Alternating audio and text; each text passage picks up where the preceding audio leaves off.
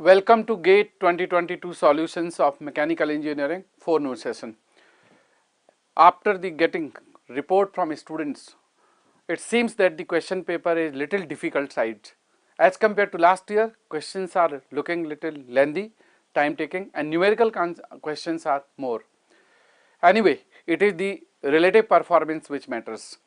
And if it is tough for everyone. If it is easy, it will be easy for everyone. So it doesn't make a difference. What is important in GATE exam is accuracy and error-free performance.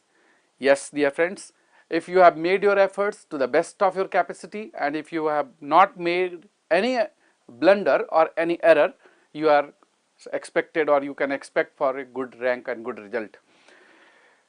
We have received many questions from students, all of you have sent, and based on the memory, we are now going to discuss the solutions or the closest possible answers.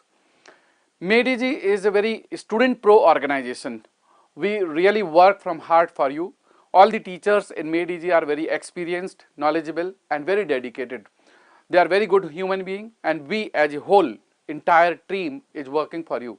तो दोस्तों, journey कभी आसान नहीं होती, लेकिन हाँ journey आसान हो जाती है, लेकिन अगर जर्नी आसान हो जाती है अगर आपको साथ देने वाले लोग अच्छे हों। तो आप लोगों ने मेहनत की है और आपको अच्छा एक गाइडेंस मिला है। बहुत सारे GATE के स्टूडेंट्स हैं जिन्होंने ये मैसेज भेजे हैं, फीडबैक भेजा है कि they have done well, we expect all of you will do well in your result. और अभी एक हफ्ता बचा है इंजीनियरिंग सर्विसेज प्रीलिम्स एग्जाम का, so you need not to stop, continue your journey from here, and one more week you put your efforts. All the number of vacancies are limited, seats are less, but doesn't matter. Ultimately what is important कि आप अपने efforts पूरे दीजिए। उसके बाद further you don't need to stop, further continue your study till you get a call letter in your hand. आने वाले जितने भी पब्लिक सेक्टर एग्जाम्स हैं, स्टेट एग्जाम्स हैं, उनको भी आपको लिखना है। एक कॉम्प्रिहेंसिव स्टडी आपने जो की है गेट के लिए, you have seen that how dedicatedly we have given the classes and you have attended those classes. बहुत सारे हम लोगों ने इनिशिएटिव लिए इस पीरियड में to support the student community, like GATE through questions, GTQ, then revision courses, concept series, Telegram में doubts, then in GATE Telegram official channel you have seen the weekly current affairs annual magazine, lot many other efforts we have done. COVID period has been tough for everybody. आपके लिए भी ये difficult समय था और हम लोगों के लिए भी ये एक कठिन समय था, लेकिन अब ऐसा लगता है कि शायद कोविड धीरे धीरे खत्म हो जाएगा और वापस हम नॉर्मेलिटी की ओर आ जाएंगे। अगर आप GATE के स्टूडेंट्स रहे हैं कभी भी किसी भी कोर्स में, तो अगर आपको अभी भी लगता है कि आपको और सपोर्ट चाहिए, कुछ क्लासेस आप करना चाहते हैं, आपका कोई सब्जेक्ट छूट गया है, तो आप अगर लास्ट ईयर के या उसके पहले के सेशंस के किसी के भी हैं, अगर आपको लगता है कि कोई एक या दो सब्जेक्ट आपका छूटा हुआ है, समझ में नहीं आया, डिफिकल्ट है, आप हेजिटेट मत करिए, आप GATE में आइए। ऑफलाइन क्लासेस में हम आपको विदाउट एनी एडिशनल कॉस्ट वो सब्जेक्ट आपके कराने की कोशिश करेंगे। अगर आप पूरा सिलेबस रिपीट करना चाहते हैं तो आप पूरे सिलेबस के लिए भी री एनरोल कर सकते हैं, वहाँ पर स्पेशल प्रोविजन किया है 50% का डिस्काउंट का।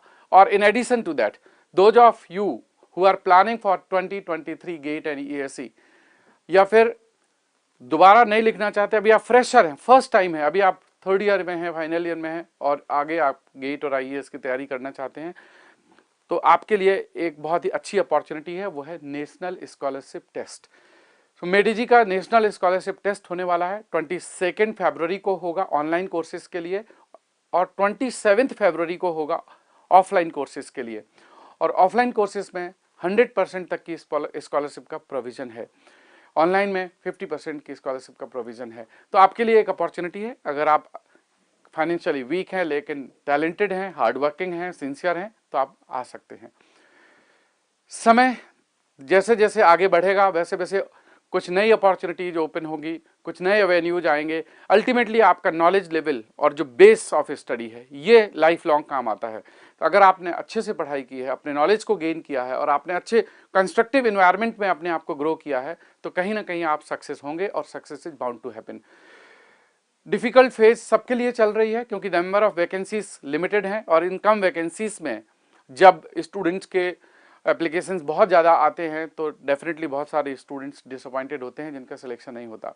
लेकिन इसका मतलब ये तो बिल्कुल नहीं है कि हम उसकी प्रिपरेशन छोड़ दें और आगे बंद कर दें, क्योंकि अगर नहीं पढ़ते, नहीं कुछ करते, तो फिर सेकंड ऑप्शन या थर्ड ऑप्शन क्या बचता है। इसलिए कोई ना कोई सेकंड या थर्ड ऑप्शन हमें ओपन करना है, और ओपन करने के लिए हमें पढ़ना पड़ेगा, कुछ एक्स्ट्रा नॉलेज गेन करनी पड़ेगी और अपने आप को इक्विप्ड करना पड़ेगा।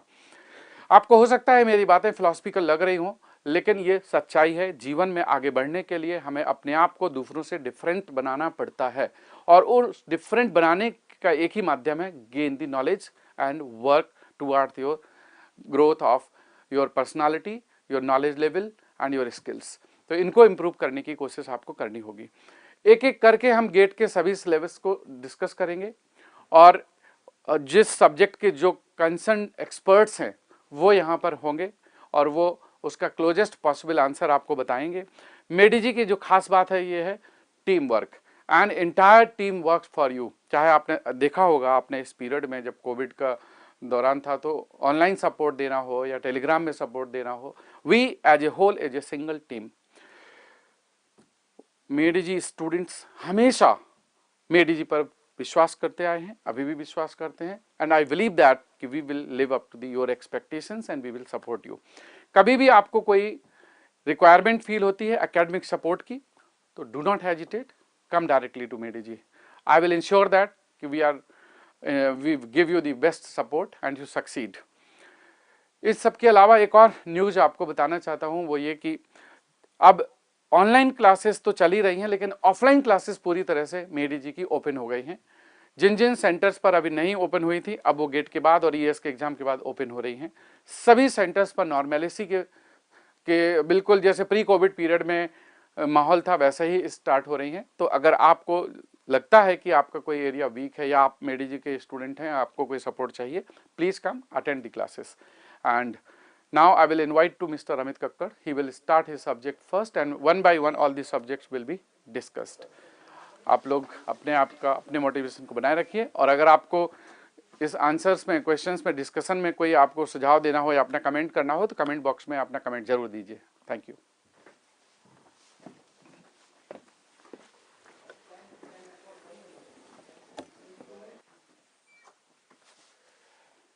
Hello my dear students, so I'll be here to discuss this GATE 2022 solutions for theory of machines। जैसा कि मैंने आपको बोला था, थ्योरी ऑफ मशीन से क्वेश्चंस बहुत अच्छे पूछे जाते हैं, इस बार भी बहुत बढ़िया क्वेश्चन पूछे गए। So what I got the information कि 4 क्वेश्चंस आए हैं थ्योरी ऑफ मशीन्स के, लेकिन हम लोगों को जो डेटा मिल पाया वो 3 क्वेश्चंस का करेक्ट डेटा मिल पाया है। तो उन 3 क्वेश्चंस को हम लोग डिस्कस करेंगे, इन विच 2 questions I will discuss and 1 question the Ravinder sir will discuss. Right, governor का भी एक क्वेश्चन आया है जो रविंदर सर डिस्कस करेंगे। बाकी 2 क्वेश्चन एपिसाइक्लिक गियर ट्रेन और वाइब्रेशन का जो क्वेश्चन आया है वो हम डिस्कस करेंगे। खास करके वाइब्रेशन का क्वेश्चन बहुत ही ब्यूटीफुल क्वेश्चन आया है। चलिए तो बच्चों हम लोग आगे बढ़ते हैं, थोड़ा सा ध्यान देंगे आप। ये क्वेश्चन हमारा एपिसाइक्लिक गियर ट्रेन का है। आपको याद होगा मैंने आपको बताया था कि हमारी गियर ट्रेन में सबसे इंपॉर्टेंट जो क्वेश्चंस आते हैं गेट में गियर ट्रेन से, वो 2 ही जगह आते हैं, इधर रिवर्टेड गियर ट्रेन और एपिसाइक्लिक गियर ट्रेन। और उसमें भी ये कौन सी गियर ट्रेन है? Planetary gear train. आपको याद होगा इस तरह का क्वेश्चन हम लोगों ने क्लास में भी 2 से 3 क्वेश्चन सॉल्व किए थे, और मैंने बोला था 100% गेट वालों का ये बहुत ही फेवरेट क्वेश्चन है जो पूछा जाना है। राइट, उसी पे इस बार इन्होंने क्वेश्चन किया है। If the sun gear is fixed, तो बच्चों ये हमारा सन गियर है, ये सन गियर है। इस गियर को इन्होंने ए से दिखाया तो इसको हम लोग ए लिख ले रहे हैं, यहां पर बी से दिखाया तो इसको हम लोग बी लिख ले रहे हैं। तो this sun gear is going to be connecting with a planet gear. Generally हम लोग प्लैनेट गियर को पी से दिखाते हैं, but they have represented by A, and then number of teeth भी ए गियर के दे रखे हैं। और ये रिंग गियर है जो बाहर वाला गियर है, उसके भी नंबर ऑफ टीथ आपको दे रखे हैं। Are you getting my point? तो ये हम लोगों का जो this is a gear A, this is a sun gear and this is a gear B. Right, इसके भी नंबर ऑफ टीथ दे रखे हैं, लेकिन सन गियर के नंबर ऑफ टीथ उसने हमको नहीं दिए। अच्छा, आपको मालूम है सन गियर प्लैनेट गियर से कनेक्ट कर रहा है यहां पर, और ये हमारी आर्म लगी हुई है, this is your arm, everybody knows. Right, sun is connected with a planet gear, तो इनके मॉड्यूल सेम होंगे। Planet is connected with a annular gear या रिंग गियर, इसका भी मॉड्यूल सेम होगा। तो इस यहां पर खास बात क्या है, सभी गियर्स के मॉड्यूल सेम होने हैं। तो हेयर जो module of all the gears है वो 100% सेम होना है, क्योंकि अगर ये सेम नहीं होगा तो कनेक्शन हो नहीं सकता। राइट, अच्छा, उसके बाद अगर आप ध्यान से देखें कि अगर मॉड्यूल सेम होता है तो जो रेडियस का रिलेशनशिप होता है वही टीथ में कन्वर्ट हो जाता है। तो अगर हम यहां पर देखें तो radius of sun gear plus 2 times radius of this A gear जो कि प्लैनेट गियर है, by R S plus R A plus R A. Is equal to the radius of B gear. तो R S plus 2 times R A, तो अगर हम लोग यहां पर देखें this is R S plus 2 times R A is equal to R B. अच्छा, pitch circle radius क्या होती है बच्चों गियर की? Module into number of teeth divide by 2, MT by 2 होती है, क्योंकि मॉड्यूल क्या होता है pitch circle dia divide by number of teeth. तो मॉड्यूल डी बाई टी होता है, डी बाई टी को हम लोग 2r बाई टी लिख सकते हैं, तो r को mt बाई 2 लिख सकते हैं। तो इसको हम लोग क्या लिख सकते हैं? Module m into number of this sun gear divide by 2 plus 2 times module into T A divide by 2 plus R B is m into T B, sorry equal to, तो equal to this is m into T B divide by 2। तो my dear students ये 2 cancel हो गया और module सभी gears के यहाँ same है, ये भी कैंसिल हो गए। तो ये रिलेशनशिप क्या आ गया? T S plus 2 times T A is equal to T B. तो अगर आप यहाँ पर डेटा पे जाएं तो उस डेटा में उसने हमको टी ए 20 दे रखा है और टी बी 80 दे रखा है, राइट? तो टी ए इज 20, तो T S plus 2 into 20 is equal to 80। So this is T S plus 40 is equal to 80। तो यहाँ पर जो टी एस आ गया वो 80 माइनस 40, दिस इज 40। तो नंबर ऑफ टीथ हमारे सभी गियर्स के हमारे पास निकल के आ गए, राइट? सभी गियर्स के नंबर ऑफ टीथ हमारे निकल के आ गए। तो ये तो एक पहला point. Second, what is the given data? इसमें भी कलर चेंज विजिबल नहीं हो रहा on black screen,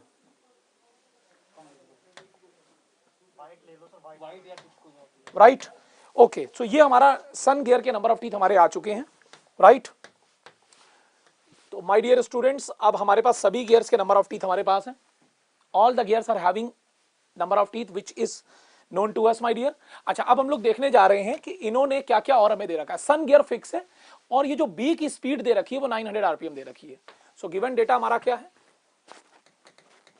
sun gear is fixed, that means sun gear is fixed, और जो बी की स्पीड दे रखी है वो 900 आरपीएम दे रखी है। अच्छा, अगर उन्होंने हमको नहीं बताया है, they have not given whether it's a clockwise और एंटी क्लॉकवाइज, तो हम लोग कोई एक अज्यूम कर लेते हैं, say plus, plus means clockwise, right? So will be taking some sign conventions. So clockwise we are going to take positive and anti clockwise negative. तो यहां पर उसने हमको नहीं बताया है, तो अगर एग्जामिनर नहीं बताता है तो कोई एक डायरेक्शन आप ले सकते हैं, राइट? हम लोगों ने प्लस ले लिया 900 RPM. Now what we are going to solve, we are going to make a table here. आपको मालूम है जैसे एपीसाइक्लिक गियर ट्रेन की प्रॉब्लम को सॉल्व किया जाता है, कैसे सॉल्व किया जाता है बच्चों? एक हम लोग टेबल बनाते हैं। If you are going to see here, so will be taking here a table, right? Here we are going to write the motions, right? आपको याद होगा मैंने आपको बोला था ये बहुत ही इंपॉर्टेंट गियर ट्रेन होती है, इसके क्वेश्चंस पूछे जाते हैं, जिसमें हम लोग क्या लिखते हैं? सबसे पहले लेट आर्म बी फिक्स्ड। ये यहां पर जो इफेक्ट ले रहे हैं ये विद रिस्पेक्ट टू आर्म है, क्योंकि law of gearing with respect to arm सिर्फ हमारी आर्म के रिस्पेक्ट में ही लग पाएगी, because arm is not a gear, so you cannot apply the law of gearing considering the effect of arm. तो सबसे पहले हम लोग आर्म के ऊपर बैठ जाते हैं, considering with respect to arm, मतलब आर्म के इफेक्ट को जीरो ले लेते हैं और उसके बाद लॉ ऑफ गियरिंग लगाते हैं। First column goes to arm my dear, first column goes to arm. उसके बाद हम लोग कहां से लॉ ऑफ गियरिंग स्टार्ट करेंगे? Feel the beauty. हम लोग यहां से लॉ ऑफ गियरिंग स्टार्ट करेंगे। सन ए को कनेक्ट कर रहा है और ए गियर बी गियर को कनेक्ट कर रहा है, ओके? तो first we are writing here sun gear, sun is connecting with a gear A and gear A is connecting with a gear B, right? और सभी पे नंबर ऑफ टीथ हमको मालूम है, सन गियर पे हमको नंबर ऑफ टीथ कितने दे रखे हैं हम लोगों ने यहाँ पर निकाल लिए हैं। सन के नंबर ऑफ टीथ हमारे 40 हैं, 40 हैं, राइट? ए पे 20 टीथ है और बी पे 80 टीथ है। Everything is given. अगर आप एक बार दोबारा जाके देखते हैं, ए पे हमारे 20 टीथ है और बी पे हमारे 80 टीथ है, राइट? अच्छा, sun to gear number A, this is called external gearing और ये हमारी इंटरनल गियरिंग है, राइट? तो हम लोग क्या करेंगे? सबसे पहले यहां पर अज्यूम करेंगे let arm B fix and the sun speed is plus X clockwise, this is our assumption, right? तो let arm B fix, arm की स्पीड हमने 0 ले ली, सन की प्लस एक्स क्लॉकवाइज। अच्छा, sun to gear A, if you are going to apply the law of gearing, तो gear A की speed क्या होगी? Sun speed is X into sun number of teeth is 40 divided by a number of teeth is 20 and this is external gearing, sun to a is external gearing। तो अगर यहाँ plus तो यहाँ minus, because external gearing direction is opposite, तो अगर यहाँ plus होगा तो यहाँ माइनस आएगा।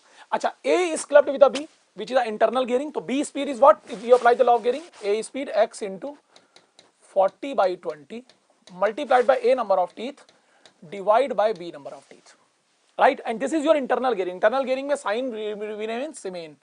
If here minus, here also minus, because internal gearing direction remains same. So if you are going to see here, we are going to cut here 2, right? This is cancel and this is here also 2. So now on the second step, my dear, we are going to take the arm effect consideration. If we are going to see arm effect consideration, let the speed of the arm is y. So we are going to add y to all elements, my dear. So here this is y plus x. This speed will be y minus 2x because arm का effect सबको जाएगा. This is y minus x by 2. Right. तो ये बच्चों जो हम लोगों की स्पीड आई, ये समझ लीजिए फाइनल स्पीड है. This is the final speed. Now we have to see. उन्होंने क्या दिया? Sun gear is fixed. तो सन की स्पीड 0 है. तो what is the sun speed? Sun speed is y plus x. So first equation is what we got, the sun speed is 0. So it means y plus x is equal to 0. This is your first equation, right? And the second, my dear, they are giving, ये जो हमारे gear B है उसकी speed 900 RPM है. तो gear B speed is, what is gear B speed? y minus x by 2. Gear B speed is 900 RPM. It means what is the gear speed? Gear B speed y minus x by 2. It is 900 rpm. This is your second equation. So if you are going to see, my dear, if you are going to see this equation number 1 and 2 and you are going to write, तो अगर मैं equation number 1 में से 2 minus कर देता हूँ, so by writing this equation number 1 minus equation number 2, so what you are getting? y cancel हो जाएगा, x minus of minus x by 2 ये add हो जाएगा, 3x by 2 will be 900. 3x by 2 will be equal to 0 minus 900, that is minus 900. So from here x you will be getting minus 600. If you will be getting x minus 600, you will put it by the equation number 1. By equation number 1. By equation number 1, if you are going to put it here, so y, x is minus 600 is equal to 0. So here y is equal to 600 rpm. Right. और उसने हमसे क्या पूछा है? Arm की speed पूछी है. तो arm speed is basically y. See this is the arm speed. Arm speed is y. So therefore the speed of the arm is basically which is y, which is 600 rpm. So my dear student, this is your answer. Are you getting my point? This is your final answer. So I hope everyone is very very clear कि इस question का answer हमारा क्या आएगा. This is 600 rpm. So 600 rpm will be the right answer for this question. So I hope आपको बिल्कुल clear हुआ होगा कैसे एपी साइक्लिक का प्रॉब्लम सॉल्व हुआ है. Okay. So I will be moving to the next page. This is the governor question. It will be discuss by Ravinder sir. ठीक है ना. तो अभी मैं इस क्वेश्चन को यहीं पर होल्ड कर रहा हूं. थोड़ी देर के बाद डिस्कस होगा. रविंदर सर डिस्कस करेंगे. अगले क्वेश्चन पे आते हैं. This a vibration question. Beautiful question they have asked. बहुत ही बेहतरीन क्वेश्चन पूछा है. देखिए ये एक डिस्क है. पहले इस बात को समझिएगा. पहले क्वेश्चन क्या है. You have to understand this question very well. ये एक डिस्क है, लेकिन इस डिस्क में उन्होंने क्या किया है, इनर रेडियस और आउटर रेडियस दोनों दी है. Inner radius is small r and outer radius is capital R. और इस डिस्क को यहां पर हिंज कर दिया है इनर पॉइंट पे. फील करो इस बात को. इस पॉइंट पे हिंज कर दिया है उसने. इस डिस्क को जो हिंज किया है बच्चों, वो यहां पर हिंज किया है. Are you getting my point? And disc is suppose to oscillate. तो इनर रेडियस के पॉइंट पे हिंज किया है इसको, जो कि स्मॉल आर है. अगर हम इस डिस्क को देखते हैं तो ये इनर रेडियस इसकी स्मॉल आर है और आउटर रेडियस कैपिटल आर है. और इनके बीच में रिलेशन भी दे रखा है. Small r square is capital R square by 2. So it means what they have given, small r square is capital R square by 2. It means small r is equal to capital R divided by root. मैंने आपको बोला था gate वालों के लिए बड़ा favourite area है torque method. Natural vibration में आपको याद होगा. और मैंने आपको ये भी बोला था क्लास में, गेट 2014 से लेके 21 तक टॉर्क मेथड का क्वेश्चन कभी रुका नहीं है. हर साल पूछा गया. गेट 2014 में भी आया, 15 में भी आया, 16 में भी आया, 17 में भी आया, 18, 19, 20, 21 और 22 में भी आया. देखिए टॉर्क मेथड का क्वेश्चन है ये, एंगुलर ऑसिलेशंस. लेकिन इस क्वेश्चन की खास बात क्या है, ये एक annular disc kind of a thing है. कंप्लीट डिस्क नहीं है, मतलब ये डिस्क का एक पोर्शन है. हेयर यहां पर हॉलो है. This is the disc portion, right, whose inner radius and outer radius both are given. तो सबसे पहले हमको मास मोमेंट ऑफ इनर्शिया निकालना पड़ेगा about the CG axis. This is your centre of gravity. This is your centre of gravity, CG. तो एक ऐसी axis जो सीजी से पास हो रही है और प्लेन ऑफ द डिस्क के परपेंडिकुलर है. First we have to get the mass moment of inertia, जहां कोई भी डायरेक्ट फार्मूला काम नहीं करेगा. और जब ये निकलेगा then we can shift this mass moment of inertia here on this point O, जहां पर ये हिंज है, on this point O. And then we can get, my dear, the torque method and we can apply the answer. और इन्होंने बोला है if the time period of this oscillation is given as t is equal to beta pi under root r by g, then find the value of beta. तो मतलब हमें time period तक question को पहुंचाना है और फिर ये देखना है कि बीटा की जगह क्या आ रहा है. Right. So it's a very beautiful question. तो हम लोग सबसे पहले इसमें क्या करेंगे, look at the point very carefully. हम लोग सबसे पहले यहां पर क्या करेंगे, ये एक हमारी डिस्क है. Feel the beauty. Annular disc kind of a thing, something like that.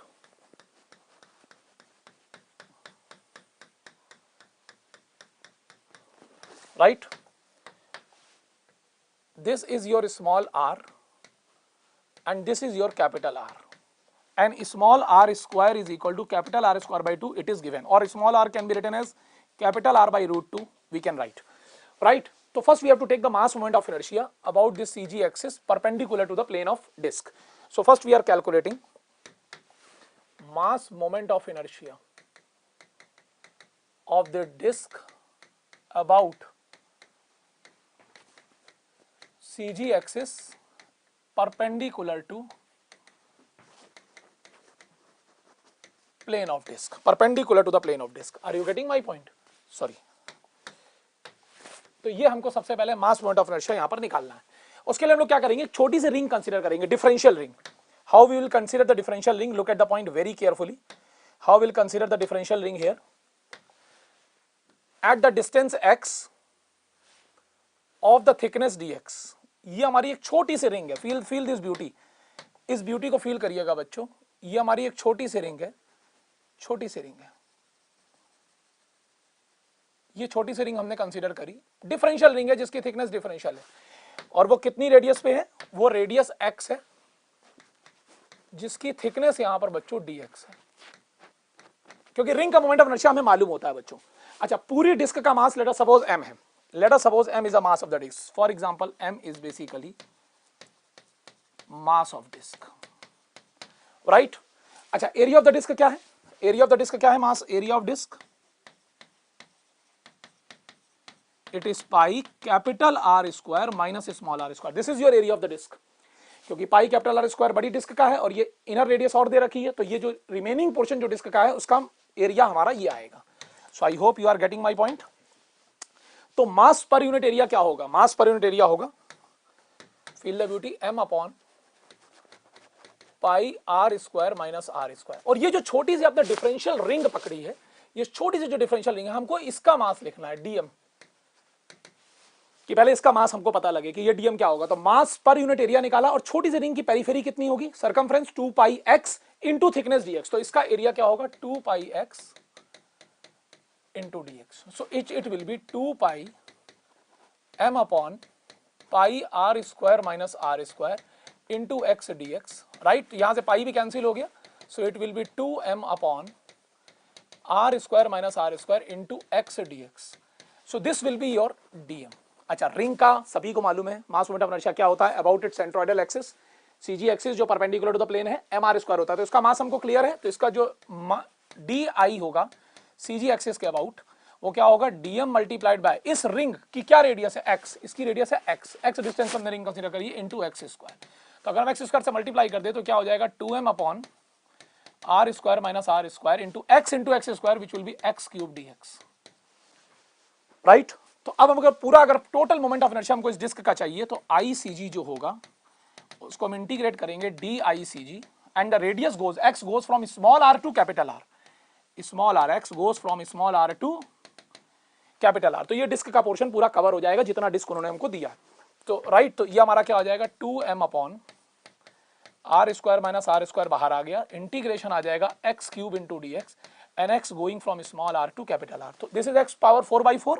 So it will come out to be 2m upon r square minus r square into x power 4/4. x power 4/4. तो इसको पहले हमने 1/4 ऐसे लिख लिया, और x power 4 को हम लोग क्या लिखेंगे? Capital R power 4 minus small r power 4, upper limit minus lower limit, right? इसको फैक्टराइज करिए. तो this is 2m upon r square minus r square into 1/4. इसको हम लोग क्या लिख सकते हैं? r square plus r square plus r square and r square minus r square, and this r square minus r square is cancelled out from here, and this 2 is cancelled out from here. So this is m/2. This is m/2 capital R square plus small r square, which is m/2 capital R square plus small r की value square की क्या दी रखी है? r square by 2. तो यहाँ पर हम लोग लिख दिया this is r square by 2. So this is 3r square by 2.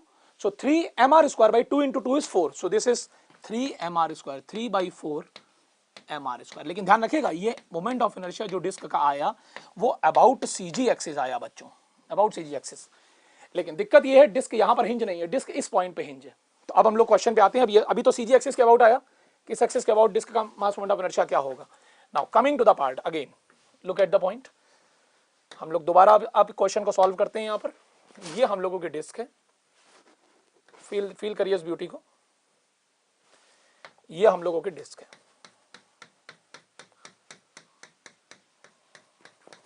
Right, and this is it CG, ये इसकी सेंटर ऑफ ग्रेविटी है, लेकिन डिस्क को जो हमने हिंज कर रखा है वो यहां कर रखा है, this is the O point, right. तो हमको ओ पॉइंट के about mass moment of inertia चाहिए, क्योंकि ऑसिलेशन ओ पॉइंट के अबाउट होगा। तो mass moment of inertia of disc about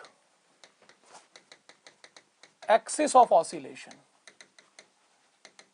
if you are going to understand this about the axis of oscillation, जो mass moment of inertia होगा disc का IO, O axis के about perpendicular to the plane, it's ICG plus ये distance बच्चों कितनी है, ये distance हमारी है स्मॉल r, कैपिटल R नहीं, गलती से भी इसको मत करिएगा। कैपिटल R हम लोग तब लिखते हैं जब यहां पर हिंज होता है, हिंज यहां है। So this is IO is equal to ICG plus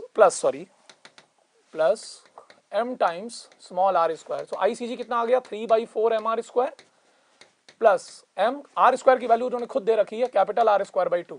so if you take this LCM 4, 3 mr square plus 2 mr square, 5 mr square by 4, so it is 5/4 mr square. ये हमारा I किसके about आया, O axis के about, मतलब जिस point पे ये hinge. अब ये I यूज होना है।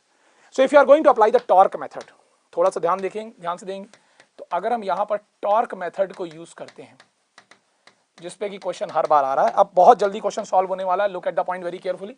हमने इस डिस्क को हल्का सा डिस्प्लेस किया, सपोज हमने एंटी क्लॉकवाइज डिस्टर्ब किया, तो आपको मालूम है इसका सीजी कहीं यहां आएगा, फील करना, ये सीजी कहीं यहां आया। अगर इस डिस्क को हमने हल्का सा डिस्प्लेस किया तो CG locate will be here at small r distance, और आपको मालूम है इसका जो वेट होगा बच्चों वो कहीं ना कहीं यहां से एक्ट करेगा mg, राइट। ये डिस्टेंस हमारी क्या है, ये डिस्टेंस स्मॉल आ रहा है, तो ये गैप जो होगा जो टॉर्क के लिए काम आएगा, if this angle is theta anti clockwise disturbance, this gap will be r sin theta. And since theta is very small, क्योंकि हम लोग जो भी बात करते हैं वो बहुत स्मॉल ऑसिलेशंस के लिए करते हैं, थीटा इज वेरी स्मॉल, तो sin theta can be written as theta, all of you knows very well, right. तो अगर हमने इसको हल्का सा डिस्क को डिस्प्लेस किया से एंटी क्लॉकवाइज डायरेक्शन में, फील द ब्यूटी, हमने क्या किया, एंटी क्लॉकवाइज डायरेक्शन में ये डिस्टर्बेंस किया। सो this is your disturbance, this is your disturbance. तो क्या मैं कह सकता हूं क्लॉकवाइज डायरेक्शन में इस mg का एक टॉर्क आएगा, हिंज पॉइंट के जो रिएक्शन है उनका टॉर्क 0 है, क्लॉकवाइज डायरेक्शन में कितना टॉर्क आएगा, mg multiplied by r sin theta, r sin theta can be written as r theta. तो क्लॉकवाइज डायरेक्शन में टॉर्क आया कितना, mg multiplied by r sin theta, right. And D-Lambert is going to say if you are going to add the inertia torque to this, net summation must be equal to 0 if you apply the D-Lambert concept. So you have disturbed anti-clockwise direction, the D-Lambert torque will also come in clockwise direction, which is I alpha, inertia torque, which is I theta double dot, double rate of change of angular displacement. So the summation of these two, my dear, the summation of these two will be 100% 0, and that is called D-Lambert principle. So if you apply the D-Lambert principle, look at the point carefully, applying D-Lambert principle. So if you are going to apply the D-Lambert principle, my dear, so you are going to say I theta double dot plus mg into small r sin theta must be equal to 0. Sin theta can be written as theta. I कितना आया 5/4 mr square, अभी निकाल चुके हैं हम लोग I, about the axis of oscillation 5/4 mr square है, right, into theta double dot plus mg into r की वैल्यू कितनी है, capital R by root 2, and sin theta can be written as theta must be equal to 0. This m and m will be cancelled out, एक r यहाँ से cancel हो गया, cross multiply करिए, theta double dot plus 4g upon 5 under root 2r into theta must be equal to 0. तो ये हम लोगों की बनी बच्चों equation of motion, this is call your equation of motion. और इस इक्वेशन ऑफ मोशन का जो स्टैंडर्ड फॉर्म होता है हर बच्चा जानता है, जो इसका स्टैंडर्ड फॉर्म है वो क्या होता है, theta double dot plus omega n square into theta equal to 0. So if you compare with the standard form, अगर आप यहां पर इसको कंपेयर करते हैं, feel the beauty, if you are going to compare it, so you can write this omega n square, जो natural frequency square होगा, that is 4g upon 5 under root 2r, right. And यहां से जो हमारा omega N आएगा वो आ जाएगा 2 upon under root of 5 root 2 into under root of g by r. तो टाइम पीरियड जो होता है बच्चों वो होता है 2 pi by omega n. So if you are going to say 2 pi by 2 upon under root of 5 under root 2 into under root of g by r. So this 2 and 2 will be cancelled. ये ऊपर चला जाएगा. So this time period will come out to be under root of 5 under root 2 pi under root of r by g. बच्चों ये हम लोगों का time period आया. बस क्वेश्चन फिनिश होने वाला है, ध्यान से समझिए. लेकिन उन्होंने हमको टाइम पीरियड क्या दिया, पीछे जाइए, क्वेश्चन को दोबारा देखिए. एक बहुत ही बेहतरीन क्वेश्चन है, right. I hope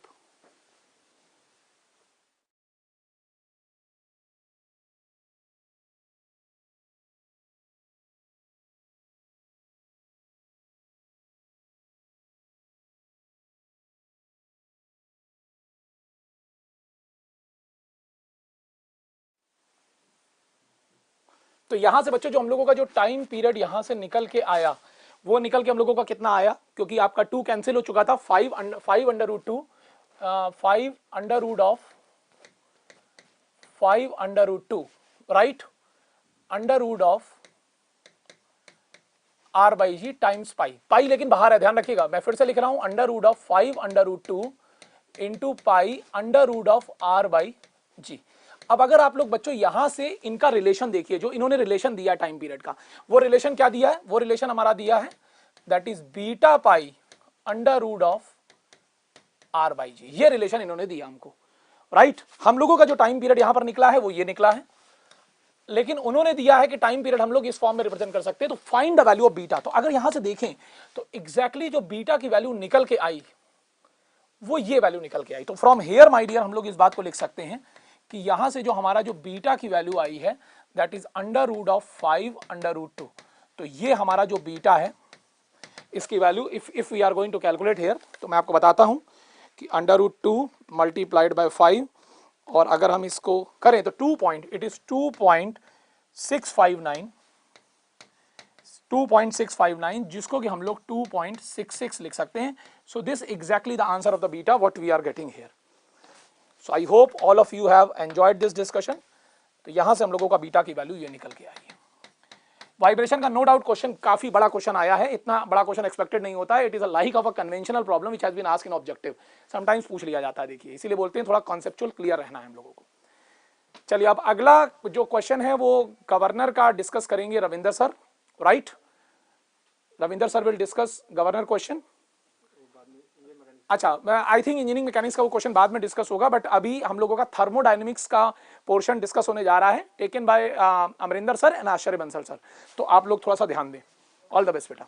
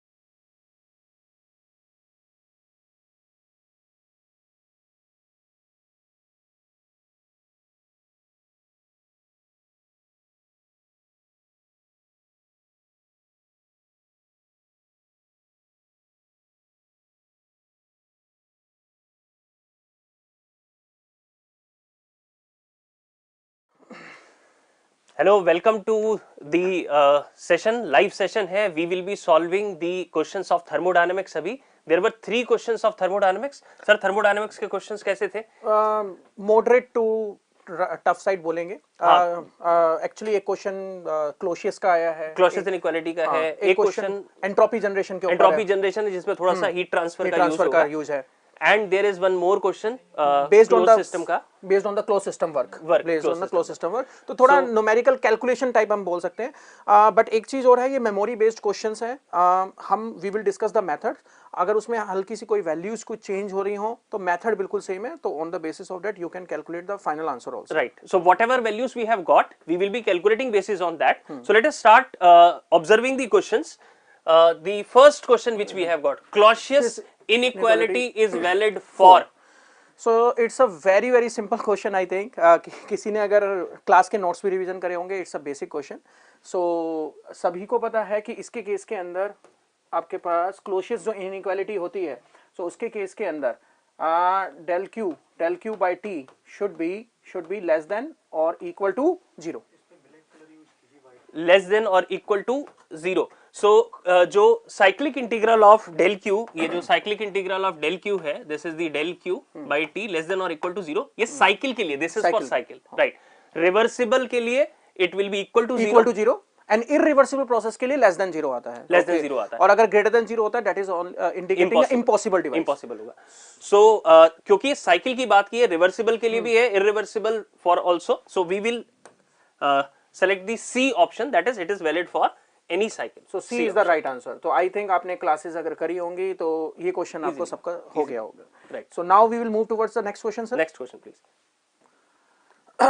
The next question. So the next question is based on the closed system work. Okay, the closed system work in a polytropic process, the gas expands from the pressure P1 and volume V1. So in this case, the pressure P1 is given as 110 kilopascal. Okay, so the volume V1 is given as the 5 meter cube.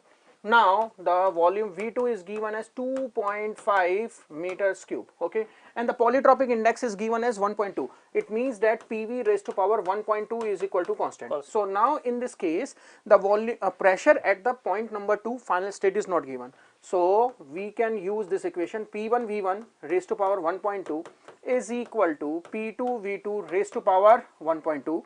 Okay, so the pressure is 110. The volume is 5 at the initial point, that is 1.2. Okay, the P2 factor is unknown. The V2 value is 2.5 raised to power 1.2. तो हम लोगों ने already solve कर लिया है जिससे time save हो जाए. सॉल्व करके कैलकुलेट किया है सर मैंने. सो P2 is coming out to be 252.7136 kilopascal. Because the units of volume are same, meter cube cancel out, the pressure is in kilopascal, so you will get the answer in this. So now you have to find out the work done. So it's a straightforward question, and this is based on the closed system. Okay, so the expression of the closed system work, is P1 V1 minus P2 V2 upon n minus 1. So sir, हम लोगों ने already I think values लिखी थी. Values it is I mean because P1 V1 P2 V2 known है, तो sir मैं आपको final answer I'll be telling you, minus 408.92 minus 408.92. We will check the units. This is in kilopascal pressure and this is in meter cube. Okay, so kilopascal, that is in kilo Newton per meter square into meter cube. So this is coming out as kilojoule. So it means you will get the answer in kilojoule. And work done in the process they have asked. So if the question is as such, negative के साथ answer होगा, और sir अगर magnitude पूछा होगा तो फिर 408.9. 408. So that is the question which we have got. Accordingly, जब exact question होगा तो we can see the final answer. But this is the answer we are getting. So next question, please. So sir, the next and the last question from your thermodynamics is this. So yes. So let me just go through the question. Consider a wall of thickness 0.1 meter with temperature of left surface as 80 degree Celsius. जो higher temperature है left side, that was given as 80 degree Celsius दिया हुआ था. The thermal conductivity of the wall is given. This thermal conductivity of the wall is 15 watt per meter Kelvin, and heat transfer through the wall, this is given to be 4500 watt per meter square. find the rate of entropy generation. Entropy generation का rate निकालना है. So let me just represent this here. I'll just represent here a wall. Now let us say this is a wall, and on one side, the left side temperature is given to be 80 degrees Celsius. 80 degree, 353 Kelvin. Yes, sir. So temperature is 80 degrees Celsius, and sir, you are telling 350. 353 Kelvin. Kelvin में इसको convert कर लिया. Let us say this is side, the side from where the heat is entering. Let us say this is I. The heat is entering from this side, I. Now the heat will be transferred from this side to the other side. Temperature drop होगा during this heat transfer. Heat transfer rate is given. Q dot दिया हुआ है sir. Yes. Q dot is 4500. 4500 watt per meter square. Yes, watt per meter square. Now the heat will leave from the other side, this side, and this is, let us say, E, that is exit. अब इस wall को we have to take the control volume because we have to find out the entropy generation rate. Entropy generation का rate निकालना है. So I'll take this as the control volume. Let us say this is the control volume. Now you notice the temperature on the right side is not given. Temperature इस side का temperature given नहीं है. Let us say this temperature is TE, exit temperature. So TI is known to us. Now how we will find out the exit temperature? कैसे निकालेंगे? We know basic conduction formula से we can say the heat transfer Q dot is equals to Ka into dt by dx. dt by dx, that is the temperature. So इसमें हल्का सा आपका HMT का भी use है. Right, थोड़ा सा HMT का यूज है. Q dot is given to be 4500. 4500 है. This is what? 15 conductivity. And conductivity is 15. This is watt per meter square. This is watt per meter square. And this is area, because this is given to be watt per meter square, क्योंकि watt per meter square है. तो या तो हम ये कह सकते हैं area से already divided है. This is already divided with the area. Area से इसको divide किया हुआ है. So we will write this. इसको लिखेंगे and area. Let us take this to be 1. 1. Area is 1. Correct. So area is 1 into temperature change. देखो final minus initial या initial minus final, it doesn't matter. It does not matter. क्योंकि direction तो हमें clear है. Direction So clear this is 353 minus this temperature. This temperature, right? T sir. So this upon thickness is given. Thickness question में दी हुई है. This is given to be 0.1 meter. ये 0.1 meter दी हुई है. So we can write this as 0.1 meter. 0.1 meter. So thickness is 0. Sir, please इसको. After calculation, sir, we got the value 323 Kelvin. 323 Kelvin. 323. So T we are getting 323 Kelvin. 3 Kelvin. Already calculate किया है इसको. Now we have to find out the entropy generation. Entropy generation, this is a steady state heat transfer. There is no heat generation in the wall. Wall के अंदर कोई heat का generation नहीं है, ना कोई storage हो रहा है. So whatever heat is entering, that is exiting through the other end. So we can say for the steady state heat transfer, ds by dt, rate of change of entropy of the control volume will be equal to rate of entropy inlet. जो energy आएगी, that will try to increase the entropy. Entropy generation will try to increase the entropy of the control volume. Entropy exit will try to reduce the entropy of the control volume. लेकिन it is a steady state, time के साथ things are not changing, so entropy of the this slab will not change with time. So the entropy generation will be equal to entropy exit rate, it will come on this side, minus entropy inlet rate. This. अब entropy exit किस form में हो रही? Heat is exiting from this end, इस end से heat exit हो रही है. How much it is? It is 4500. Right sir. So Q dot upon T is the exit temperature. Exit, correct. सारी heat एक ही temperature पे minus Q dot all this heat entered at temperature Ti. तो इसकी हम value रख देते हैं 4500 upon 3 exit temperature 323 है 323 Kelvin. ये the unit is watt per meter square and this is Kelvin. So minus again 4500 upon 353. Upon 353. So sir, this is coming out as 1.184. 1.184 watt per Kelvin per meter square. So this is the answer. Hope you remember the answer. आपको answer याद होगा अगर आपने solve किया है तो. एक और चीज मैं कहना चाहूंगा, इसी में थोड़ा शायद बच्चे अटक सकते हैं, बट अगर उन्होंने वर्कबुक करी होंगी तो चैप्टर 5 थर्मो की वर्कबुक जो मेडिजी की है workbook। उसमें एग्जैक्टली ये जो सेम क्वेश्चन है ऑलरेडी इस टाइप का क्वेश्चन डाटा चेंज के साथ इंक्लूड कर रखा है। आई होप आपको चीजें अगर याद आ रही होंगी तो आप वहां से भी मैच कर सकते हैं। यस सर, वॉल वाला क्वेश्चन है, हाँ, वॉल wall वाला के question। दोनों साइड हीट हाँ, ट्रांसफर हाँ, होगा। So these were the 3 questions, 3 questions थे थर्मोडायनेमिक्स के। तो हमारा रिव्यू यही है कि it is moderate to tough, moderate to tough आप कह सकते हैं, क्योंकि इस क्वेश्चन में हो सकता है हाँ, किसी को थोड़ा प्रॉब्लम आए, क्योंकि बाकी जो 2 क्वेश्चंस है वो तो ऑलरेडी स्ट्रेट फॉरवर्ड थे। राइट। सो अब डिस्कस करेंगे हम आईसी इंजन से एक क्वेश्चन आया हुआ है, तो sir will discuss that question. IC engine से एक क्वेश्चन है, there is one question from the IC engine, I will take up that question, मैं उस क्वेश्चन को डिस्कस करूंगा। So this is the question, Otto cycle पे based question है। So there is an Otto cycle having inlet condition P1 equal to 100 kilo pascal. So we have this T1 300 Kelvin. Just a second, calculation हम नहीं करेंगे तो we will just already calculate किया हुआ है हमने। So just you can see if you have attempted the problem. मैं एक बार साइकिल ड्रॉ करके दिखाता हूँ आपको। So we can easily visualize here. This is the PV diagram. PV diagram है ऑटो साइकिल के लिए। तो ऑटो साइकिल का जो PV diagram है, it is like this. This is the auto cycle on the PV diagram. This is 1 2 3 4 and 1, ये cycle है।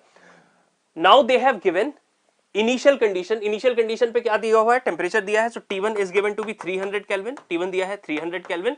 Then they have given the P1 as 100 kilo pascal. थोड़ा सा लेंदी क्वेश्चन था ये, थोड़ा सा लेंदी क्वेश्चन था, आपको टाइम लगेगा, सॉल्व तो हो जाएगा बट लेंदी क्वेश्चन है।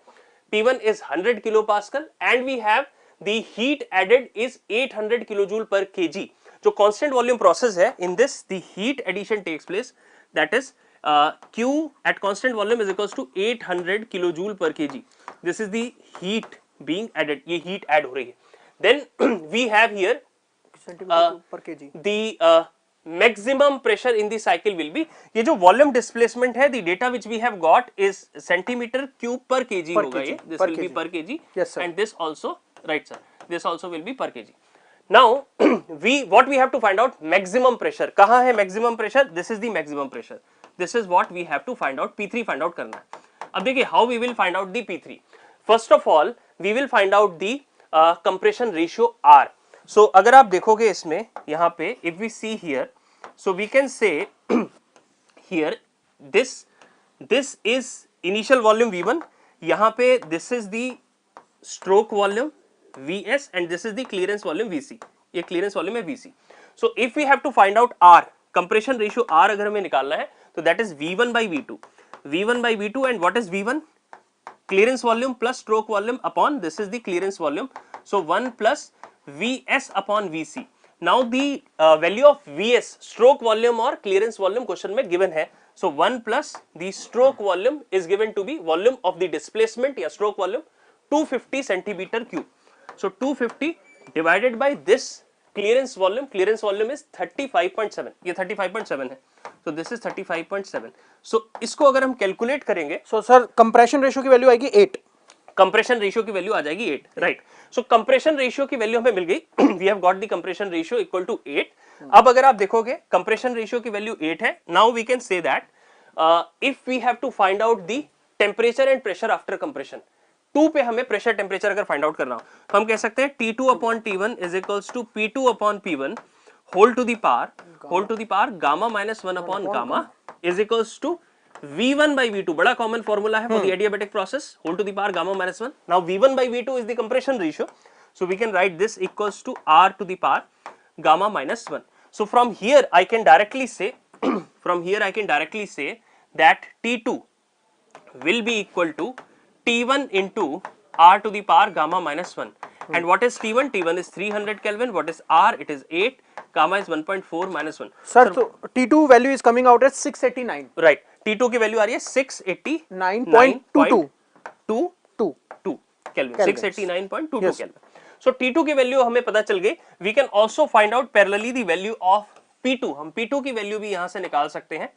We can see here this, if we equate with this तो हमें मिलेगा P2 by P1 whole to the power gamma minus 1 upon gamma is equals to R whole to the power gamma minus 1। so यहाँ से आ जाएगा P2 by P1 is equals to R to the power, it will go on that side, उस तरफ जाएगा, so it will be whole to the power gamma। so P2 ये value हम लिख रहे हैं डायरेक्ट, P1 हमें ऑलरेडी पता है, this is 100 kilo pascal sir. हाँ yes, compression ratio is 8 and gamma is is 1.4 so P2 की वैल्यू आ जाएगी 1837 0.92 kilopascal. Right. Now the pressure at point 2 is known, temperature at point 2 is known. अब heat addition हमें पता है from 2 to 3, heat addition at constant volume, right.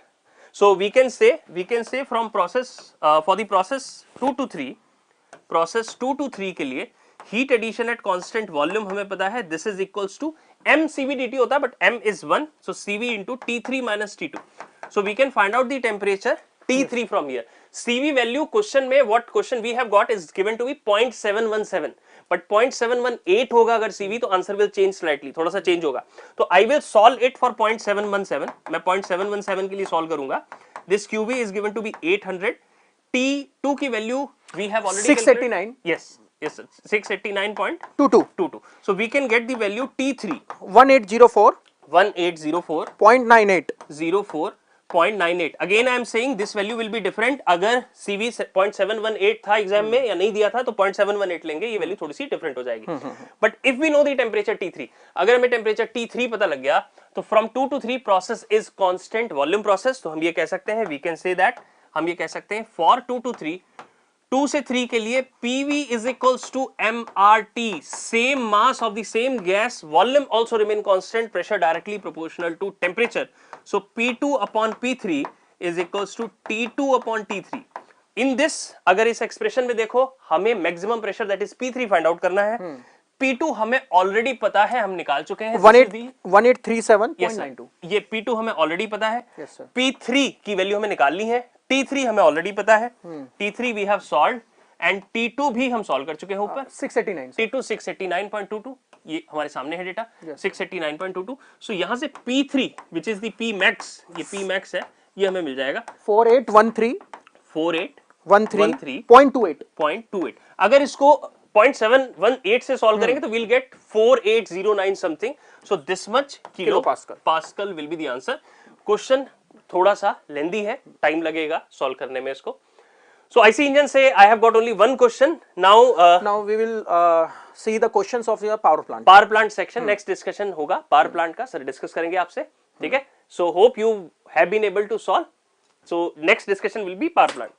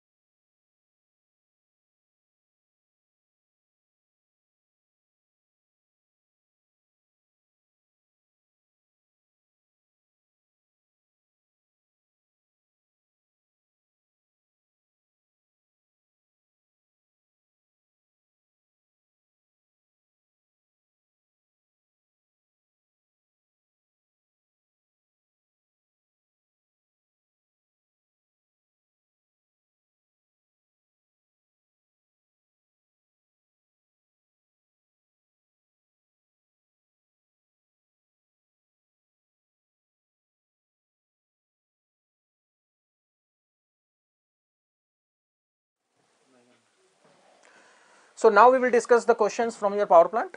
तो power plant के दो questions आए हैं, एक वो topic जो गेट में अभी इंक्लूड हुआ था 2 साल पहले, compressible fluid.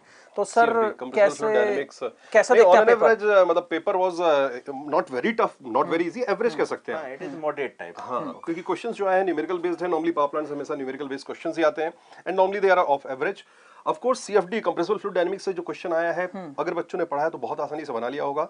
और जो फर्स्ट मोमेंटम इक्वेशन के ऊपर मोमेंटम इक्वेशन बेस्ड है. हम तो बताते भी हैं क्लास में F का मतलब फैनो होता है, तो F फैनो फ्रिक्शन मतलब फैनो. That is फैनो. Okay, sir, now we will discuss the first question. Okay, discuss the first. so the first question is from your reheating for a Rankine cycle as shown given below.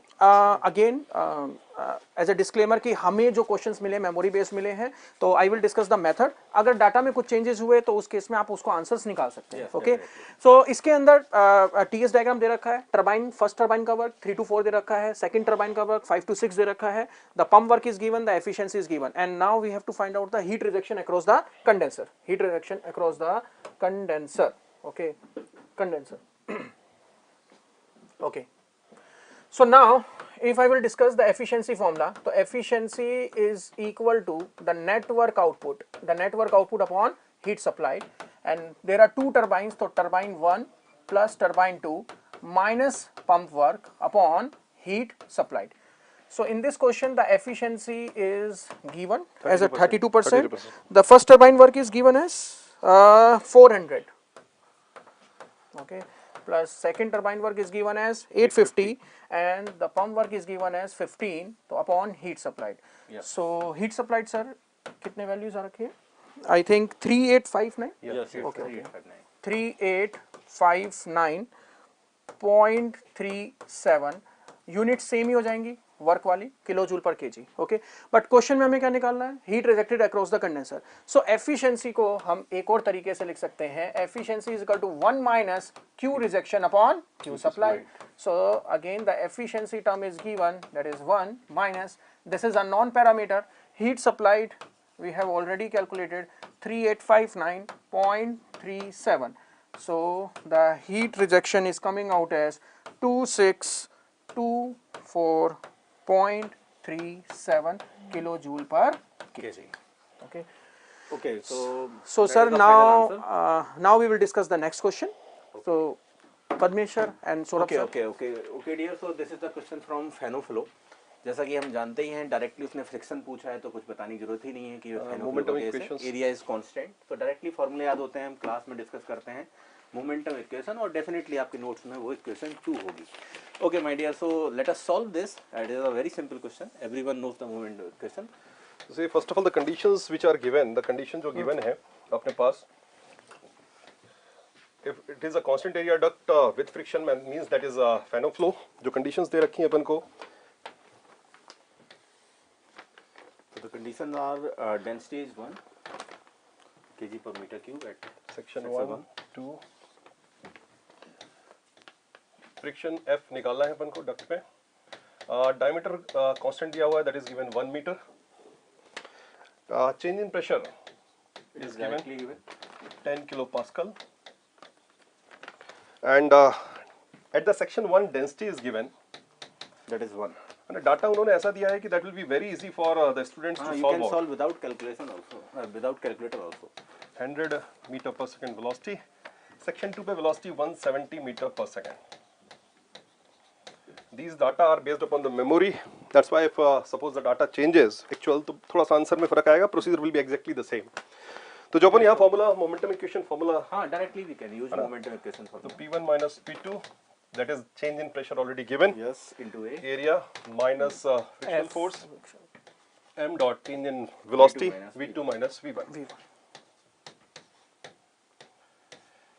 now यहाँ पे जो data दिया हुआ है that is already given 10, that is 10 to power 3. अगर change करते हैं pi by 4, area that is pi by 4 1 square minus flow rate, F निकालना है, rho 1 A1 V1, rho 1 A1 V1, and change in velocity, that is V2 minus V1.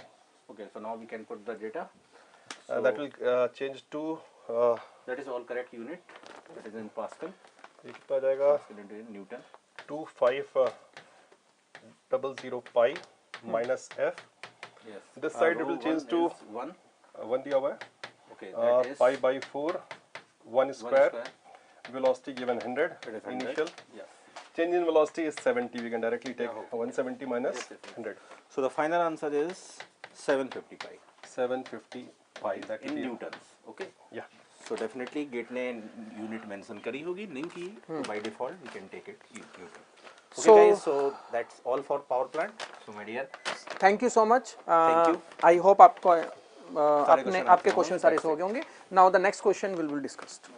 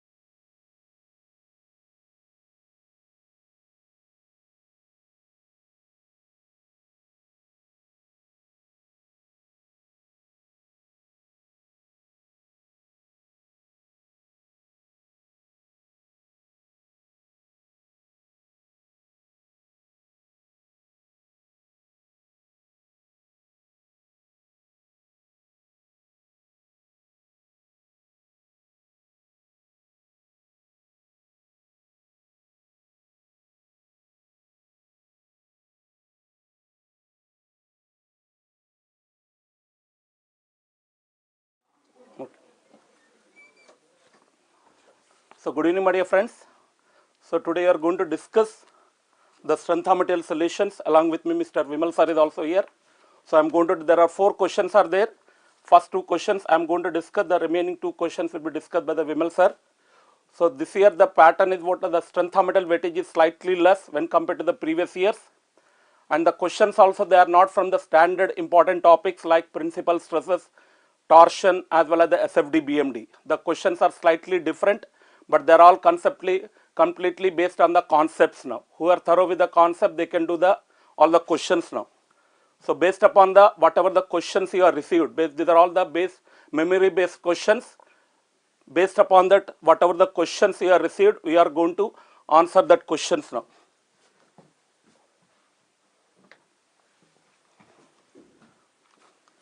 So this is a Msq question.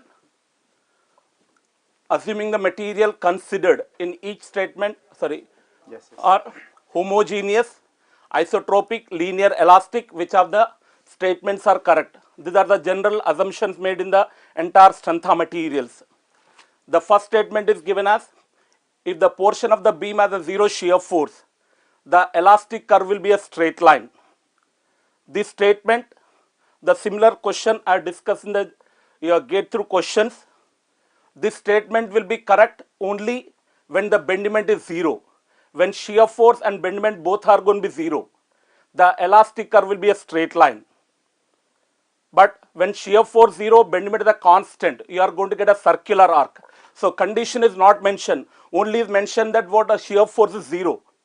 So without knowing the bendiment condition, we cannot tell it now. When shear force and bendiment both are 0, it is a straight line. When shear force 0 and bendiment is going to be constant, it is a circular arc. The first statement is not going to be correct now.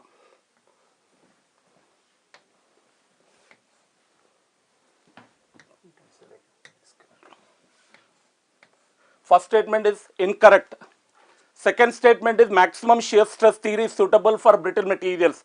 This statement already is known to everybody. This theory is suitable for the ductile materials. Maximum shear stress theory is suitable for the more safe design of the ductile materials. For brittle material, the maximum principal stress theory is suitable now. So second statement is also incorrect now. And the third statement is if a long solid rod is subjected to tensile load, then volume will increase now. The volumetric strain is given by longitudinal strain plus lateral strain. So when a bar is subjected to axial tensile load, the longitudinal strain is going to be a tensile and lateral strain is going to be a compressive. Always the longitudinal strain is more than the lateral strain. So the volumetric strain will be a positive. The change in volume will be a positive. So this statement is going to be correct. Otherwise, you can go for the volumetric strain equation now. Under pure axial loading, the change in volume is given by 1 minus 2 mu upon E into P into L. So P is about a tensile load, length is going to be about a positive, then change in volume is going to be a positive, the volume will increases now. But if a bar is subjected to compressive load, then the volume is going to be decreased. So the third statement is going to be correct now. Then fourth statement is a body subjected to hydrostatic pressure has no zero shear stress, that is hydrostatic state of stress condition. Under hydrostatic state of stress condition, all the Mohr circle will become a point. Every plane is about a principal plane. On all the principal planes, shear stress 0. So all the Mohr circle will become a point. Under hydrostatic state of stress, only volume will change. There is no distortion. So the last statement is also correct now. So those who are thorough with the basics directly can answer the question. So for this one, answer will be C and D. C and D.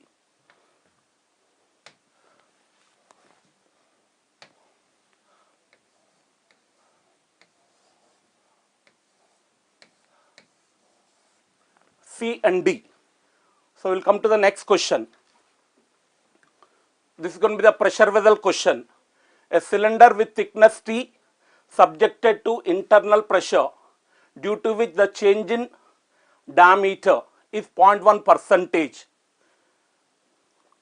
If Poisson's ratio is 0.1 by 3 and T the change in thickness of pressure, then is asked to find out the percentage of the change in thickness is asked now.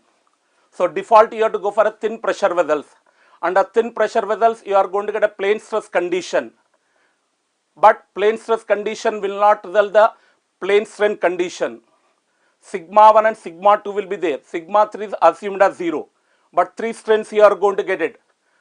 Epsilon 1, epsilon 2, epsilon 3. Circumferential strain, longitudinal strain, as well as what the one strain epsilon 3, that is going to be called the radial strain, that will give the change in thickness.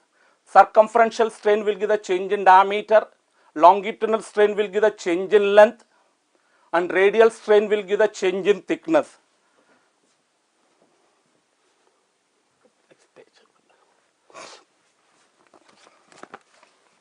So indirectly it is given, hoop strain is given.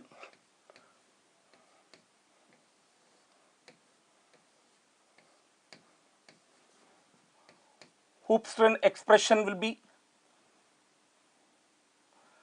1 by E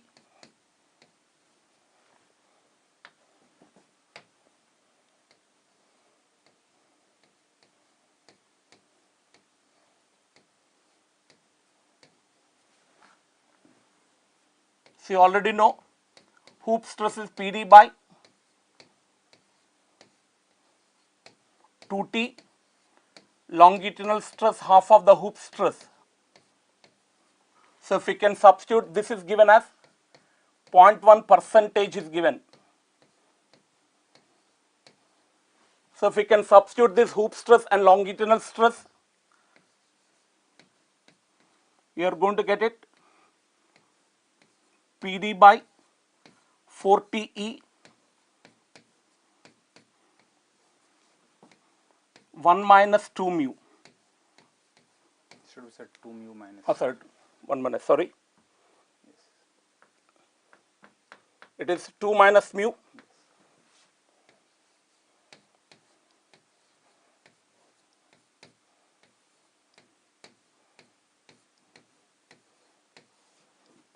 So this is the first equation. Then if you go for the radial strain, that is epsilon 3, this will give the change in thickness delta T upon T 1 by E. This will be taken as sigma 1, this sigma 2, and sigma 3 will be taken as 0. Radial stress is neglected. So in this case, sigma 3 0,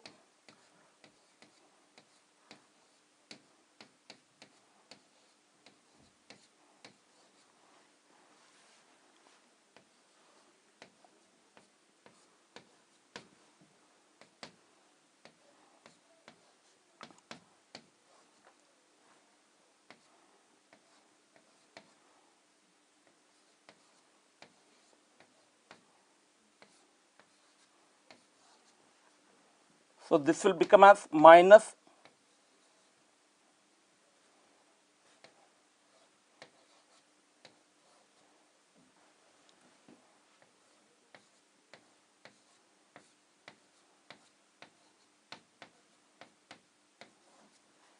so this you have to calculate it now. This is the second equation.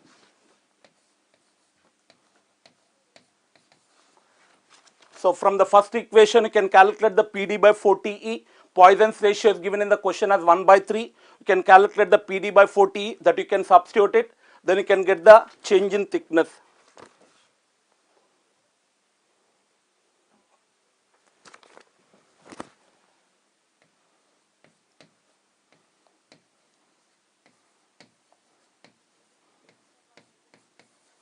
From equation 1, PD by 40E is equal to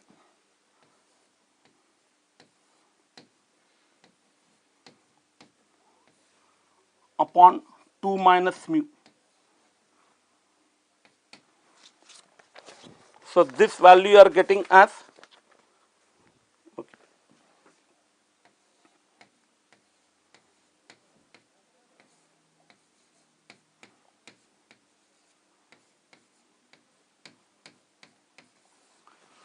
So this value you can substitute in this equation 2 by substituting equation 3 from equation 2. So if we can substitute this value in this now, then you are going to get it delta T by T is equal to minus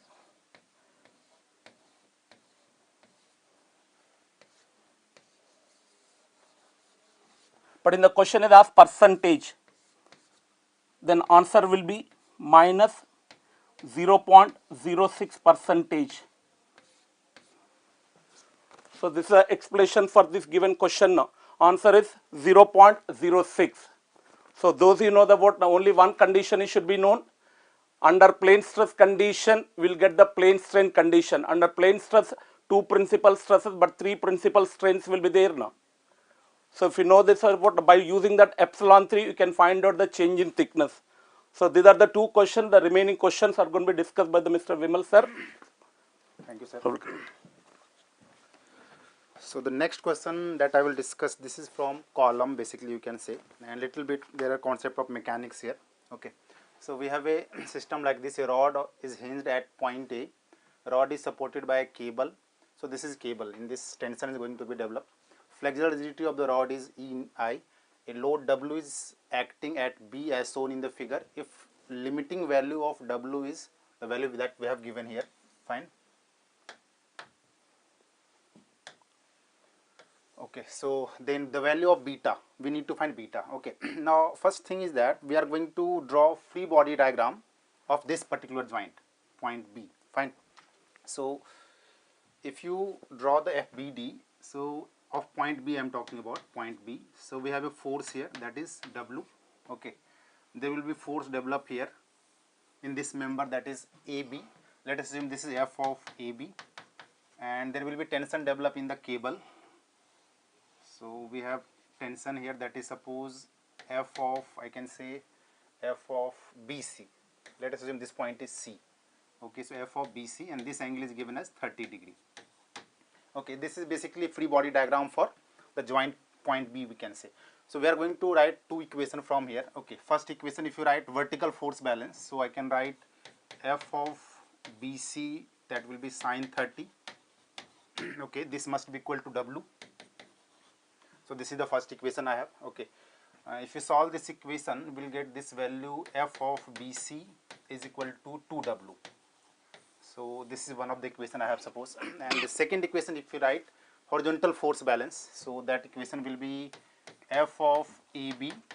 So this must be equal to F of BC and then cos 30. Fine. So if you put the value of this F of BC, this is 2W, then cos 30. If you solve this equation, I think this value will get as 1.732W. This is F of AB. This is nothing but force in horizontal member AB I have. Now I need to find W basically. W was nothing but the value of load that we have applied. Condition is that there should not be buckling in this member AB. Fine. So if you just use the standard formula for buckling load, so we can write critical load, I can write simply pi square EI divided by effective length LE square, and in this case we can imagine this member as hinge and hinge condition. So effective length will be the length only, that is 2.5 meter, or L I can say. So this value will be finally pi square EI divided by 2.5 square. This is the value I have. Now this critical load is nothing but, you can say, the axial force for member AB. Fine. That axial force for member AB is nothing but F of AB. So I can put the value of this here. Okay, so F of AB, this is F of AB, that is 1.732W. This is equal to pi square EI divided by 2.5 square. Okay, so this is the equation we have. Now what we have to find here is beta, I think. Okay, we need to find beta. So value of W is given. If the limiting value of W, okay, so W is given, we can find W from here. So this W will be equal to pi square EI divided by 1.732 into 6.25. Fine. And this is given as beta times pi square EI. So from here we can find beta.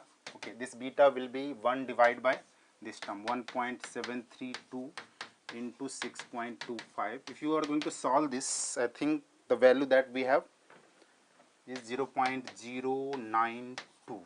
ठीक है, जो results हम लोग लिख रहे हैं यहाँ पे, these are subjected to the data that we have. Okay, so according to this should be the answer. I think this was third option, Option C.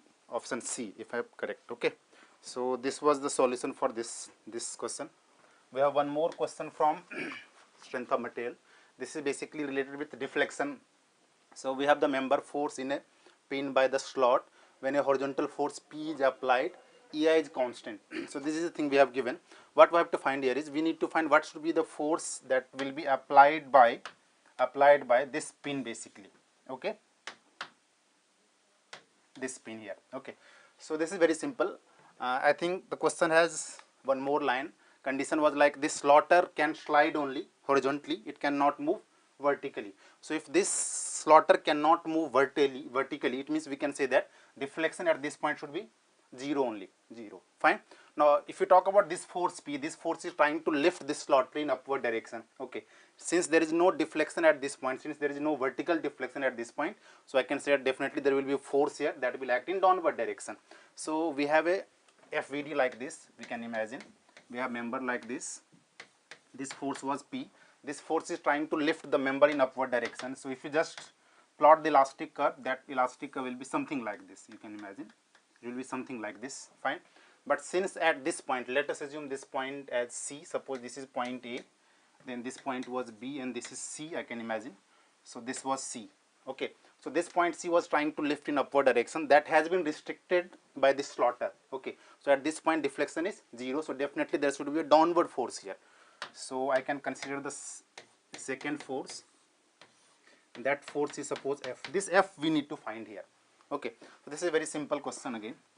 What we need to do is, we need to equate delta C from first and second case, because due to this force P, C point is going to move in upward direction, and due to this force F, this C point is going to move in downward direction. Then only If the values is same in both the cases, then only delta C will be 0.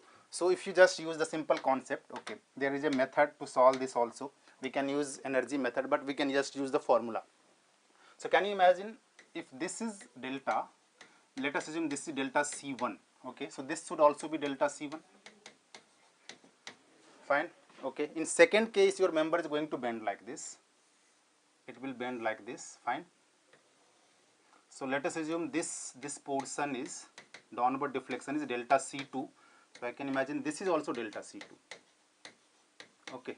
So I am going to find delta C1 and delta C2. In first case, if you want to find delta C1, we need to shift this force. So if you shift the force, we have axial force P, and then we will get a moment, and that moment will be, this length is how much? A, okay. So this will be P into A. This is the situation we have. Now there is no vertical deflection of this point due to force, so we need to consider moment only. So in this first case, if you find delta C1, that is delta C only, I can imagine this is equal to, moment is how much? P. I am just using the standard formula ml square by 2ei. So length of this member is how much? 4a, okay. So this will be 4a ml square by, we can imagine, 2ei, okay. This value will be 8 times PAQ divided by ei. If you talk about the second case, in this second case, if you find this delta C due to this force, so this is straightforward cantilever, you can imagine. So we have force here, okay. In this case, if you find delta C, that is delta C2, so this is nothing but I can say PLQ by 3ei, force is F, length of this member is 4a, so 3ei. If you are going to solve this, this will be 64 times FAQ divided by 3ei. Now I need to equate delta C1 and delta C2 because at that particular point of slaughter there is no deflection, okay. So if you equate these two, first and second one, like delta C1 is equal to delta C2, so I can write 8P A cube divided by EI is equal to, this is 64 F A cube divided by 3EI. Now by solving this, we can find force F, so this gets cancelled out. If you find force F from here, that is 24 divided by 64 times P, okay. So this will be, I think, 3P by 8. So this would be your second answer, okay, that force applied by the slaughter over the member, okay. So that's it from my side, okay. We have done with strength of material. Remember what, these are all the questions, we are given the answers based on the Data questions we are received. Yes. For that only these answers are going to be correct now. If there any change in the data, the answers will change. So this year what now already mentioned, the slight change in the questions, instead of focusing on the standard topics, they slightly change. There may be some more questions. We have received the 4 questions. That 4 questions we are discussed here now. Thank you, one and all. Thank you.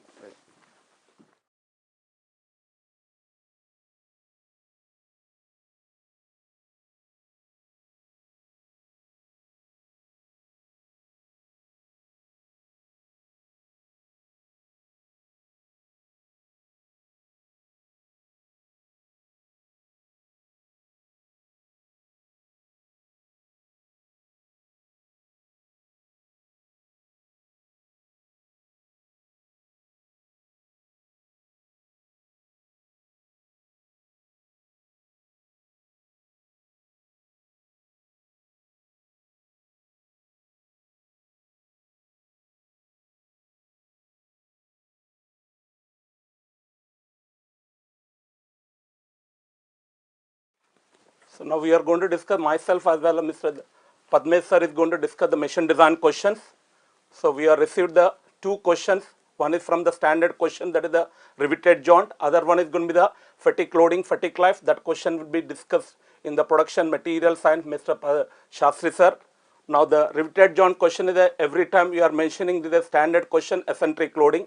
So this question will be discussed by the Mr. Padmesh sir is going to discuss. Okay my dear, तो आपको याद ही होगा कि ये question तो जो मैंने आपसे बोला है कि हर बार क्लास में बोलता हूँ, most important case, the case of riveted joint in case of under eccentric loading, the most important case. So हम इसको सॉल्व करने वाले हैं बहुत जल्दी से. देखिए, first of all that is the C G, okay, and A value is 50. because 2A is given, so A is 50 mm.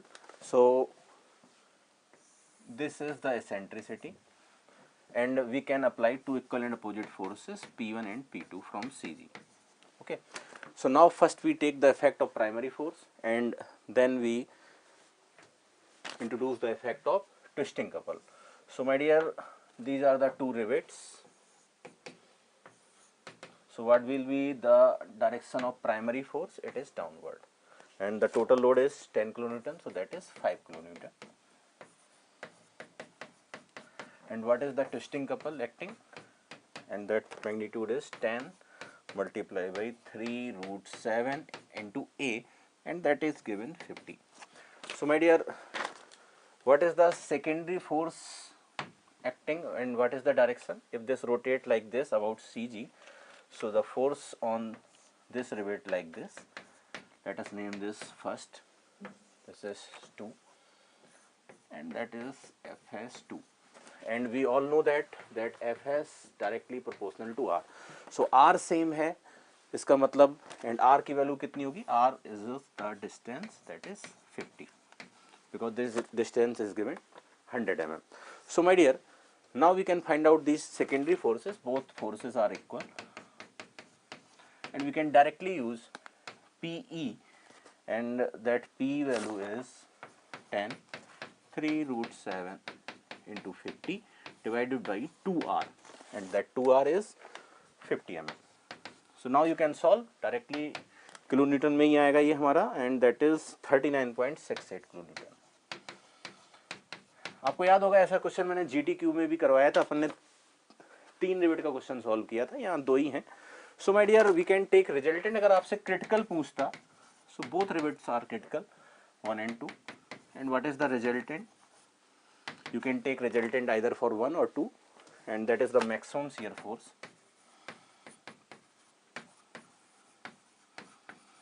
And that is under root that 39.68 and 5 square, because the angle between these two forces is 90. So my dear, that is around 40 kilonewton. Now we can take safe condition, and आप सब जानते हैं कि resultant या maximum force की value से जो stress आए वो परमिसिबल से कम होनी चाहिए. So my dear, now the resultant is 40, that is in kilonewton, so we can change it into the Newton. Area is in mm square, and tau per missile is given 50. So all units are correct, and the final answer of this question is 800. Okay my dear, so एक और question था जो Shastri discuss करेंगे, क्योंकि उसमें material science और machine design कुछ combined था. So my dear, that's all for this subject. Hope best of luck. That's all for my side. Okay sir, Thank you. Thank you.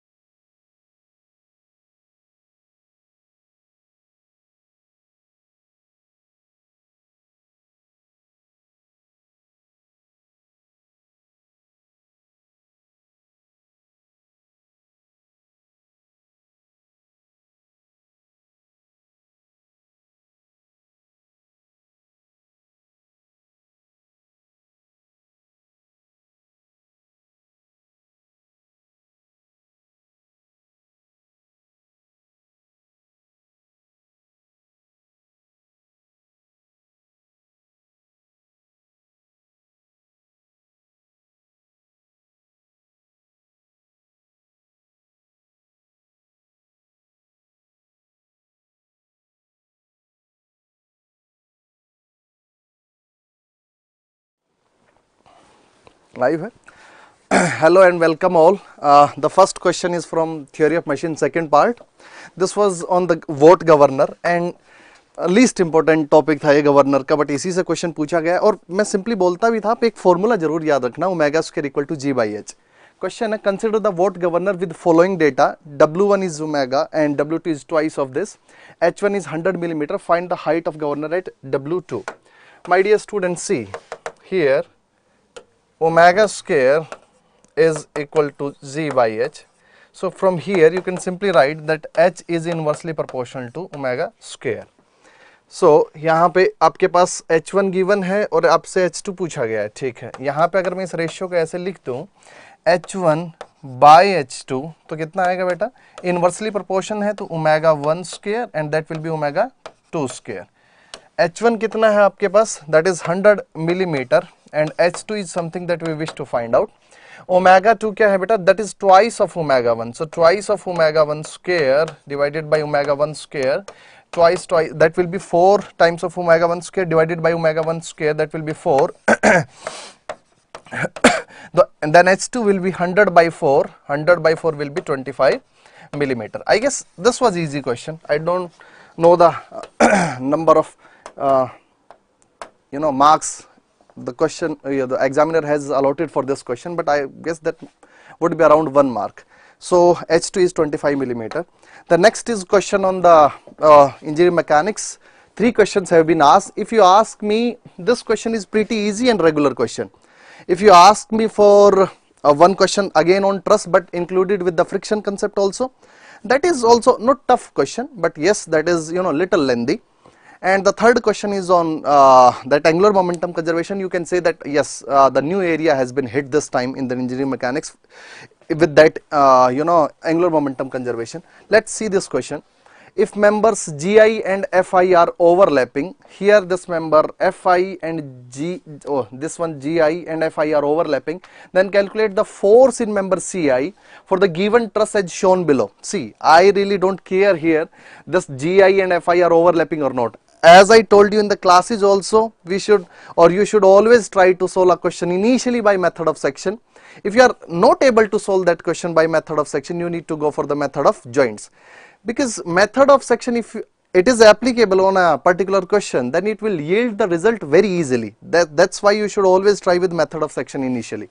So what is asked to me, force in member CI. Okay, so here I am going to cut and I am taking the red color, I guess it will be visible, and I am going to cut it like this. Okay, let me, this is nothing but beta section 1 and I would consider smartly the right hand side. There is no point in considering left hand side because supports are there, then I need to find out the support reactions. There is no point of it, and we have solved so many questions on particularly based on such concepts in the classes also.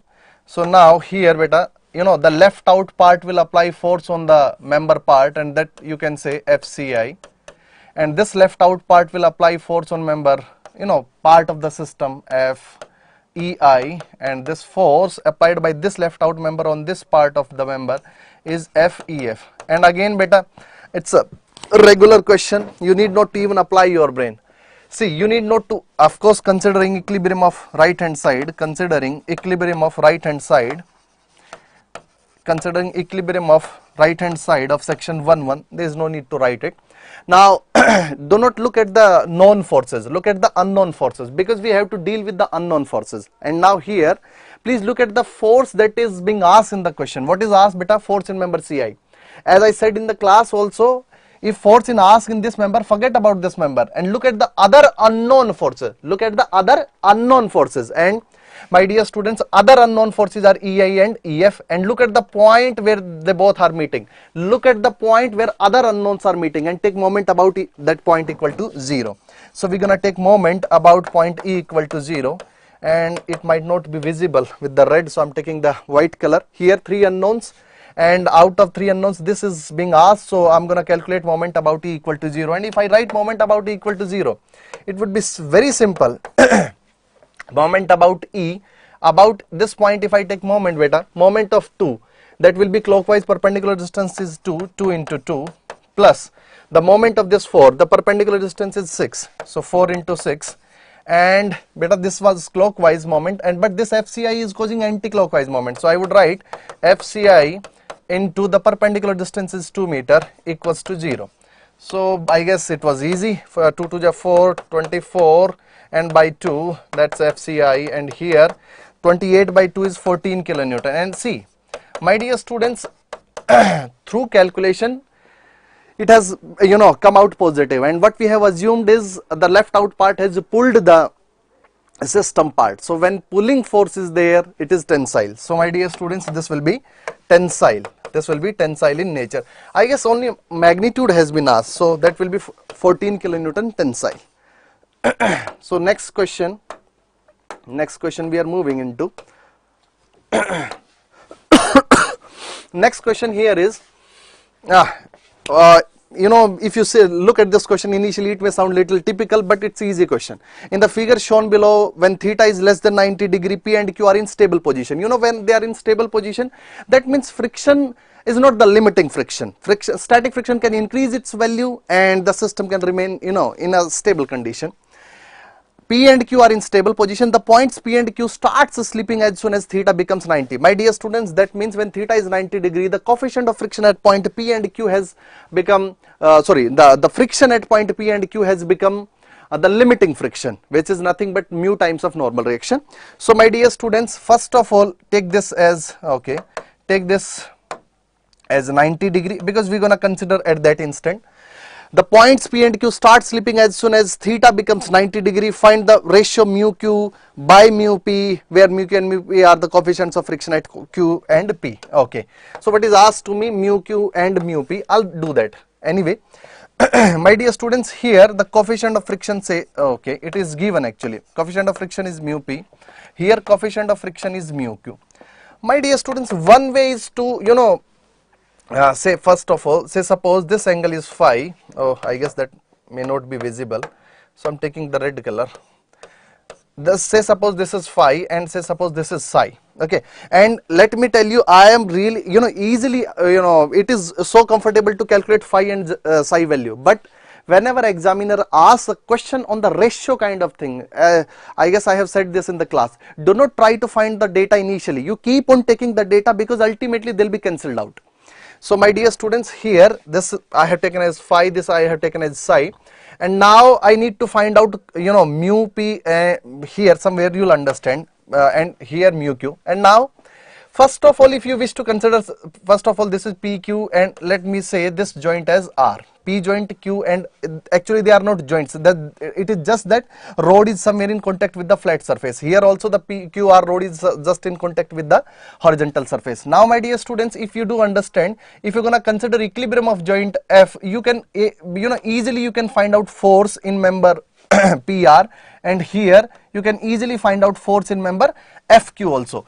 You can easily find out, and even if you try to find out, let me tell you, but that is not required. That's why I'm telling you, even if you know, try to find out, then this force in member, you know, this force in member PR will come out equal to F cos phi, and then force in member QR will come out equal to, force in member QR will F cos theta. It will come out as, okay, there I have taken this as theta and this as phi, but you need not to calculate actually the force in member PR and force in member QR. You better take, say suppose force in this member is F, and you know, no, F is this one, just take that F prime, and force in this member QR, just take F double prime. That's it, because whatever their value, it is not required. Say suppose force in member PR is F prime, force in member QR is F double prime. Now you need to consider equilibrium of, you know, P point and then of point Q. You'll understand. If I, you know, talk about the point P, see, I guess you do remember from the classes also that if this member has pushed joint R, it will push the joint P also, like that. So beta, that will be, you know, force and equal magnitude, of equal magnitude. So here this force will be F prime, and now this is angle, what beta, this is angle phi, and other than that, I guess you do understand that there will be one vertical reaction, there will be one vertical reaction, that is RP, and you know, F prime will have two components. One is vertically downward, that will be cancelled by RP, and it will have one more component in the horizontal backward direction, that will be cancelled out by friction force. That will be cancelled out by friction force. That's the beauty of actually this question. Now my dear students, F prime, one component downward will be cancelled out by RP, and the horizontal backward component will be cancelled out by FP. And here if you ask me for the point Q, what will be the scenario beta? Look at this point.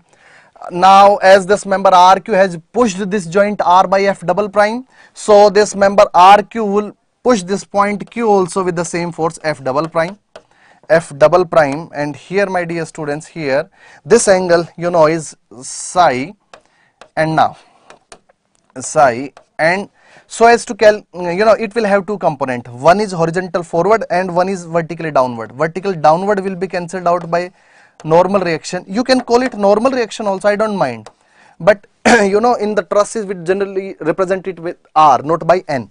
So it is normal reaction at point Q, and its horizontal forward component will be balanced out by that is beta FQ, that is FQ. I guess you do understand. Now my dear students, first of all, RP, this RP is nothing but this RP is vertically upward, that will be balanced out by F prime sine phi, and now this FP, if you do understand, FP will be balanced out by F prime cos phi. And now as examiner has said that they have just started, just before theta 90 degree they were in stable condition, and at theta 90 this just started slipping. That means the limiting friction has come into picture. So beta, limiting friction, what can we write? Mu p, that is coefficient of friction at point P, and the normal reaction, that is Rp, equal to F prime into cos phi. And first another thing beta, you can calculate F prime and F double prime in terms of F force which was given, but there is no need to find it. Again I am saying you can calculate F prime and F double prime in terms of F which is given to you, but there is no point in calculating it. So here now mu p, see, mu p Rp according to the friction formula or laws of friction, mu p Rp is equal to F prime cos phi, and Rp you can write down it, and this will become F prime sine phi F prime cos phi. But I lose out this F prime. That's why I was saying there is no use of it actually. So here, my dear students, this mu p, if you do understand, will come out equal to 1 by sine phi over cos phi, that I can write 1 by 10 phi. But similarly, if you wish to calculate, you need to calculate, otherwise you can see here mu p has come out equal to 1 by 10 phi na, here mu q will come out 1 by 10 psi. You may see it, I'll little do it fast. See, F RQ first of all will be F double prime sine psi, and now my dear students FQ, the friction, will be F double prime cos psi. Now here my dear students, FQ, as at slipping condition, you can write mu q into RQ F double prime cos psi. It's a really wonderful question, I must say. Mu q and RQ is F double prime sine psi, and that's F prime cos psi. And now here you can lose out F prime with F double prime, of course, and mu q has come out equal to what beta? 1 by, you can say cos psi by sine psi, that will come out 1 by 10 psi, I guess. But you need not to do it actually. If you once have you calculated mu p as 1 by 10 phi, you can calculate mu q as 10 psi. And what is asked in the question, if you ask what is asked, mu q by mu p. So my dear students, here mu q by mu p, if you mu q by mu p, that will be 1 by 10 psi, and remove this 1 by 10 psi, and that will be 1 by 10 phi. Mu q, yes, mu q 10 psi and 10 phi. So what do I need to do here? 10 phi by 10 psi. Here, let us come back again here. What I need to find out here is, the answer will be 10 phi over 10 psi. 10 phi over 10 psi. Now I need to calculate phi and psi in this question. Let me use the calculator also. Here, if you ask me 10 psi, first let me calculate 10 phi. If you ask me 10 phi, then this one is perpendicular, that is 12, because if I calculate 10 phi perpendicular over base, that will be 5, and if I calculate 10 psi, I guess you do understand that this will be perpendicular, that is 5. If you ask me 10 psi, then 10 psi,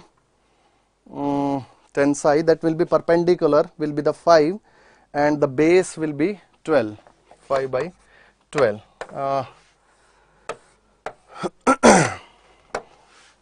Have I done it right? 10 psi this way, perpendicular, and then this one is base 5 by 12. Yes, 10 phi if 12 by 5, and if I write it 10 phi over 10 psi, that is 5 by 12. 10 phi 5 by 12, that is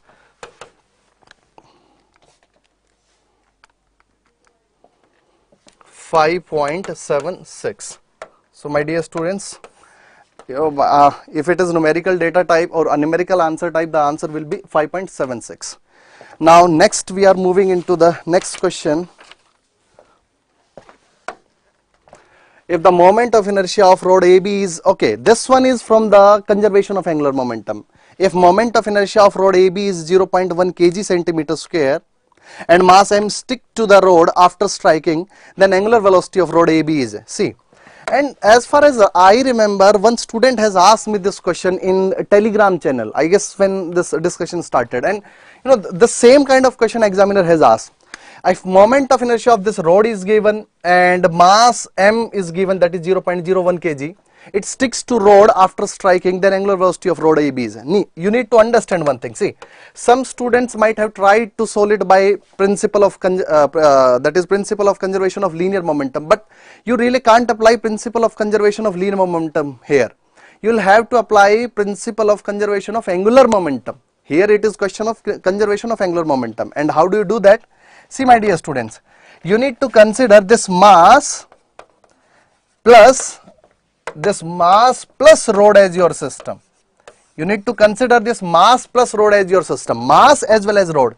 Now you need to understand, when this mass hits this rod, of course this mass will apply some force on the rod, and the rod will also apply some force on the mass. But if I consider mass plus rod as my system, then whatever force this body has applied on this and the force applied by this body on this will be exactly equal in magnitude, opposite in direction, collinear in action. So my dear students, their force and their torque will be 0. So my dear student, other than that, what are the other forces acting on this body? Of course, beta, there can be one vertical reaction, there can be one horizontal reaction. I don't know whether they will be in upward or direction, you know, downward, horizontal, forward, backward. I'm just assuming. But my dear students, if I consider mass and rod, and if, see, net force of mass and rod is 0. Net force of mass and rod is already 0. And if I consider RV and RH, my dear students, if I consider torque about A, as RV and RH are already passing through point A, so their torque will be 0. So I can say that angular momentum about A has to be constant or conserved. Now, then a student said to me, sir, earlier, you know, before this, you know, before hitting this rod, this mass is in translation. It does not matter, beta. If you have to calculate angular momentum, then you can simply see its momentum will be P. And if you wish to calculate torque about this point, momentum, angular momentum about this point, angular momentum is R cross P. So the perpendicular distance will be 10. So my dear students, angular momentum before collision, angular momentum, of course, about A, before striking will be equal to angular momentum after striking. And how do, see, first of all, let me consider the, okay, I'll consider, don't worry about the units, that's what I wish to say. See here, angular momentum before, you know, hitting it, nothing has been said about this particular rod. So I am considering that is in rest. Nothing has been said about this rod, so I am considering in rest, so its angular momentum will be 0. But you know, there is a there is a particle whose linear momentum is P, and if I wish to ask, or if I wish to calculate the angular momentum about this point, then it will be, if you may go with R cross P also, but if I simply go into the result, that will be P into perpendicular distance, that is D. So that will be the angular momentum. So that you can write as mv, and this perpendicular distance 10 I am writing as R, and after beta hitting it, it has got sticked to it, and both the rod and the mass rotates, and it sticks here only. So my dear students, combined I into omega, because see, in translation you can write the angular momentum as mvr, and in rotation you can simply write I omega. So my dear student, what is asked to you? Omega, and that will be the omega of mass as well as of the you can say of the rod. First of all, let me take care of the units. If this is in kg and this is given in centimeter per second, and of course if we take this in centimeter, And if I write I not in kg meter square, if I write in kg centimeter square, then omega in radian per second. See my dear student, because velocity is given to you in centimeter per second, that's why I am interested in telling you about this. Otherwise I could take it in SI units also and the answer would remain same. But here the unit has come out equal to what? Kg centimeter square per second, and here also the unit has come out kg centimeter per second. So my dear students, it does not matter at all here. Omega will come out in radian per second even when you take the velocity or length dimension at centimeter. So my dear students, let us start with the calculation here. Mass is 0.01, mass is 0.01, velocity is 200, and mass is 0.01, velocity is 200, and this radial, the perpendicular distance, better I should say, is 10, and I of here given to me, I guess, of the rod, I of rod is already, moment of inertia of the rod is 0.1 kg centimeter square, okay, that's 0.1 kg centimeter square. But if you ask me I of this mass, see my dear students, the mass of 0.01 kg rotates at a radius of 10 centimeters. So how do I calculate its I? When a mass of 0.01 kg rotates at a 10 centimeters, so that will be 10 square, that will be 100 into 0.01 will be 1 kg centimeter square. So I add it here 1 into omega. My dear students, that 0.01 100 220 by 1.1, that is 110 omega. So if I do it 200 by 11, that will be omega will be 18.1818 continue radian per second. I guess I would say this question is really nice. The previous question is a little lengthy and nice also. So I would say that the question, I won't say that is on the difficult side, at least for the engineering mechanics and for theory of machine second part, this was really easy. So I would say that the question paper was moderate, and I wish you all the very best, and you can, again keep on sharing the, because this analysis and the, the solution has been on the, memory based data. So that's it for the theory of machine and engineering mechanics.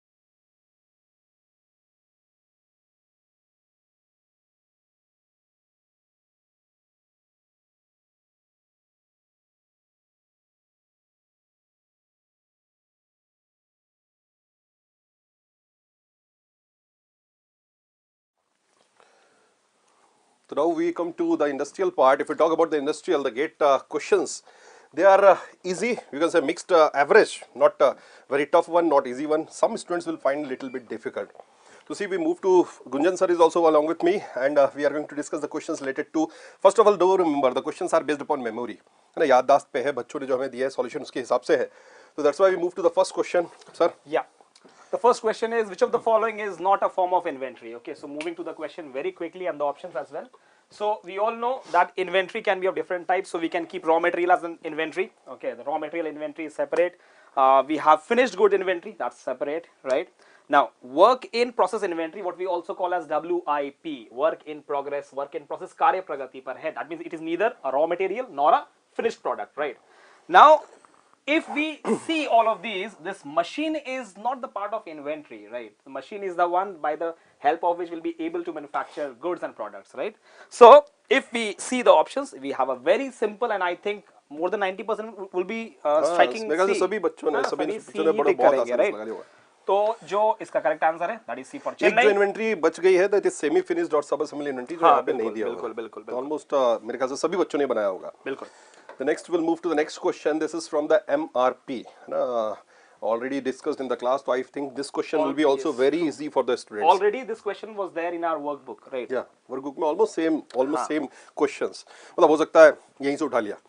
तो see first of all if you talk about the question, इसमें थोड़ा सा बच्चों में ना कुछ बच्चों ने यहाँ डी को 1 बताया है, कुछ ने बताया कि डी 3 है यहाँ पे, तो इसलिए हम दोनों सॉल्यूशन आपको दे देते हैं। सी यहाँ पे डाटा दिया हुआ है, we require 10 units of P requiring and already we have inventory on hand A is 50. Now what we require is given by, see, we require how many units of P? 10. I'm solving here itself, 10. तो एक requirement कितनी हो गई? For 1 unit of P we require 4 units of A, तो here it will be 40 directly. Now 1 unit of P that required 2 units of B, the requirement of B will be 20. Then 1 unit of C that require 1:1 relation, there is no need because उसमें तो A है ही नहीं, अपन यहाँ आएंगे जल्दी। अब अगर ये 1 है तो ये हो जाएगा रिक्वायरमेंट D की 20 आ जाएगी, और अगर D 3 है, मैं साथ में चल रहा हूँ इसलिए दोनों सॉल्यूशन अपन ले लेते हैं। D को अगर 3 दिया हुआ है तो इसकी 3 टाइम्स आ जाएगी, तो that will B how many, if it is 3 तो दैट विल बी 60 है ना, अगर D 1 है तो ये। अच्छा, D की 1 यूनिट बनाने के लिए A की 2 यूनिट्स लगती है, तो 20 बनाने के लिए कितनी लग जाएगी, तो 20 × 2 40 आ जाएगा यहाँ पे। और अगर ये वाला अपन ले रहे हैं, अगर यहाँ पे D3 दिया हुआ है, जैसा ऐसा है, इस तरह का दिया हुआ है जो कि मेमोरी बेस्ड है, देन इसकी 1 यूनिट बनाने के लिए 2 चाहिए, तो 60 बनाने के लिए इसकी चाहिए होगी डबल 120। नाउ सी इसके हिसाब से आंसर क्या हो जाएगा, 40 + 40 80, 80 - 50 दैट विल बी 30 अगर D1 दिया हुआ है, और अगर D3 दिया हुआ है जो कि बेस्ड अपॉन द मेमोरी है, then answer will B 120 + 40 that is 160 minus inventory on hand is already 50, so that will be answer will be 110. So that's why we are giving both the solution. अगर यहाँ पे D1 है तो answer आ जाएगा आपका 30, और अगर यहाँ पे D3 दिया हुआ है तो आंसर will be 110. हाँ, ज्यादातर बच्चे लिख भी रहे हैं, अनुराग, प्रदीप सर 110 आंसर है ना? Yeah, so that's fine. That's correct. Okay, moving on to the next question. Now, this question is from our project system, what we call as the PERT and CPM network. तो यहाँ पर अगर हम देखें, हमारे पास activities हैं और हमारे पास प्रेसिडेंस रिलेशनशिप है, तो अब यहाँ से सबसे पहले हम क्या बनाएंगे, बनाते हैं नेटवर्क डायग्राम। तो सर पेज टर्न करते हैं, इसी पे बना ले यहाँ पे। हाँ, इसी बना लेते हैं। तो स्टार्ट मेकिंग इट, या सो वी हैव, सबसे पहले हम यहाँ से A लेकर चलते हैं, और फिर हमारे पास B है, और सिमिलरली यहाँ हमारे पास C है, थोड़ा और स्पेस चाहिए होगा, और फिर हमारे पास क्या है, डिक्रीज इट थोड़ा सा, हाँ बिल्कुल, और फिर हमारे पास, मैं यहाँ पर टाइम ड्यूरेशन भी लिख देता हूँ। A के पास ड्यूरेशन है 2 का, B के पास ड्यूरेशन है 3 का, and C has duration as 2, है ना, इनके पास कोई प्रेसिडेंस नहीं है। बात करते हैं D की, है ना, तो D का कोई प्रेसिडेंस है, हाँ है A, तो यहाँ पर ये हो गया D और इसका ड्यूरेशन है 4। और फिर हम चलते हैं E के पास, E का प्रेसिडेंस है बॉम्बे, E का प्रेसिडेंस है बॉम्बे, आगे जाकर D और E मिलने वाले हैं, तो चलिए साथ में लगा दिया, और E का ड्यूरेशन है 5। उसके बाद फिर कौन आता है, F का भी यहाँ पर मैं लेके चल रहा हूँ, और F का ड्यूरेशन क्या है 4, ठीक है। उसके बाद फिर क्या है सर, G का है C, after C you can start G, तो यहाँ पर मैं G लेकर जा रहा हूँ, और ड्यूरेशन G की कितनी है 3। और फिर हम पहुंचते हैं H के पास, H का D और E जैसे कि हमने पहले से कंबाइन कर रखा था, अब यहाँ पर H है और H का ड्यूरेशन है 10, और फिर I का प्रेसिडेंस है F, I का प्रेसिडेंस है F, I का प्रेसिडेंस है F, और I का ड्यूरेशन हो गया 5, राइट। अच्छा, अब J का प्रेसिडेंस है G, तो यहाँ पर मैं J बना रहा हूँ, और J का ड्यूरेशन क्या है 8। सब लोग फाइनली यहाँ आकर टर्मिनेट होंगे यहाँ पर, तो मैं ये H को मैं यहाँ लेकर आ रहा हूँ, राइट, और ये मैं हटा देता हूँ यहाँ से। चलिए, तो ये अब हमारा बन गया network diagram first class, right. अब इस नेटवर्क डायग्राम में आप प्रेसिडेंस रिलेशनशिप चेक कर लेना, है ना, पहले तो जब आपने सॉल्व किया होगा तो आपने चेक किया होगा, क्रॉस चेक किया होगा, राइट। अच्छा, अभी हम नंबरिंग पे नहीं जाते हैं, सिंपल हम क्या निकालेंगे, earliest start time and the latest start time, that means forward computation करेंगे और बैकवर्ड कंप्यूटेशन करेंगे, राइट। तो शुरुआत करते हैं, जैसे आपको पता है फॉरवर्ड कंप्यूटेशन में हम मैक्सिमम वैल्यू के साथ जाएंगे, तो शुरुआत करते हैं यहाँ से 0, यहाँ पर जाएंगे, इस नोड पे क्या वैल्यू होगी 2। इस पॉइंट पे ध्यान से देखना है बेटा कि यहाँ से 3 + 5 8 होने का है, और इधर 2 + 4 6, तो will go for the maximum value, तो मैक्सिमम वैल्यू के साथ जाएंगे, तो यहाँ पर 8 होगा। अब इसके बाद इस नोड पे आते हैं, यहाँ पर 3 वैल्यू आनी है, इस नोट पे आते हैं, यहां पर 2 वैल्यू आनी है, जी के बारे में पूछा गया है तो इसका खासा ख्याल रखेंगे। अच्छा, फिर अगर इस नोट पे आते हैं तो ऑलरेडी 8 बुक हो चुका है यहां पर, तो 8 + 10 18, 18 से ज्यादा और कोई वैल्यू आ रही है क्या, चेक करें। 3 + 4 यहां पर आ जाएगा 7, और 7 + 5 12, तो 18 is still the maximum number. 2 + 3 5, और यहां पर मैंने 5 लिख दिया। 5 + 8 13, तो नटशेल क्या आ रहा है कि भैया मैक्सिमम वैल्यू इज 18, राइट। सारे नोट्स आप चेक कर सकते हैं, सारे नोट्स में जो फॉरवर्ड कंप्यूटेशन की वैल्यू है वो मैंने यहां पर लिख दी है। अब रिवर्स कंप्यूटेशन में भैया मिनिमम वैल्यू के साथ हम जाते हैं, आप सब लोगों को पता है ये, है ना। तो मिनिमम वैल्यू के साथ अगर जाएंगे तो यहां पर 18 आएगा, और ये क्रिटिकल पाथ आपको क्लियरली दिख रहा है। 18 - 10 is 8, 8 - 4 is here 4, 8 - 5 is here 3, और 3 - 3 इज 0। यहां पर अगर देखें तो 18 - 8 इज 10, 18 - 5 इज 13, और फिर अगर 10 - 3 इज इक्वल टू 7। बस अब सब नोट्स पे फॉरवर्ड कंप्यूटेशन, बैकवर्ड कंप्यूटेशन अपने पास आ चुका है। बात किसकी हो रही है, बात हो रही है एक्टिविटी जी की। एक्टिविटी जी को अगर देखें तो इससे क्या पूछा गया है सर, यहां पर LFT मतलब लेटेस्ट फिनिश टाइम। अच्छा, अब इस एक्टिविटी जी को देखो ध्यान से। इस एक्टिविटी जी को अगर जल्द से जल्द शुरुआत किया जाए तो 2 तारीख को काम शुरू कर सकते हैं, सिंपल, तारीख पे तारीख, है ना जज साहब, तारीख पे तारीख। तो एक्टिविटी जी 2, अर्लीस्ट स्टार्ट टाइम नहीं पूछा गया है, अर्लीस्ट फिनिश टाइम नहीं पूछा गया, लेटेस्ट फिनिश टाइम पूछा गया है। तो लेटेस्ट फिनिश टाइम देखो, अर्लीस्ट स्टार्ट टाइम हो सकता है 5 पे हम खत्म कर सकते हैं, और अगर हम लेट से लेट तक खत्म करने की अगर हमारे पास अनुमति है तो दैट इज 10, राइट। तो यहां पर जो लेटेस्ट फिनिश टाइम है, ध्यान रहे आपसे ना स्लैक पूछा गया है, ना फ्लोट पूछा गया है, ना total float, free float, independent float, कुछ भी नहीं पूछा गया। सिंपल पूछा गया है कि भैया लेटेस्ट फिनिश टाइम निकाल दो, तो वो है जज साहब 10 तारीख, ठीक है। तो सर आंसर क्या है, 10, है ना। चलिए, तो अगले सवाल की तरफ बढ़ते हैं। The next question, that is again based upon memory, that is from the assignment problem. An assignment problem is solved to minimize the total processing time of 4 jobs on 4 different machines, such that each job is processed exactly at one machine and each machine work at exactly one job. I mean 1:1 relation is given. The minimum total processing time is found to be 500 minutes. Due to change in design, the processing time of job 4 is increased by 20 minutes. The revised minimum total processing time will be. See, based upon the data, the question is based upon the data. If we talk about here the question, exactly what it means, it is a 4x4 matrix given, that is something like this one.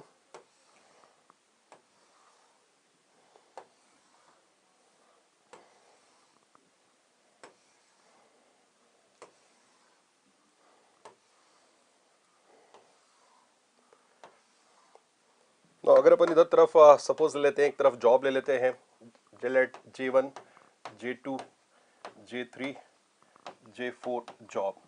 Now in the question they are saying कि that increased by 20 minutes, है ना, job 4, suppose this is for the job 4, तो here everywhere it will be +20, job is increased by 20 minutes.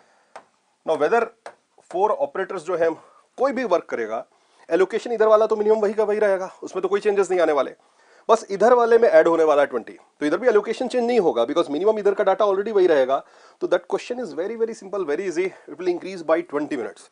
तो answer will be simple, 500 already it was, शुरू से 500 था already उसी में, जस्ट 20 और ऐड कर देंगे, that answer will be 520। Very simple, very easy question as per GATE standard. Yes. So all the 4 questions we have discussed that were available to us on the base of the memory based questions given by the students to us, right? तो अब हमारे पास ये 4 questions थे, मेरे ख्याल से चारों बहुत simple questions थे, बहुत right? easy थे, है ना। तो चलिए, that's all from the industrial part. Thank you very much, thank you.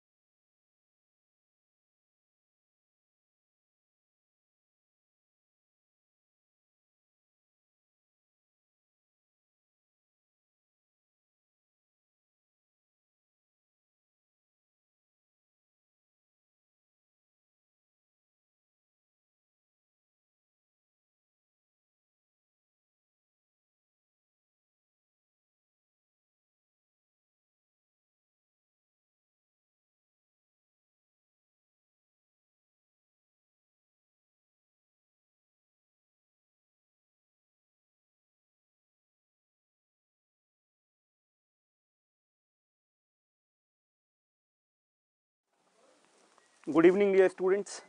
I hope if some of the areas of the technical was tough, so in mechanical engineering aptitude was more or less on the manageable side.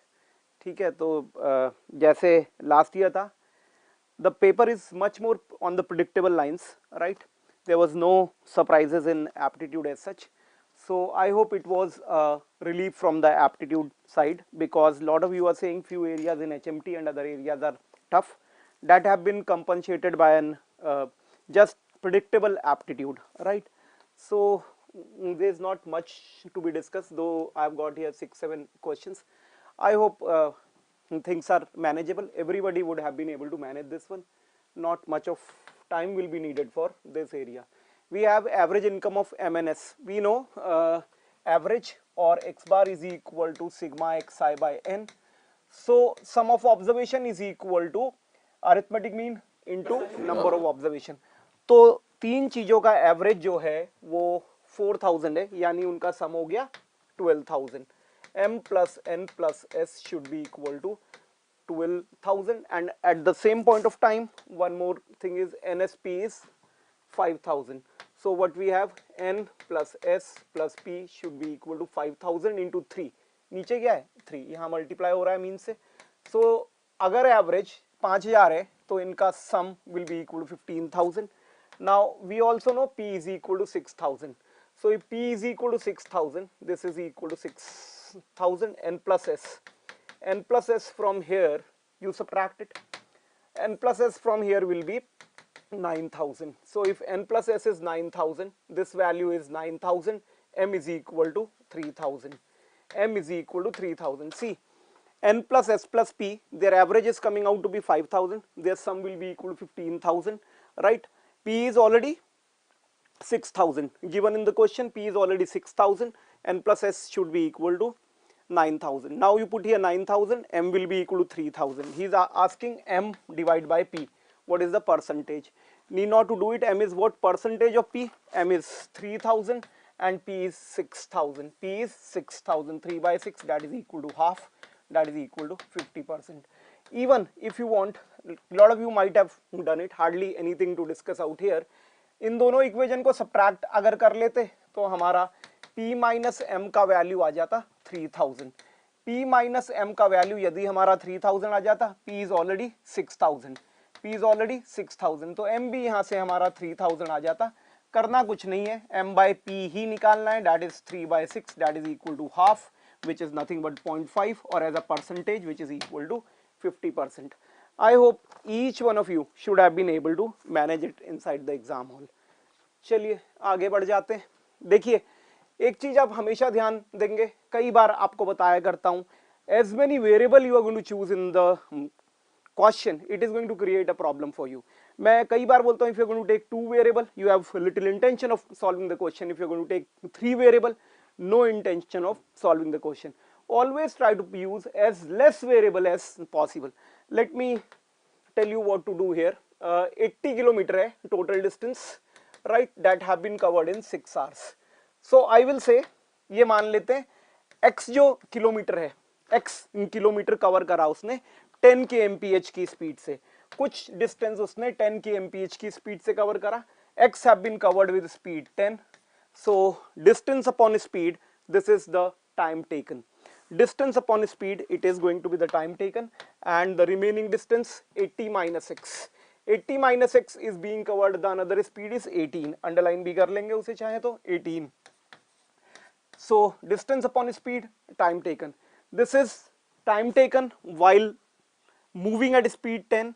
जब x kilometre 10 की speed से cover करा, time taken ये था. Remaining distance 80 minus x, because the total distance is 80.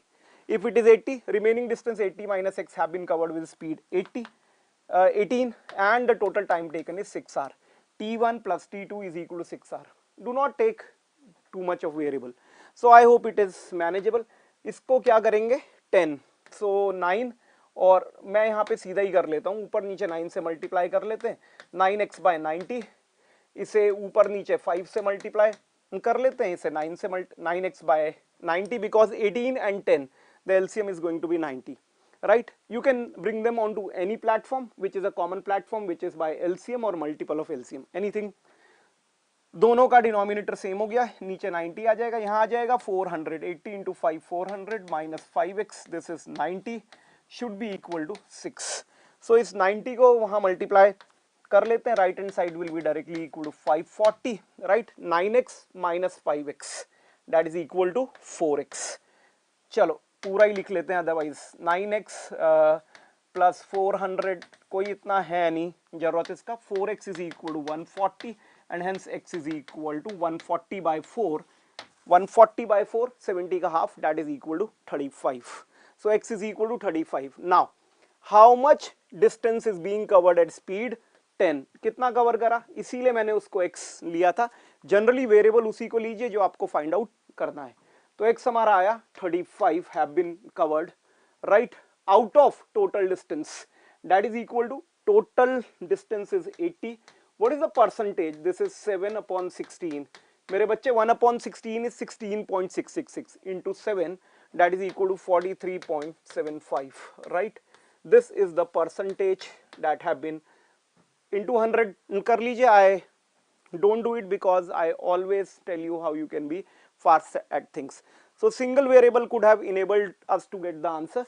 X have been covered with speed 10, remaining 80 minus x have been covered with speed 18, right, and total time taken t1 plus t2 should be equal to 6. Solve it for x. क्या distance उसने 10 kilometre की रफ्तार से cover करा था, 35 kilometre उसने 10 kilometre की रफ्तार से कवर करा था out of total distance of 80. So what is the percentage? That percentage is equal to 43.75. I hope, I'm not sure about all these are memory based questions. If any data is going to change, answers are surely going to change. We are working on memory based. I'm doubtful about whether options were so close or not, but this is what we have got as the data. चलिए आगे बढ़ जाते हैं. So a figure whatever you want to call it as, square के mid point से last year भी same question आया था, CTQ में भी सेम क्वेश्चन था, पिछले साल के GTQ में भी सेम क्वेश्चन था. This is a high frequency one. Square के मिड पॉइंट्स को ज्वाइन करा, and I hope it is joining the midpoints of the side of a square. Then what is the diameter of the largest circle? Midpoints of side of a unit square. Here it should be unit square, right? Unit square मतलब square की side थी 1 unit, square की side यदि 1 unit थी तो इसके mid points को जैसे ही हम यहाँ पे ज्वाइन करेंगे, so what will happen?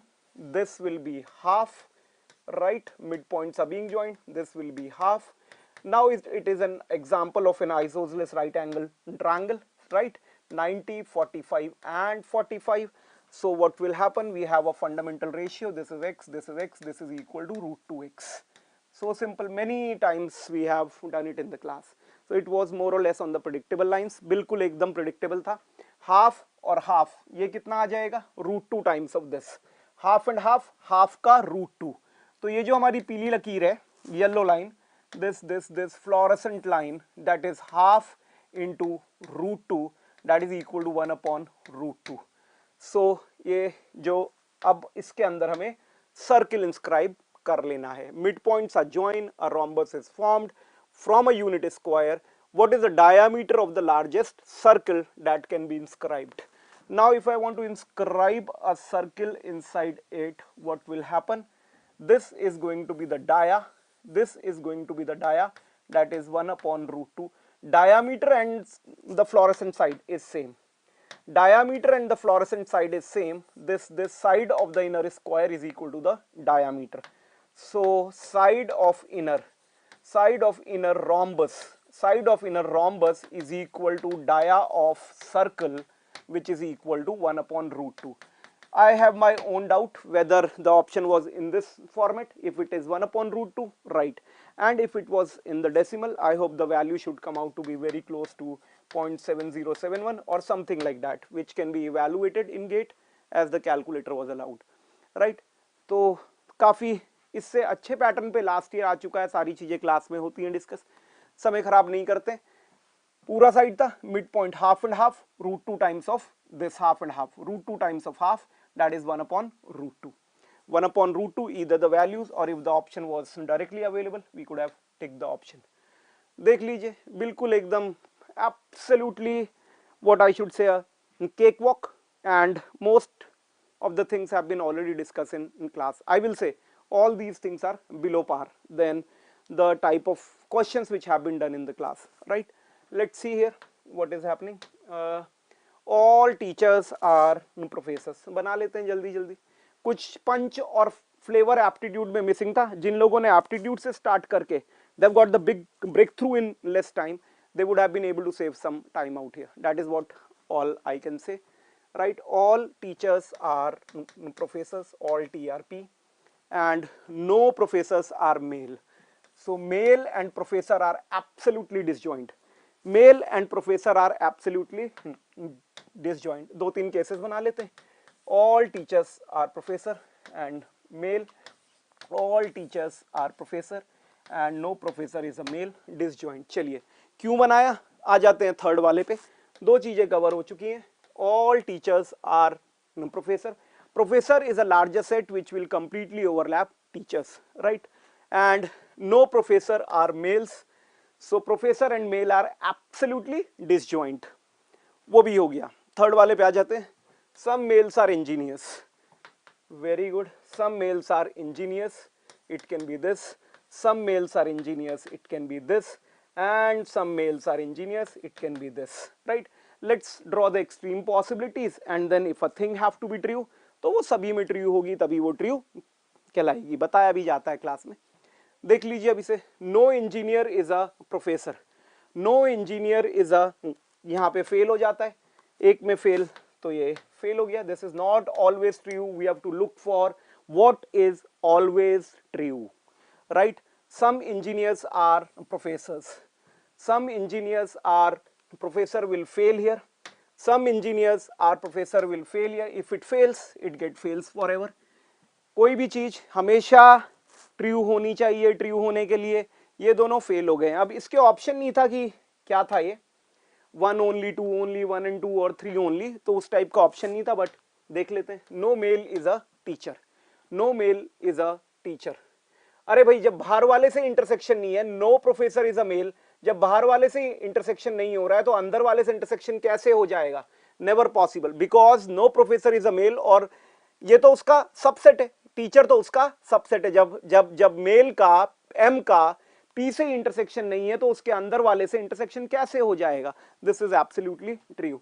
अब यहाँ पे ऑप्शन नहीं है. सो अभी जो लिमिटेड इंफॉर्मेशन है, see again I am saying whatever information from the many sources we have got, मैंने वो चीज यहाँ पे ली है. इसके हिसाब से only third is the answer. Only third is the answer इसके हिसाब से, right? What ever limited information, और इंफॉर्मेशन लेते हुए भी जो 4-5 सोर्सेस से सेम इंफॉर्मेशन आई है, that information I have compiled here, right?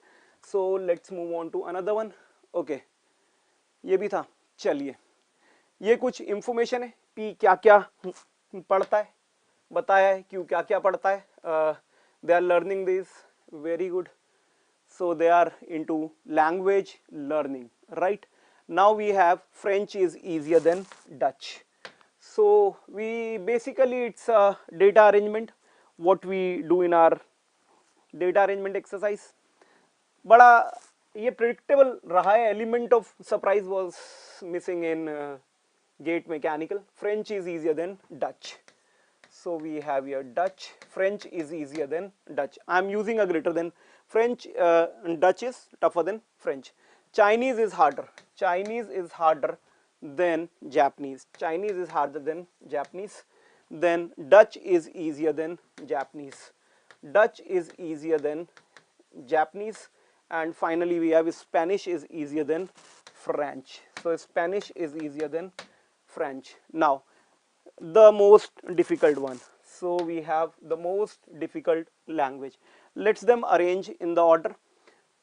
So if I take here, we have Chinese, then we have here Japanese, and then after Japanese we definitely have here Dutch, right? Japanese के बाद क्या आ जाएगा? Dutch. और मेरे बच्चे Dutch के बाद क्या आ जाएगा? Dutch के बाद आ जाएगा French, और French के बाद नीचे वाले को देखिए क्या आ जाएगा? Spanish, right? हो गया. पहले इसे देख लीजिए. Chinese, Japanese, right?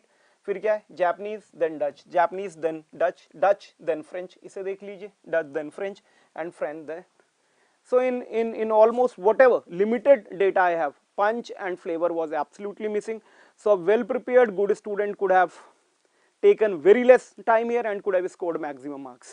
यहाँ पे आपको capitalize करने की जरूरत थी. If you are complaining about the technical was tough, you should have definitely compensated it with high marks in aptitude in least possible time. What I always say, right? तो अब कौन सा है भाई इसमें से सबसे टफ, सबसे बड़ा इनमें से कौन है? Chinese Japanese. कौन पढ़ता है भाई चाइनीज जापानीज? क्यू पढ़ते हैं, क्यू पढ़ती हैं, जो भी था gender girl. So Q is the answer, right. So I hope ये हो गया होगा, राइट.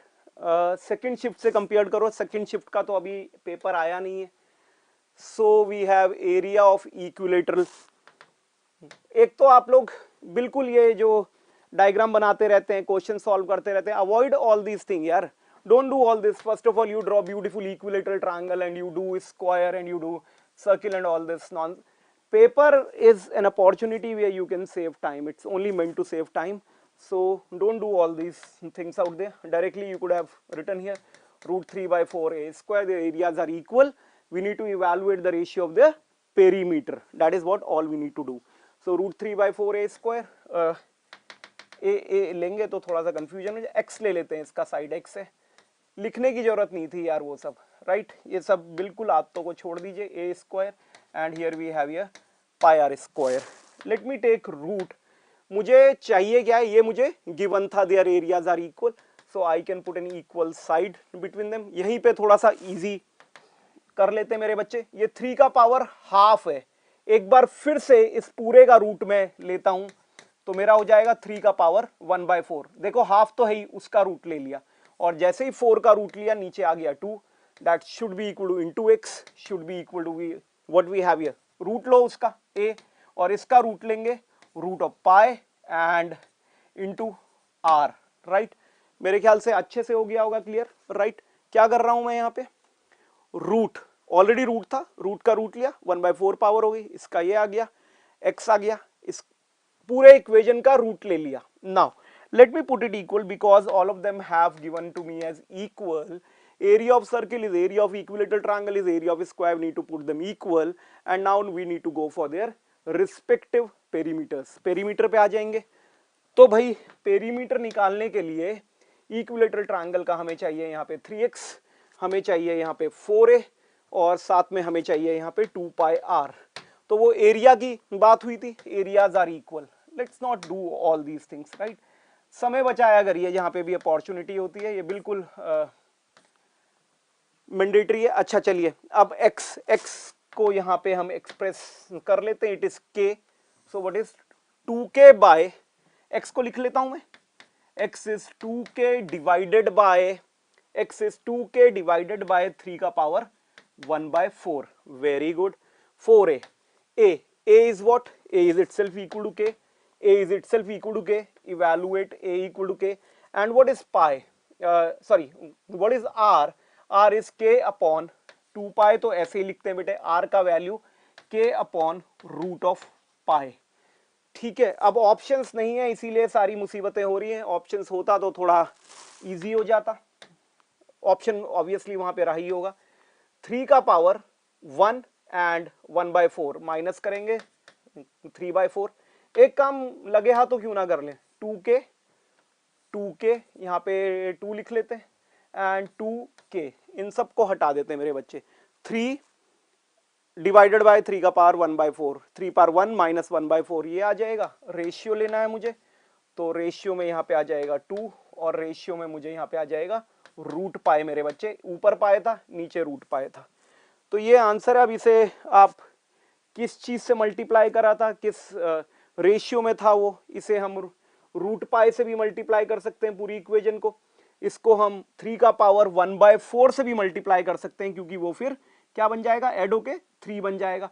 तो वो था क्या ऑप्शंस में उसके ऊपर बेस्ड होगा. बट ये फंडामेंटल रेशियो आ गया. This can be modified and matched with any other given options.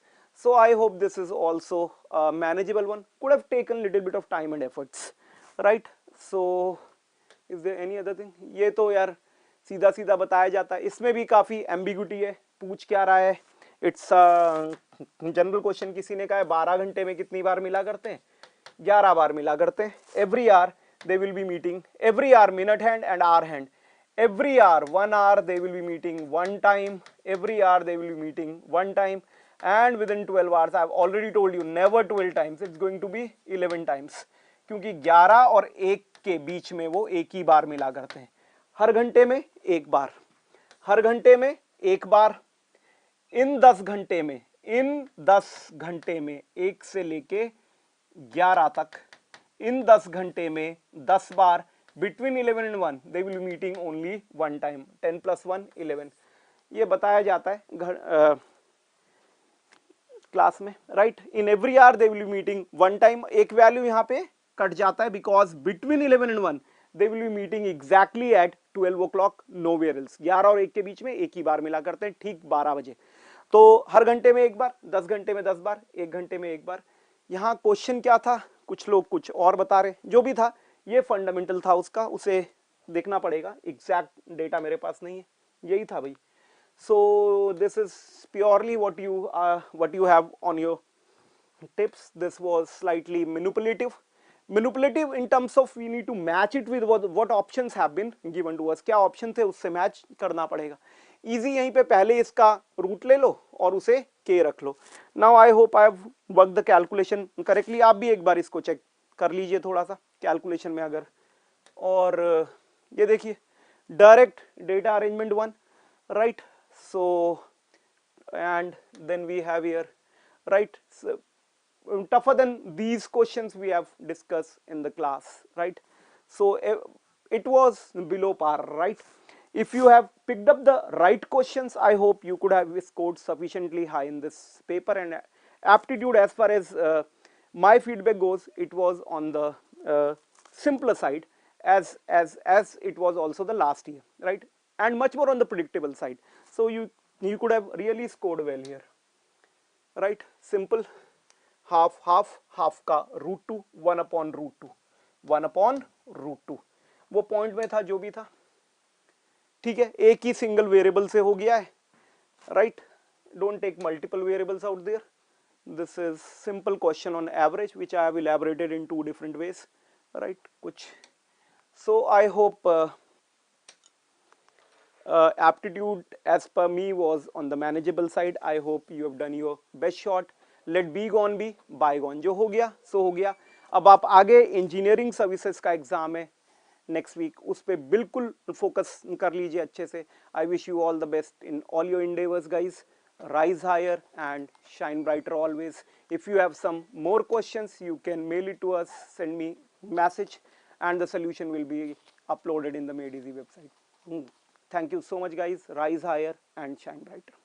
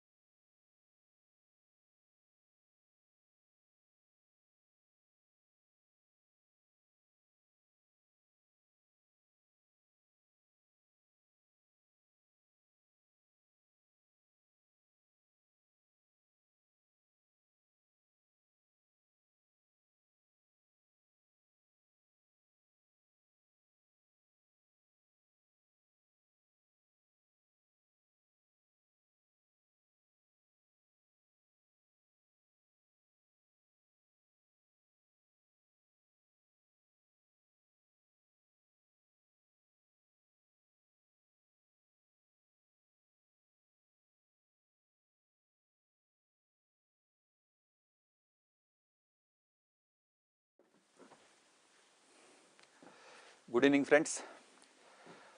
Friends, we will discuss some of the questions related to manufacturing, that is production.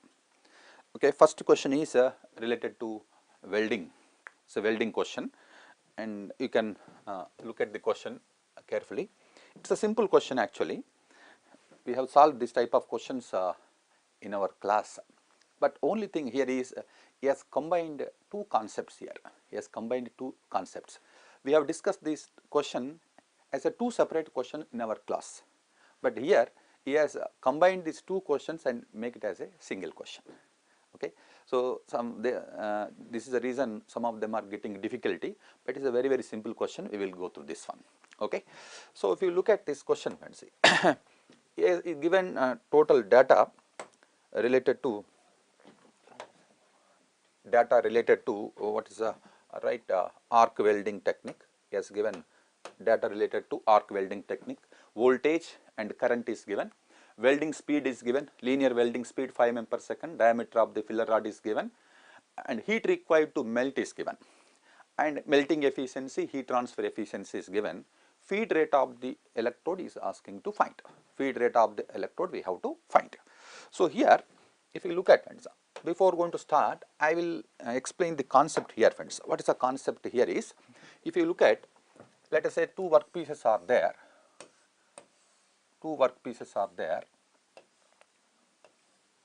Right. These two workpieces we need to weld. Right. These two workpieces we need to weld. Okay.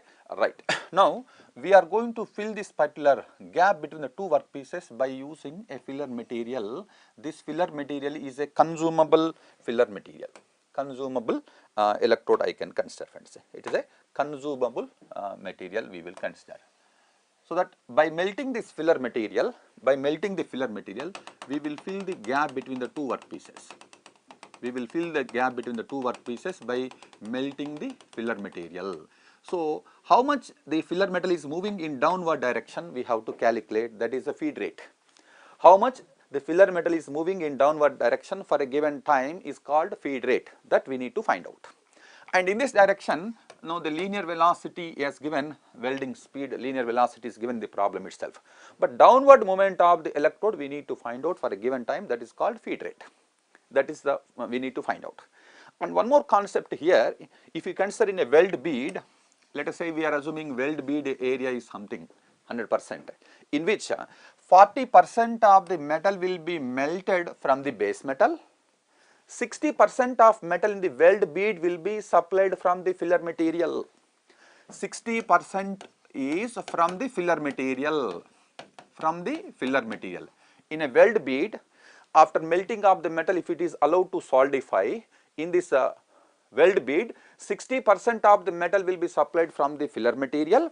Remaining 40% of metal will be melted from the base metal itself. So this point you have to observe. So in this calculation of this filler material feed rate, we have to consider how much area of this weld bead, only 60% we have to consider, not 100%, because 40% will be melted from the base metal, 60% will be supplied from the filler metal, so that we are expecting the total weld bead which is to be formed. So that is the concept. He has given, this is the only point we have to remember. Okay. So now we will find, friends, a simple question, just generally he has given total data. I will like to find out melting efficiency. Melting efficiency equal to heat required to melt by heat supplied. So heat required to melt is directly given, heat supplied per unit volume I am going to consider, because heat required to melt he has given the problem in so many joules per mm cube, that is 10 joules per mm cube he has given the problem. So heat supplied also I am going to calculate in terms of joules per mm cube here multiplied by heat transfer efficiency. Eta H is heat transfer efficiency, eta M is melting efficiency. Here HM is heat required to melt, V is the voltage, current, area of the weld bead, small v is welding speed we are going to find out. Okay. So in this particular case here, all this now the data is given, we need to find out what is the variable here, variable is what? A. So we need to find out the A from this given formula. So we need to find out by substituting this one here. I am going to find out here, this is a 0.7 I think melting efficiency, heat required to melt is 10 joules per mm cube, and I will write down this data friends here. Sorry, this is 0.6. It is 0.6 melting efficiency, heat required to melt is 10 joules per mm cube, voltage is 20, current is 150, area we need to find out, welding speed is 5 mm per second, this is 0.7, that is heat transfer efficiency. So from here we are going to find out area of this weld bead.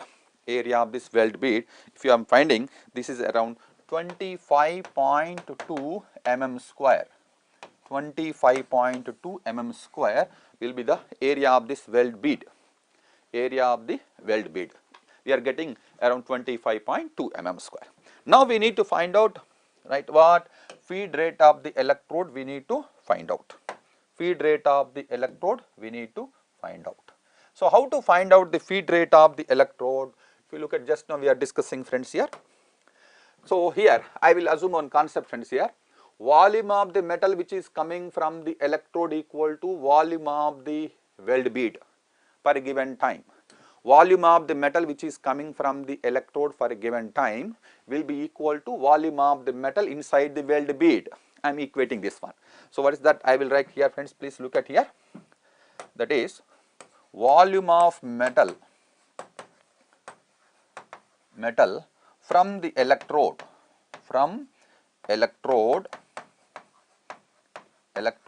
for a given time means per second, will be equal to volume of metal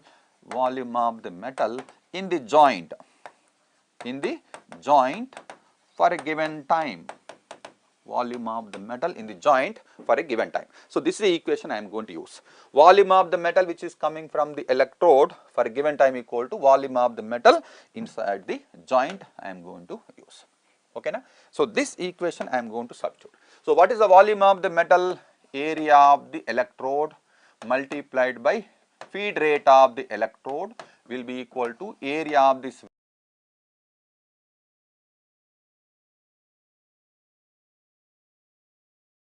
speed, right. Now here if you look at friends, in the area of this weld bead, how much the metal we are supplying from the filler material? From the filler material I am going to supply only how much? 6%, no, the 60% only, that is 0.6 only I am going to consider from the electrode, that is from the feed rate of electrode. If I am considering how much area we are supplying in the weld bead, only 60%, remaining 40% is from the workpiece only. So that point you can closely observe. So this is pi by 4 d square, that is diameter of the electrode 3 mm square, feed rate of the electrode we need to find out. Next, area of this, just now we have find weld bead is 25.2 into 0.6 multiplied by welding speed is 5 mm per second. So this is mm per second, this is mm square, so this is mm cube per second. Similar, this is also mm square, this is mm per second. So feed rate of the electrode we are getting from here. If you simplify this equation, this is a 10.71 mm per second. Feed rate of the electrode is 10.71 mm per second. I think, hope you have solved this question, right. Only difficulty is when with respect to this 0.6, that is only the new thing in this particular question. Rest of the thing is same as we have discussed in the class. Okay. So this is one question which is with respect to welding. This is for 2 marks question he has given, right, this one. And we will move to the next question. We will move to the next question. I hope, I think you have got this one, right. So this is yeah, I think you feel it is a tough question, right, because no, the data is something different, that is why, but the solution is very, very simple. Next, this is a rolling question friends, right. Generally it is a little bit tough question, it is a little bit tough question, tough in the sense it is a more lengthy calculations are there, but generally ESE we are expecting, but same question he has given for what, no, GATE examination for 2 marks. In a rolling operation, roll diameter is given 200 mm, some of them are saying 100 mm, Friends, it is only based on the memory of your friends who has sent this particular data. It may be 200 mm diameter or it may be 200 mm radius, that you can please check. I am considering 200 mm diameter. Initial thickness is given 4 mm, coefficient of friction is 0.1 mm is given, width of this the workpiece is 100 mm, rolling force we have to find. So, for this rolling force actually force equal to sigma naught multiplied by the area we will use, that is by slab method. This is upper bound theory where he has given empirical relation. So, from here we need to find out what is the roll separating force. So, we can directly substitute in this particular equation to find out what roll separating force. But here he has not given directly the stress here. This is average stress we need to find out here. And here he has given the linear relationship is given in the in the form of a stress relation here. True stress will be given in terms of strain. Now he has given linear relationship is given. And you can see sigma is average flow stress and H naught is average thickness we have to consider, and we have to substitute in this particular formula. Okay. So, this you can observe friends here. This question, if you consider, it is a rolling problem, alright. So, what is given friends, you can look at here. I will go by one, please think of, he has given initial thickness H naught equal to 4 mm, mu is given 0.1, mu is given 0.1, diameter of the roller will be equal to 200 mm we will consider here, right. So, we know that friends delta H, that is draft, delta H maximum, amount of draft delta H maximum, H naught minus HF will be equal to mu square R. We will consider mu square R. So, what is H naught he has given 4 mm minus HF we need to find out here 0.1 whole square. So, radius is 100 mm we are going to consider. So, from here HF will be equal to 3 mm you are getting, and from here delta H or delta H maximum will be equal to 1 mm we will consider. So, this is the first step. Now, we need to find out length of projected length, right. So, this length is projected length we can consider. So, I will write here capital length, okay, capital L only, so that you will be minimize the confusion, right. So, capital L will be equal to under root of R delta H we can consider. So, R is 100 mm, delta H is 1 mm. So, this will be equal to 10 mm we are going to consider. So, that is the arc of length of contact, and he is saying H dash will be equal to initial thickness plus final thickness by 2 we are going to consider. So, this is 4 plus 3 by 2, it is 3.5 mm we are getting here. This is H naught. So, L mu is there, right, width is given, length of the projection we have already calculated. Then in this we need to find out what average stress we need to find out. So, here we need to use friends a small concept we have to use. So, here he is asking sigma naught is average flow stress friends here. So, to find out average flow stress we know that k e power n by n plus 1 if it is a parabolic equation, but he has given the relationship is like this friends here. It is like this. So, this is sigma t will be equal to, let us say I am assuming sigma naught plus k e power n, generally we will consider, but here is n is given, let us say I will write here is n equal to 1 he has given the problem. So, this is sigma naught I can consider. So, this is sigma t true stress and a true strain formula we can say, stress strain diagram if you consider friends here. So, n I am assuming here n equal to 1, it is given the problem sigma t equal to sigma naught k e power n. So, to find out average stress we need to find out friends what area under this particular the curve we need to find out average stress. So, for which we discussed already sigma t equal to what we have considered here, what I can say friends here, this is 1 by E under root of 0 to E sigma t d we can consider. True stress multiplied by strain, from 0 to E I am integrating 1 by E. So, this is 1 by E, right. So, 0 to E, can say sigma t is what we are assuming sigma t equal to sigma naught plus k e power n. I am just substituting this friends. So, finally, we will substitute n equal to 1 in this particular equation. Okay? So, this is multiplied by d we can consider. Okay. Now if you integrate it friends, what is happening if you look at closely? You can integration is required here, alright.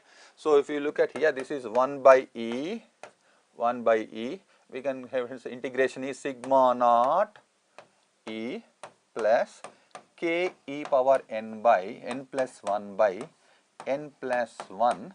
I am going to substitute the limits also from 0 to E, I am going to substitute.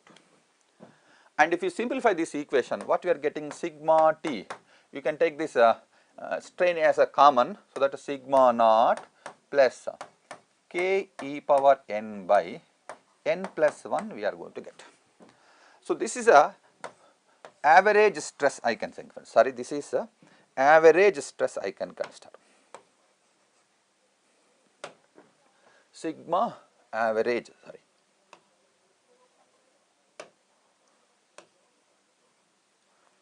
Right, sigma average stress we are going to calculate, sigma average stress or sigma naught.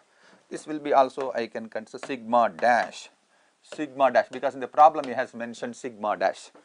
Average stress sigma naught plus k e power n by n plus 1 we can say, where here he has given n equal to 1, n equal to 1. So if you consider this one, what is happening, sigma dash will be equal to sigma naught plus k e power n plus 1 means 1 plus 1 by 2 we can consider. So if you consider here, what is sigma naught? In the problem he has mentioned, what is sigma naught? Sigma naught is I think 2,1, he has given flow stress 207, it is a 207 plus he has given k 414, and we need to find out what strain. So the true strain will be equal to ln h naught by hf I am going to consider. Ln h naught is 4 by hf 3. So what is the strain we are getting here friends? The strain 0.2876, 0.2876, that we can substitute here, that is 0.2876 by 2 we can consider. So here, from here, if we consider sigma average stress, we are going to find out from this formula is 266.53 megapascals. 266.53 megapascals we are getting, right. So this is 266.53 megapascals we will consider, right. This you can substitute in the formula, that is all. So what is the formula he has given friends? The formula he has given is, so roll separating force will be equal to 1.15 sigma average, sigma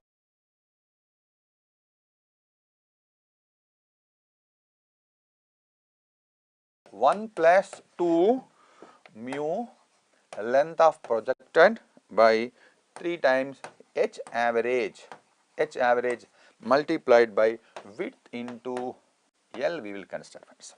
Just you can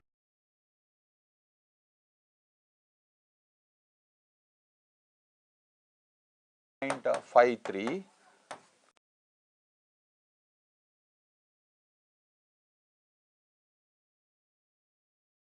from this equation here, it is 10 mm, 3 by 3.5 into 100, this one B, length is 10 mm. Just a 2-minute wait.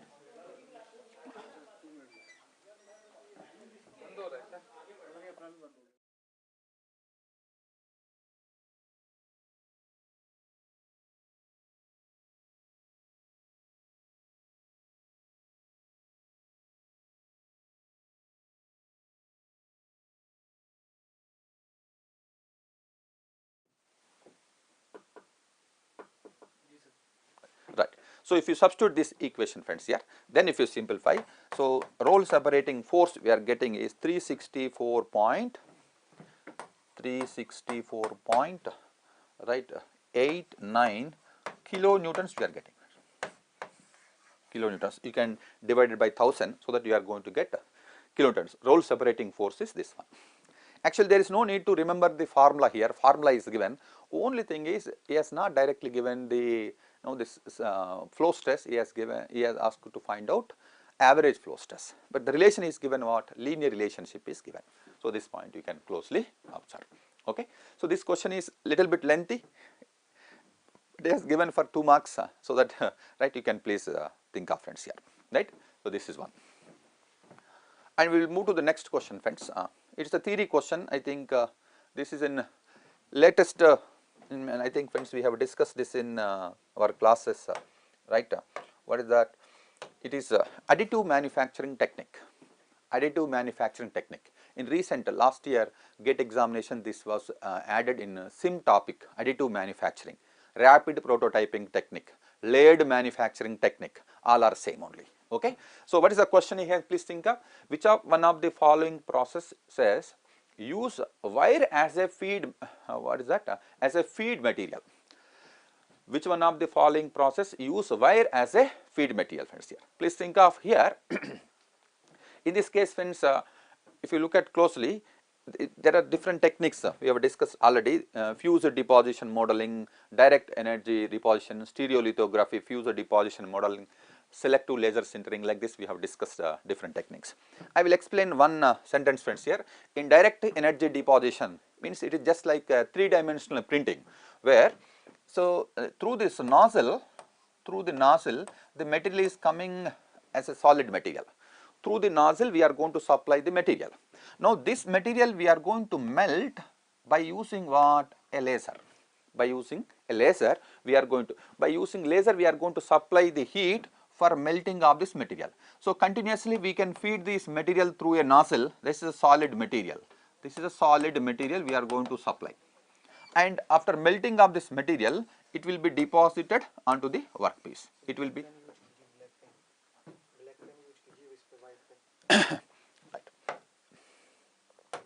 right.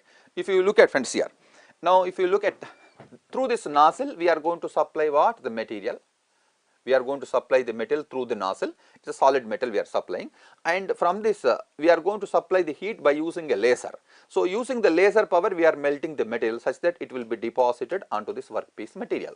So, this is a direct energy deposition method. This is also called 3-dimensional printing. This is also called 3-dimensional printing, because here we are not supplying the metal in the form of wire here. We are not supplying in the form of wire. It is a solid metal we are going to supply. It is having more size of the solid metal we are going to supply. So, first one is not correct friends here. First one is not correct. Second one is stereolithography. In case of stereolithography, if you look at here, in case of stereolithography, what is happening if you look at here friends, generally in case of stereolithography we have a polymer material will be there. On the table we are going to provide a polymer material, liquid form of the polymer material will be there. Now, I am going to add UV ultraviolet laser rays we are going to supply. If laser rays will be supplied on this polymer material, there is a possibility of due to the heat this metal will be getting what? Deposited. One layer of metal can be formed. After forming one layer of metal, it will be moving downward direction. Like the table is moving in downward direction. One more layer of polymer is coming. Polymer metal is coming. One more layer of polymer metal is coming. Then using this laser power, we can solidify the material. We can allow this material to the resin binder will be getting bonded, so that we are getting the metal in the form of a layer. Like this, layer by layer we are going to add the material. That is stereolithography. In total rapid prototyping technique, first technique was this one, stereolithography. Third one is what? Fuse deposition modeling. So, FDM we are generally called friends. This is called FDM, fuse deposition modeling. It is called what? FDM. FDM. So, in FDM we are using generally ABS plastic material. The metal is in the form of a spool of wire. The material is in the form of a spool of wire. It is produced by ABS plastic material, and this material, this spool of wire material is passing through the rollers. It is continuously passing through the rollers. So, in the roller, please look at here, in the rollers we are providing what? Heaters. Inside the rollers, please, this is outside, we can call it as what? A roller. inside the roller we are using what? Heaters. Using these heaters we can melt this particular solid metal which is coming in the form of what? Wire, such that by melting this particular wire, what happens? The semi-solid form of this material, the semi-solid form of this material will be this material which is coming here. After heating by using the heaters, the semi-solid metal will be getting deposited onto the workpiece material. Like this, layer by layer we are going to produce. Here this technique is called fused deposition modeling. It is FDM. Answer is this one. Answer is this one. Please look at this one. Fused deposition modeling. None of this is not correct. So fused deposition modeling we will consider here, friends. Fused deposition modeling we are going to consider. So which of the following technique where the material will be supplied in the form of the wire metal will be supplied in the form of fused deposition modeling. So these three questions are there. Remaining questions right, Sassy sir will take up. Friends, so don't worry. I think questions are little bit tough, more lengthy only, but it is not for you only. It is for everyone. Please remember this point.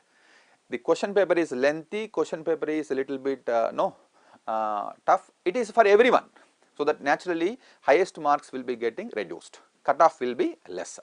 So don't worry about this one. So whatever the efforts you have put, that is it is over. So don't worry, be cool. You will get better results. Right. So it is tough for everyone. Please remember this point. Questions are tough, lengthy. It is for everyone, not only for you only. Okay. Wish you all the best. Right. Better luck for this one. Thank you very much.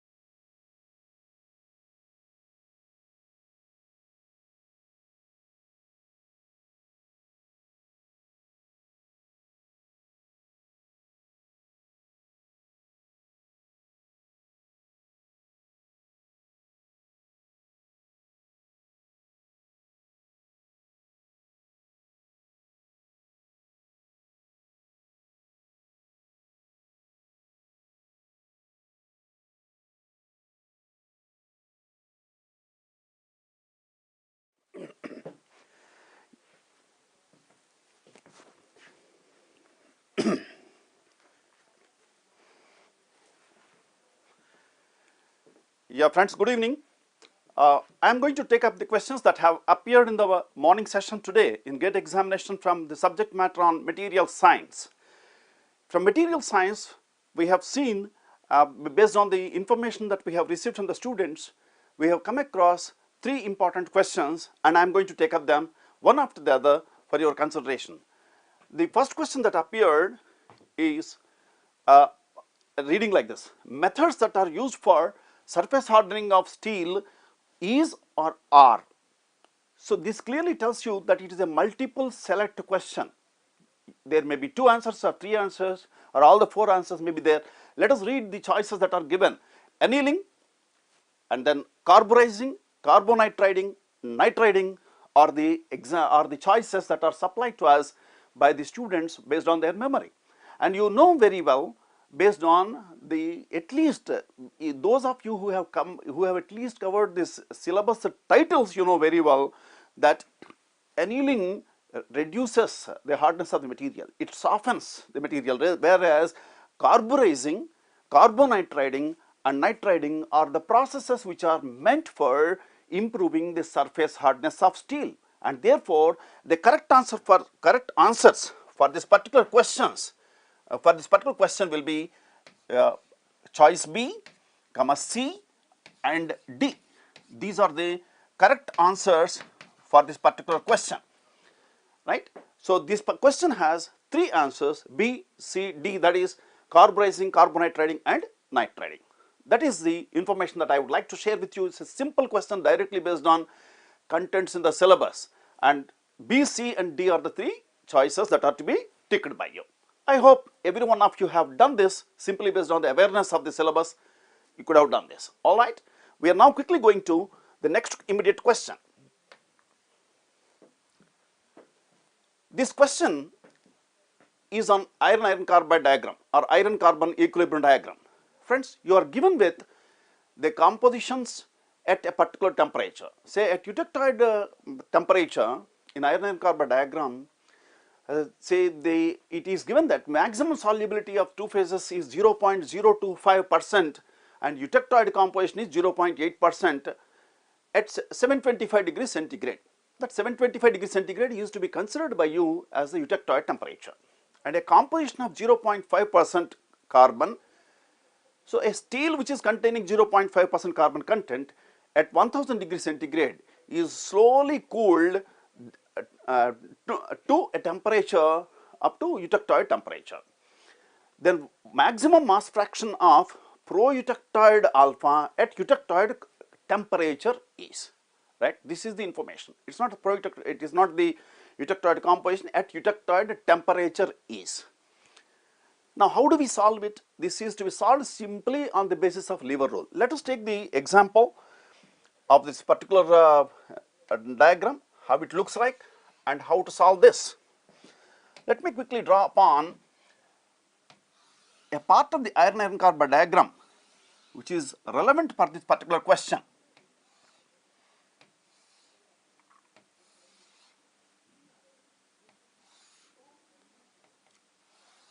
This is the part of the iron-iron carbide diagram. You know, here it is gamma phase, here it is alpha plus gamma, and here it is alpha, here it is 0.8% carbon content, and at this particular point the composition is given as 0.025% of carbon content.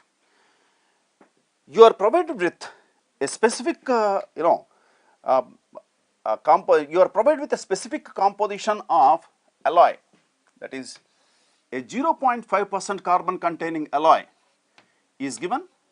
This is the given composition of alloy. So let us consider that this is Z star. At the given composition of the alloy, draw the vertical line called as the composition line. Now you try to identify important points at this particular eutectoid temperature. So you call this as a fulcrum F, this particular point as D, and this point as C. At point C, whatever you are having is completely ferrite phase.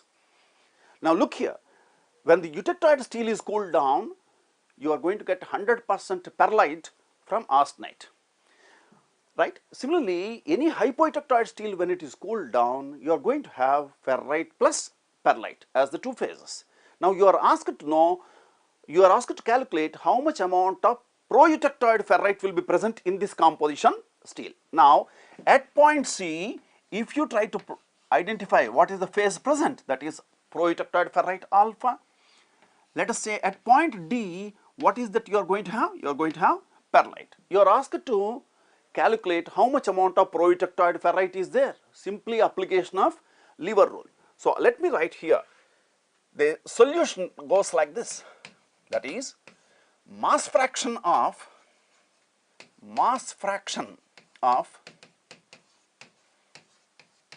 pro-eutectoid alpha,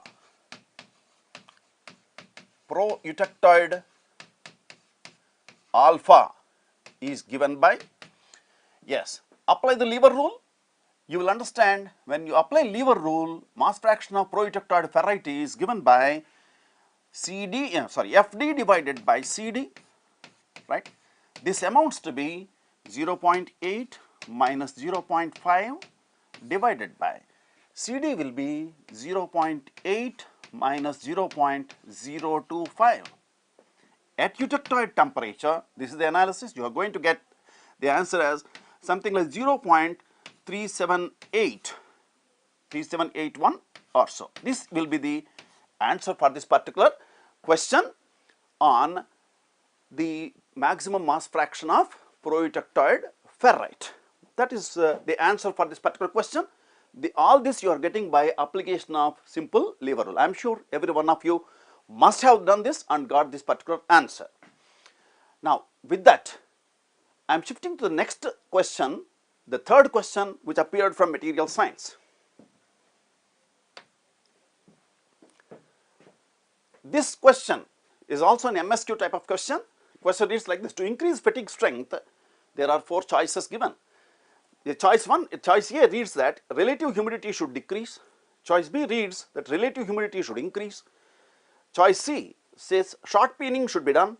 Choice D says increase the surface roughness. Friends, you know very well, you have covered fatigue in two different subjects. You have studied about fatigue in machine design as well as in material science, and you know that humidity can cause corrosion. There are different types of manifestations of humidity. Humidity can cause concentration cell corrosion. Humidity can cause environmentally assisted corrosion. But whenever corrosion takes place due to humidity, you know very well that crevices or cavities or surface and cracks will be formed. So what we try to understand is, if humidity is increased, it results in more crack formation, or initiation and propagation of crack will be accelerated in the presence of humidity. That means when humidity is increased, initiation and propagation of crack will be increased, hence fatigue strength will decrease. So if you want to, your question is to increase the fatigue strength, relative humidity should be decreased. That is the correct answer. So which is that answer here? The correct answer for this particular one can be ticked by us, that is relative humidity should decrease. This is one answer. Relative humidity should decrease is one answer. Next, C, short peening should be done. You know very well, you have studied about this short peening at length in production processes as well as in design. Short peening, whenever it is done, surface compressive residual stresses will be induced. Wherever there are surface compressive residual stresses, they do not allow crack propagation to take place, and hence they increase the fatigue strength of the material. So short peening also increases the fatigue strength. So this is also a correct answer. And fourth one, increasing the surface roughness. Now, when surface roughness is increased, you are increasing the surface notches and then increasing the presence of surface cracks which are ready to propagate. So this cannot be the correct answer. So when you want to increase the fatigue strength, you have now two answers. One answer is the relative humidity should be decreased, and second answer is short peening should be done. Therefore, let me try to give you that the correct answer for this particular question is given by two choices, that is the choices A as well as A and C are the correct answers for this particular question. A and C, that is short peening should be done and relative humidity should decrease. These are the two correct answers for the question. Alright. So that completes the discussion on questions in material science. I hope that these are all straightforward questions and every one of you must have done, because most of them are discussed in our MEDIZ classes. So enjoy, all the best and do very well. We are anticipating excellent score to every one of you. God bless you, and the session is going to be continued by my next colleague. Thank you.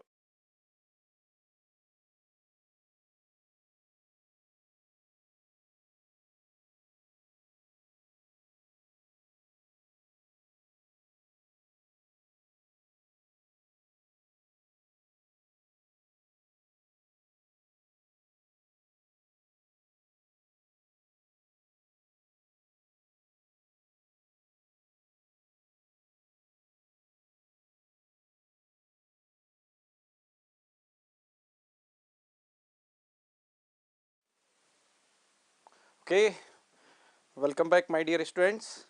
Now let we go, we are going to discuss the solution of metal cutting problem which is related to merchants analysis. Okay, so let we go for the questions first, then we will go for the solution. In metal cutting, the value of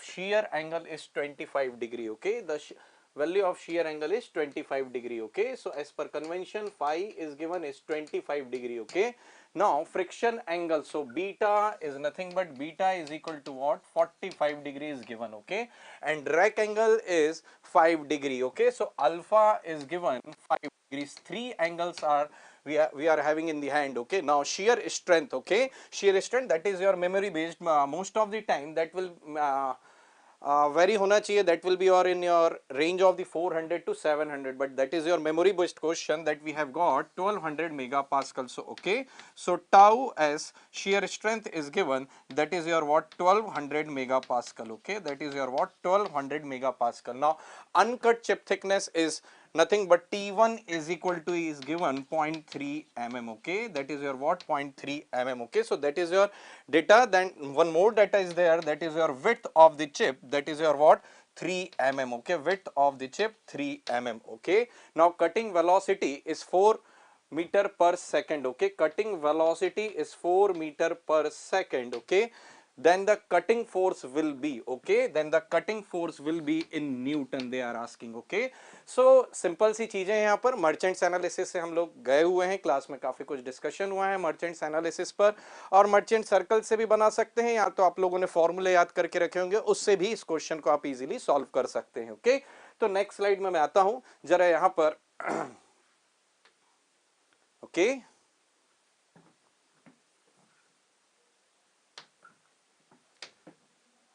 just a minute. Now, so phi is given 25 degree, phi is given 25 degree, and beta is 45 degree, beta is 45 degree, alpha is 5 degree. Okay, alpha is 5 degree. Now shear strength tau is given, that is your what, 1200 megapascal. Okay, 1200 megapascal. Okay, now T1, that is your from the previous slide, 0.3 mm, and width of the cut, that is your water width of the chip, 3 mm is given. Okay, now merchants, let we go for the merchants analysis. Now what they are looking for, they are looking for the FC in Newton. Okay, so from the merchants analysis, that is your what, FC, and that is your what beta, FT, FC, just a minute, FC, FT, and that is your what, R. Okay, FC, FT, R, beta is given to you. Okay, that is your what, beta minus alpha. Okay, now alpha is given to you, that is your what, alpha is given to you 5 degree. Okay, now phi is given to you, that is your what, phi. Okay, so now that is your what, F, and that is your what, N, F and N. Okay, what they are looking for, the FC. Okay, so if we'll go for the component, so FC by Fs, that we already know, FC by Fs, that is your what, R का भी हम लोग component लेते हैं, resultant का component लेते हैं, so R, that is your what, R का component FC क्या हो जाएगा, R cos beta minus alpha. Okay, now अभी हम लोग किसका कंपोनेंट लेते हैं, आर का कंपोनेंट कहां पर लेते हैं, एफ एस पर लेते हैं. Okay, that will be your what, F S, and that is your what, N S. So F S, that is your what, R cos phi plus beta minus alpha. Okay, now let you put the value, r will get cancel out. Now fc is equal to fs cos beta minus alpha divided by cos phi plus beta minus alpha. Okay, now Fs is what, that is your what, shear force. Okay, along the shear plane. Okay, Fs is what, shear force along the shear plane. Okay, so Fs is nothing but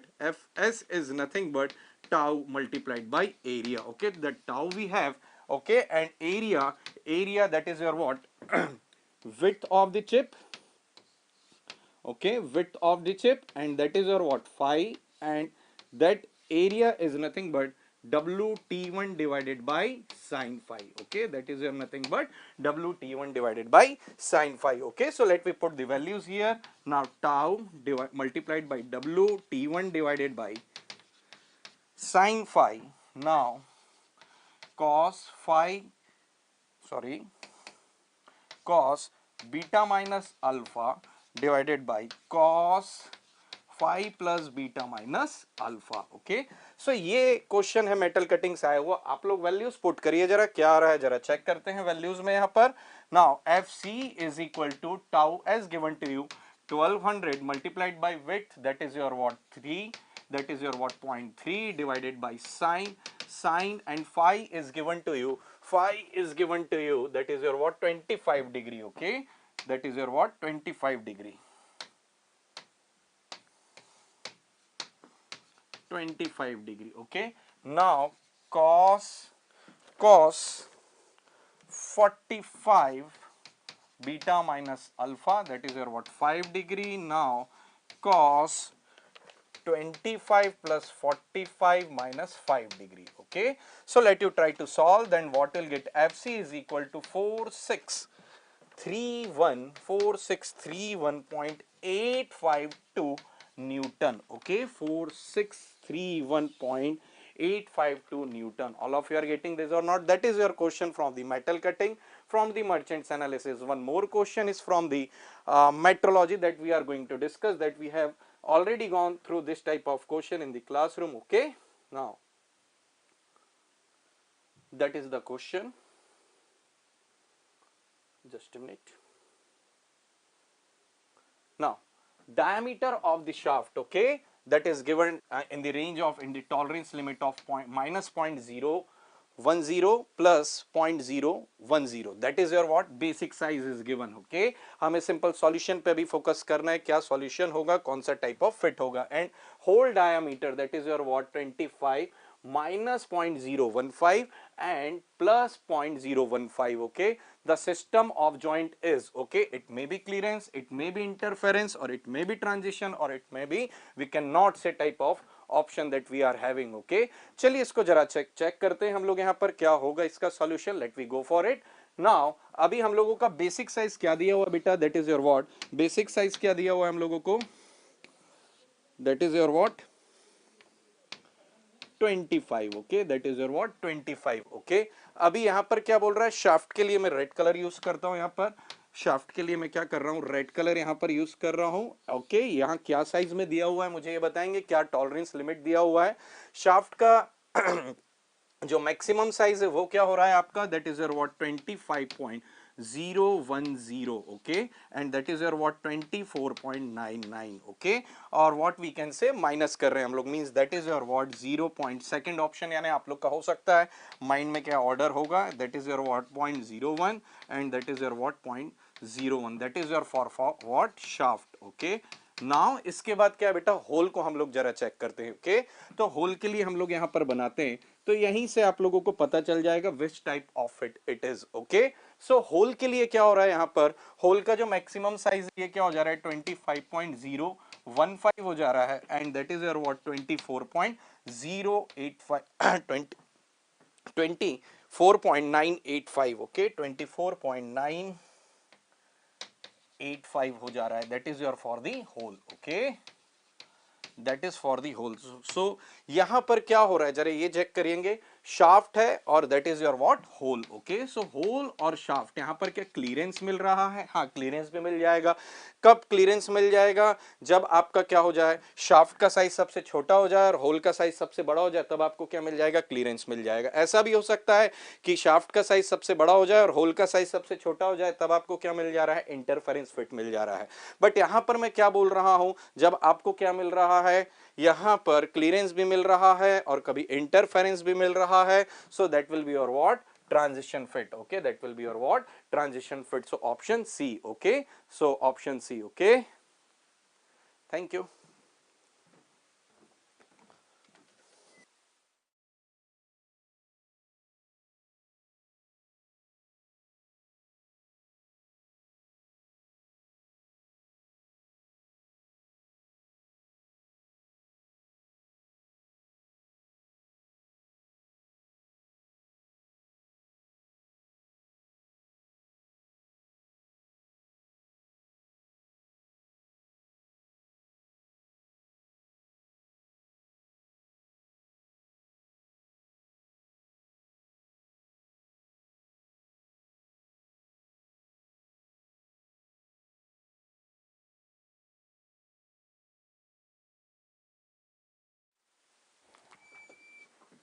okay, so as we have already discuss in the class कि एक question हर साल ECM से आता है। तो देखिए ये आपके सामने क्वेश्चन है ईसीएम से, राइट, और काफी सिंपल क्वेश्चन है।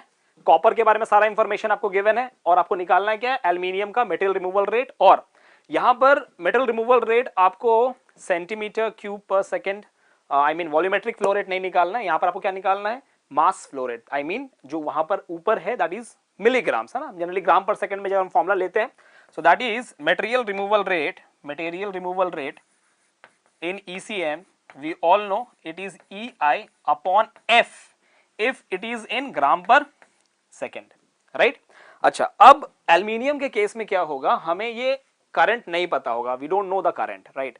So in that case first of all we have the copper condition। तो copper condition के यहाँ पर अप्लाई किया जाए, 100 मिलीग्राम्स है तो 100 into 10 raised to power -3, ठीक है, ये ग्राम पर सेकंड हो गया। अब इसका यूनिट ग्राम पर सेकंड, यूनिट का खासा ख्याल रखना है, गड़बड़ नहीं करनी यहाँ पे। उसके बाद अगर मैं ग्राम इक्विवेलेंट लेता हूँ एटॉमिक वेट अपॉन वैलेंसी, सो 63/2, ठीक है। करंट की वैल्यू मैं यहाँ से निकालना चाहता हूँ because I want to use the value of current in the case of aluminium. And then we have Faraday's constant that is 96500 coulomb per mole. And from here if I calculate the value of current, so what do I get is 306.35 ampere, 306.35 ampere, right, ये current है। अब प्रेम से आप इस current की value यहां पर place कर देंगे। तो अगर मैं ग्राम इक्विवेलेंट यहां पर चेक करूं, 27 divide by 3 that is 9 multiplied by 306.35 that is the current and Faraday's constant remains as it is 96500 coulomb per mole, ठीक है। इसको सॉल्व करेंगे और जो रिजल्ट आएगा यहां से वो हम निकालते हैं। तो सॉल्व किया इसको, 28.57 मिलीग्राम में आ रहा है ना। हालांकि अगर यहां से अगर आप कैलकुलेट करेंगे तो जो रिजल्ट आपको मिलेगा दैट विल बी इन ग्राम पर सेकेंड, क्योंकि जो करंट हमने निकाला है वो कब निकाला है, जब हमने एमआरआर को ग्राम पर सेकेंड में ऑलरेडी रखा हुआ है। तो यहां से जो रिजल्ट आएगा वो आएगा ग्राम पर सेकेंड में, आपको चाहिए मिलीग्राम्स में। What is the unit that you want? You want in milligram per second। तो यहां से जो भी आपके पास रिजल्ट आता है उसको आप मल्टीप्लाइड बाय 1000 कर लेंगे, मल्टीप्लाइड बाय 1000 कर लेंगे। तो मल्टीप्लाइड बाय 1000 जैसे आपने किया, so what do you get is 28.57 milligram पर सेकेंड। तो मैं कैलकुलेशन में ज्यादा टाइम वेस्ट करूंगा नहीं, है ना, डायरेक्ट क्वेश्चन है, सिंपल क्वेश्चन है, बताया हुआ था क्लास में बहुत बार कि देखो एक क्वेश्चन ईसीएम या ईडीएम से आना ही आना है, ठीक है। तो ये आपका आंसर है 28.57 मिलीग्राम पर सेकेंड, राइट। तो मेरे ख्याल सबका आंसर यही आया होगा, राइट। चलिए अब बढ़ते हैं अगले सवाल की तरफ, अगले सवाल की तरफ बढ़ते हैं। फिर से वही बात, क्वेश्चन बीएलयू कॉन्सेप्ट के ऊपर हमने क्लास में काफी डिस्कस किया है, तो सीधा सीधा क्वेश्चन करते हैं। क्वेश्चन में क्या बोला गया है, क्वेश्चन में पूछा गया है find the pulse rate in hertz और इन किलो हर्ट्ज। तो हर्ट्ज का मतलब क्या, पल्स पर सेकेंड, है ना। तो फ्रीक्वेंसी अगर आपको निकालनी है, फ्रीक्वेंसी अगर निकालनी है तो इक्वेशन आपके पास ये है, table speed that is equal to BLU into frequency. Frequency will be is equal to table speed divided by basic length unit. In order to find out the basic length unit मुझे pulse और mm को आमने सामने रखना पड़ेगा। तो कितने pulses हैं, क्वेश्चन को देखते हैं। We have all together 600 pulses, 600 pulse की रिक्वायरमेंट होती है, उसके बाद मोटर करता है रोटेट, राइट। और मोटर अगर एक बार रोटेट कर जाता है तो given that we have a single start lead screw, question में कुछ मेंशन नहीं है तो सिंगल स्टार्ट लीड स्क्रू लेंगे। तो पिच वैल्यू कितनी है, 5 mm पिच वैल्यू है। तो 600 pulses will be provided to the motor, और मोटर के रोटेट होने से लीड स्क्रू करेगा रोटेट, क्योंकि बीच में कोई गियर का अरेंजमेंट है नहीं। सो 600 pulses will be responsible for 5 mm movement of the work table, right. तो यहां पर 600 पल्स बराबर 5 mm, ये मैंने जैसे ही आमने सामने रखा तो मैं एक पल्स के लिए mm निकालना चाहूंगा। सो 1 pulse will be 5/600 pulse, I mean 5/600 mm, 5/600 mm, and this is the smallest unit of distance, what we call as basic length unit, right? तो अब यहां से क्या मिल गया, ये BLU है, ये है BLU, ये है BLU, राइट। अब टेबल स्पीड की बारी है। टेबल स्पीड ऑलरेडी यहां पर मेंशन्ड है, क्या मेंशन्ड है टेबल स्पीड कहा गया है 5 मीटर पर मिनट। यूनिट्स का ख्याल रखना है आपको, है ना। तो हम यहां पर क्या करेंगे, हम यहां पर 5 मीटर को लिख देंगे 5000, now it will B mm, और अपने को चाहिए पल्स पर सेकेंड, क्योंकि तभी आप फ्रीक्वेंसी को हर्ट्ज के यूनिट में लिख सकते हैं। सो 5000 mm एंड मिनट है ना, नीचे मिनट है तो डिवाइड बाय 60 कर दो, नाउ वी गेट सेकेंड्स। यहां पर BLU की वैल्यू लिख देते हैं, that is 5/600 mm per pulse, और इसको अगर हम सॉल्व करेंगे so we will get the result as 10 kilohertz. So this is our final answer for this particular question. तो कितने प्रतिशत भारतीय यहां पर ऐसे हैं जिनका आंसर आया है 10 किलो हर्ट्ज? यस, 2 मार्क्स का क्वेश्चन है बेटा सब ये, these are all 2 mark question. एक क्वेश्चन हमने पहले देखा ECM का, वो भी 2 मार्क क्वेश्चन था, और अगर ये आप देख रहे हैं, अगर आपने सॉल्व सही किया है तो ये भी 2 नंबर का क्वेश्चन है, राइट। तो 2 नंबर का ECM आया हुआ है, 2 नंबर का ये CNC से क्वेश्चन आया हुआ है, 10 किलो हर्ट्ज इसका आंसर है। तो आई होप आपको समझ में आ गया होगा। अगले क्वेश्चन की तरफ बढ़ते हैं फटाफट। Now look at this question, ये बहुत ही सिंपल क्वेश्चन है। इस क्वेश्चन में आप यूनिट से सॉल्व कर सकते हैं इसको, you can simply solve it by units. निकालना क्या आपको, पावर और स्पेसिफिक एनर्जी का एक खास रिलेशनशिप है। आप यूनिट्स को थोड़ा सा ध्यान से देखें। Specific energy is joule per millimetre cube, what we require is joule per second, that is power. तो यहां पर मुझे ऊपर में मेरे को चाहिए mm क्यूब और नीचे चाहिए सेकेंड, दैट्स इट। तो mm क्यूब से mm क्यूब शहीद हो जाएगा और मुझे मिलेगा जूल पर सेकेंड। अब पॉइंट ये है कि ये mm क्यूब पर सेकेंड कहां से मिलेगा, तो चलिए देखते हैं।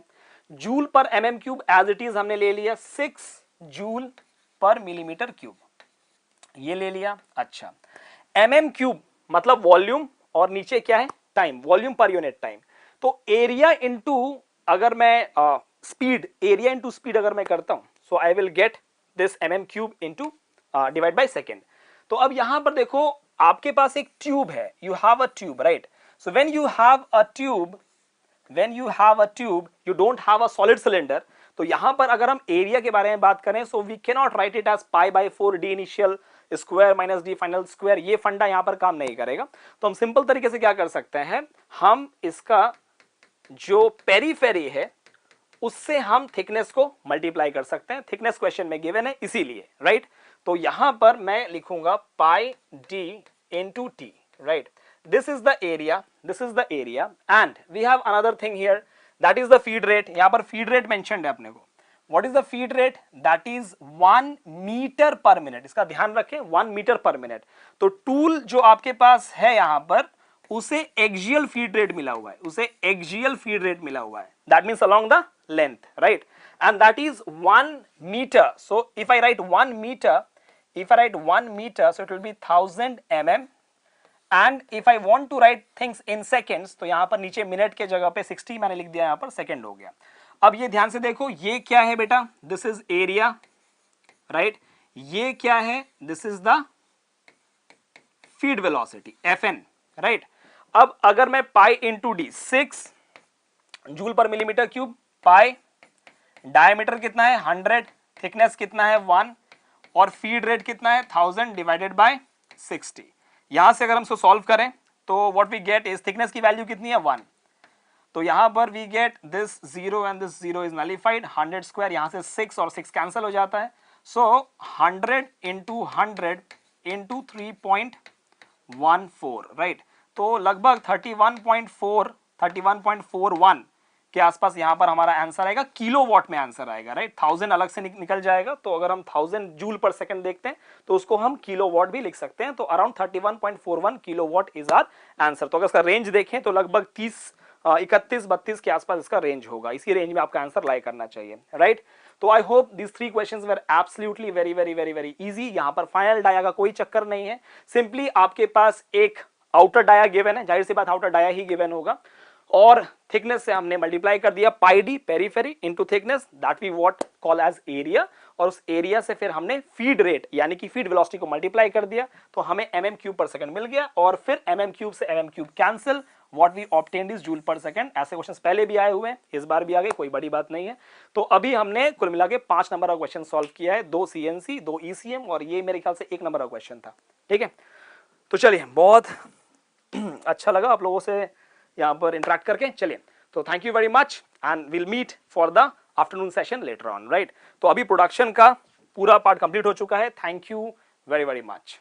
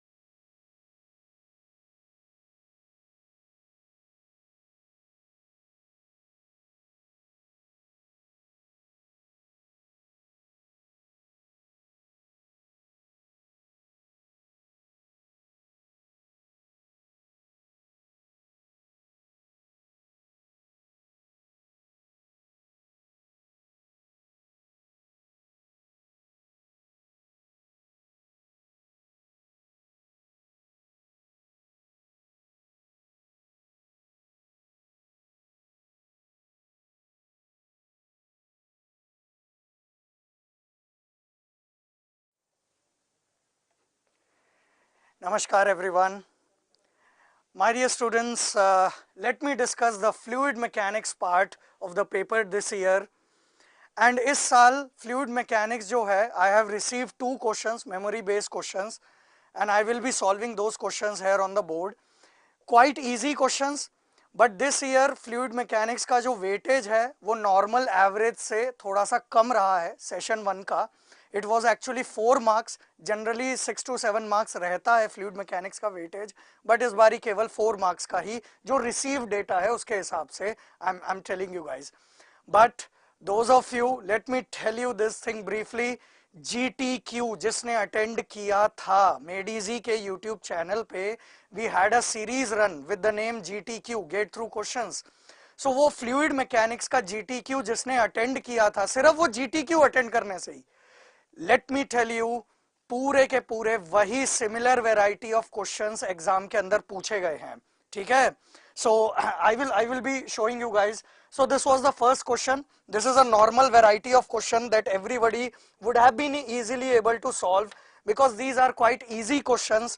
You know, the stream function is given to be as k x square x cube y, where the value of k equal to 1, and you need to find out the total acceleration at x equal to 1 and y equal to 1. My dear students, the good part about this question is that, as you all know, that stream function is something, a function, it is a method to represent the velocity, your components. So just directly you can use the formula u is equal to minus of del psi by del y, and v is equal to del psi by del x. Now some of the students, they also might say, because there are 2 sign conventions are there, मैं यहाँ पर एक confusion बच्चों को शायद रह सकता है, मैं वो clarify कर देता हूँ. यहाँ पर 2 तरह के sign convention होते हैं. कुछ books x component of velocity in terms of stream function को del psi by del y लिखता है और v की value को del psi by del x लिखता है. It actually doesn't matter in this question. The good part is that this thing doesn't matter, that whether it is plus or minus. The good part is that the answer will come out to be the same. So इसकी हमें tension ही नहीं लेनी. आप चाहे ये use कर लीजिए, आप चाहे ये यूज कर लीजिए, your answer is going to be same. So my dear students, simply I hope you guys would have been able to do the differentiation of this, and after doing, I will not waste time here in the calculation purposes. I will directly tell you the answers because you guys need the answers. You know, when you are going to differentiate this and put the value of x equal to 1, y equal to 1 and k value equal to 1, this value of u is going to come out to be minus kx square. So this will come out to be minus kx cube, my dear students. And when you are going to solve this, you are going to get the value as 3kx square y. 3kx square y value you are going to get. Then you need to find out acceleration. So everybody knows acceleration, you can find out ax, you can find out ay. This will be total derivative of u, and this will be total derivative of v. I hope you guys know the expansion of this. This is going to be u into del u by del x plus v into del u by del y. Simple. But you know, as in u and v, which we have just found it out, there is no component of time. So therefore, the time component in this acceleration will become 0.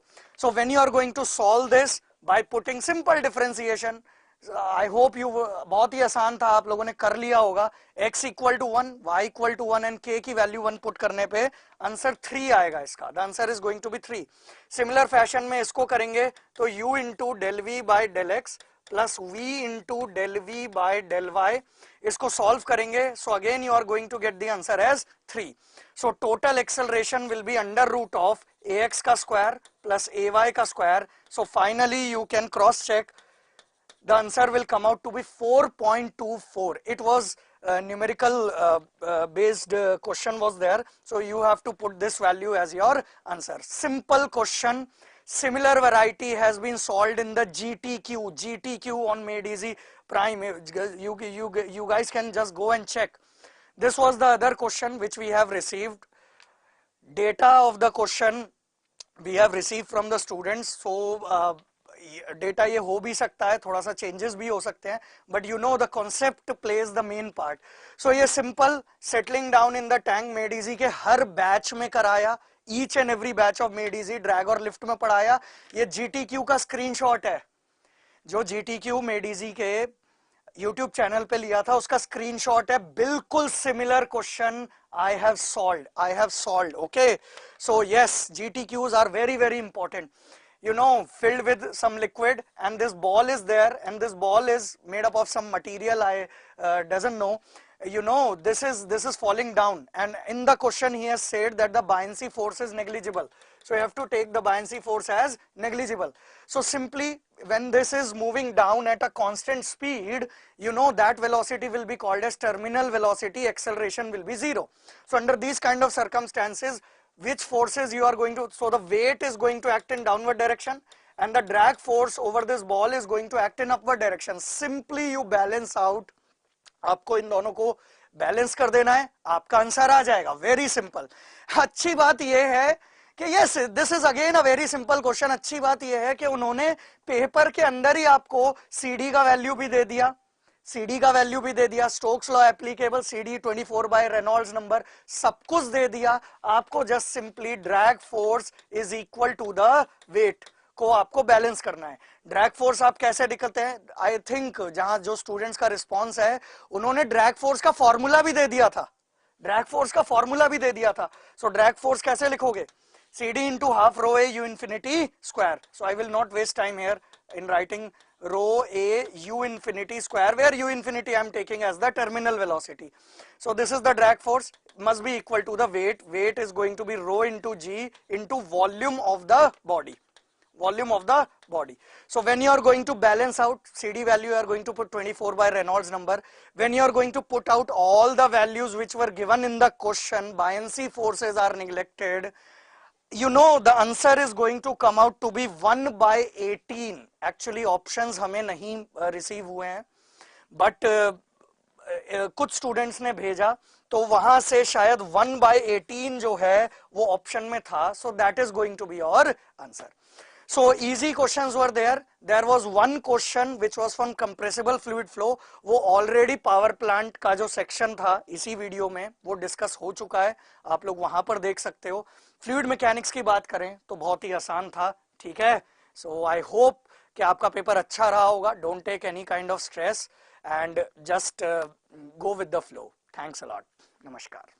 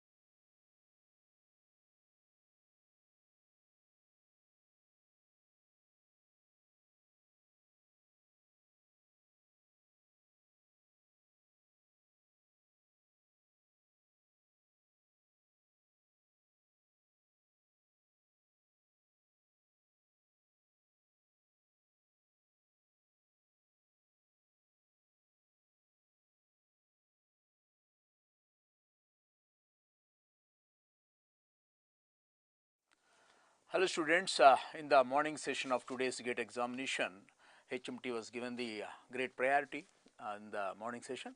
There are totally 5 questions were asked, out of which one question is a combination of both thermo and heat transfer concepts actually. That is, the entropy generation was asked, but in that problem we have to make use of the Fourier law of conduction also. So one question is a combination of thermodynamics and heat transfer, and all the remaining 4 subjects, 4 questions are entirely from the heat transfer subject. In fact, he has covered all the 4 topics: conduction, convection, radiation and heat exchangers. The depth of the questions is slightly a bit tougher as compared to the previous year's questions this year. The very first question is given like this: in an open heart surgery, blood is cooled from 37 to 25 degrees Celsius. A volume flow rate of the blood is given, water enters at 4 degrees Celsius and is heated to 80 degrees Celsius. Properties of the blood is given, and the Cp of the blood is given. For water density is given, Cp of the water is given, and consider counterflow heat exchanger, its effectiveness will be. As you just notice this problem, once he has given all the 4 temperatures, in any heat exchanger, once he has given all the 4 temperatures, that is Thi, Tci, The and Tce, by using the energy balance equation or heat balance equation, you can immediately make out which capacity rate is smaller, because to calculate the effectiveness of any heat exchanger, we just need to know which capacity rate is smaller. So, which capacity rate is smaller, how you would be able to obtain? By using the energy balance equation, that is m dot h Cph Thi minus The is equal to m dot c Cpc Tce minus Tci.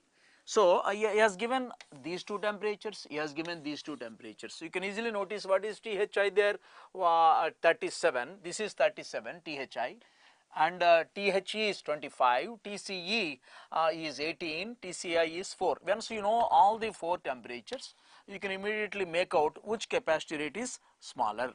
In fact, in this particular problem, this, based on the given data, this is smaller. Once the capacity rate on the cold fluid side is smaller, what is the formula for the effectiveness of heat exchanger? Tce minus Tci divided by Thi minus Tci. So, what is Tce? 18 minus 4 divided by 37 minus 25. So, this is the effectiveness formula for the counterflow heat exchanger. In fact, and mind that in this particular problem, though he has given the counterflow heat exchanger, this particular energy balance equation is valid for the both parallel and counterflow, and also this particular formula for the effectiveness is also valid for parallel or counter. So, even if the question is given as a parallel flow heat exchanger, in case the same equations will be valid, because this energy balance equation and this effectiveness formula both are valid for any kind of the heat exchanger. So, the answer would be 0.4242. Look at this second question. This is a 2-dimensional momentum equation for natural convection heat transfer, is given as u into del u by del x plus v into del u by del y, where u and v are the velocity components of the fluid along the x and y directions, is equal to g beta delta t, t minus t infinity, where t is the temperature of the plate, and into nu into del square u by del x square, right. This energy balance equation, this particular momentum equation, this is a 2-dimensional momentum equation along x and y coordinates. That this term, what does it indicate? He has asked, that is g beta delta t. In the class also many times mentioned that beta. What is that beta? Isobaric volumetric expansion of the fluid. Beta is equal to del v by del t into 1 by v. Its units are per Kelvin. This is called isobaric volumetric expansion of the fluid. In case, for the case of the ideal gas, its value would be 1 by T mean, where T mean is the mean film temperature, that is average temperature of the body and the free stream temperature of the fluid. So, as you look at this particular equation, What is the significance of the beta? In the class notes also many times I said beta signifies the buoyancy forces. What are the driving forces in any free convection or natural convection heat transfer? The driving forces, those forces which will put the fluid set into motion and maintain the flow, is the buoyancy forces, which arise because of the density changes of the fluid as a result of its temperature changes. In any natural convection heat transfer results in the temperature change of the fluid. Because of that temperature change, the density of the fluid will change. As the density of the fluid changes, the buoyancy forces are set. Buoyancy forces will come into action and provide the flow and maintain the flow. So the beta would signify the buoyancy forces which are maintaining the flow and setting the flow. Buoyancy forces. Okay. So in this particular formula, if you just observe that beta is there, therefore this particular product must be signifying the buoyancy forces per unit mass. Answer will be D. Actually, even if you are a little bit comfortable with the units also, we can easily notice that. What are the units of G? G units are meters per second square, beta units are 1 by T, and delta T is in T. So this will get cancelled, you will get the meters per second square. So meters per second square, if you are comfortable with the units, you can directly go to the option D, force by mass. What are the units for the force? Kg, meters per second square, divided by mass units are kg. It will get cancelled. You will get the meters per second square. So that is also matching with the units there. That means understanding the units are very important in doing the problems. So answer will be buoyancy forces per unit mass. D is the correct answer for this two-dimensional momentum equation for natural convection heat transfer, where the predominant forces which will set the flow and maintain the flow are the buoyancy forces, which are signified by the value of the beta. Beta signifies how much volume expansion the fluid will undergo, how much density changes the fluid will undergo as a result of its temperature change. So as a result, how much flow the fluid could have is indicated by this beta. Therefore, answer will be D for this question. Look at this. This is a slightly tougher problem. It is a heat generation problem in a circular shaft.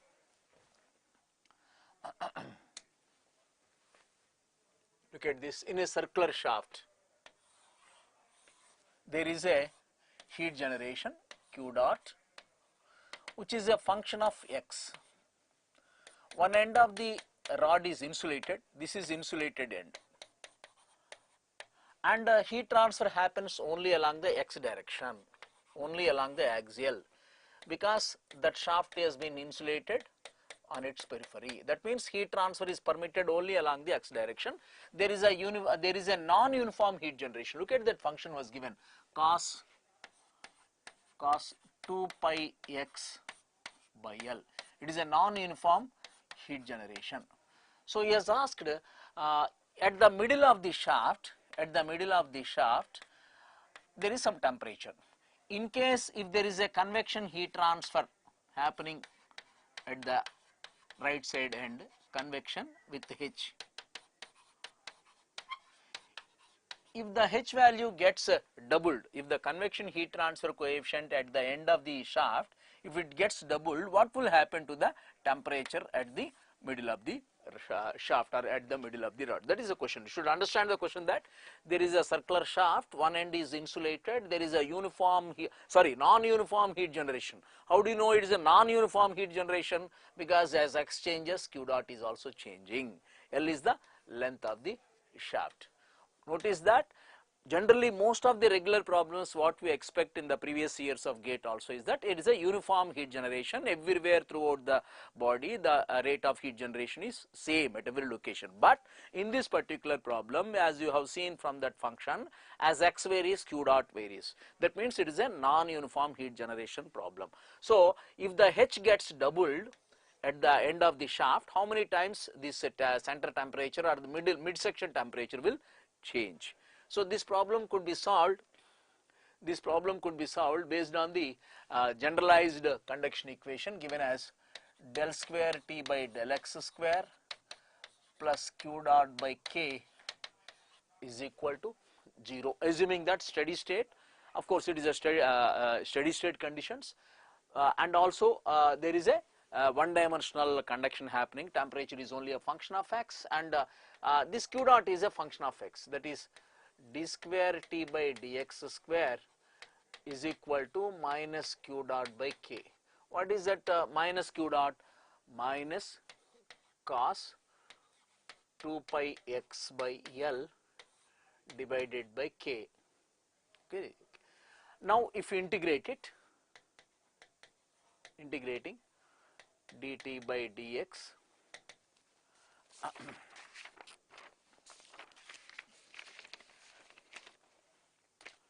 is equal to L by 2 pi k sine 2 pi x by L divided by 2 pi x by L plus C1. Okay.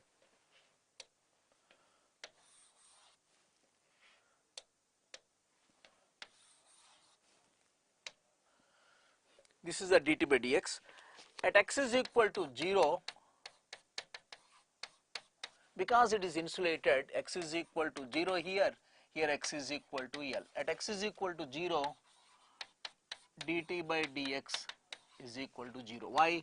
Since insulated, because there is no conduction there. Okay, here. So when from that you can say C1 is equal to 0.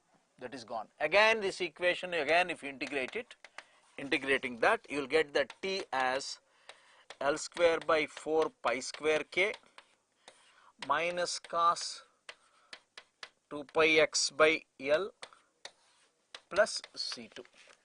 See that the generalized heat conduction equation, steady state one dimensional generalized heat conduction equation with non-uniform heat generation I have integrated. I got the temperature as a function of x. C1 automatically has become 0 because at x is equal to 0, because this end is insulated, dt by dx should be 0 because there is no heat conduction. Okay.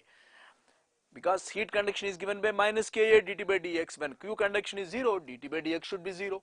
So based on that C1 we can keep it as 0. Right. Now we need to get the C2.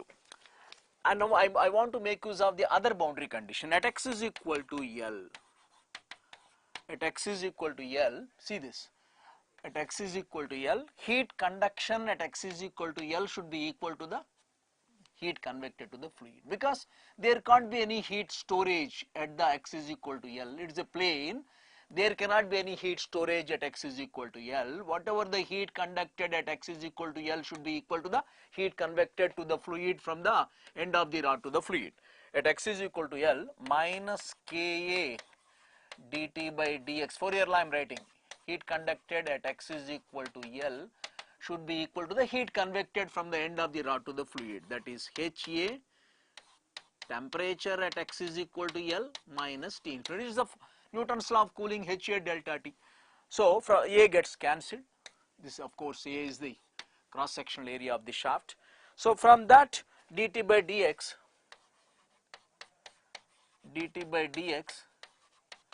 at x is equal to L, it will be minus h by k into temperature at x is equal to L minus T infinity. This is the dt by dx obtained at x is equal to L.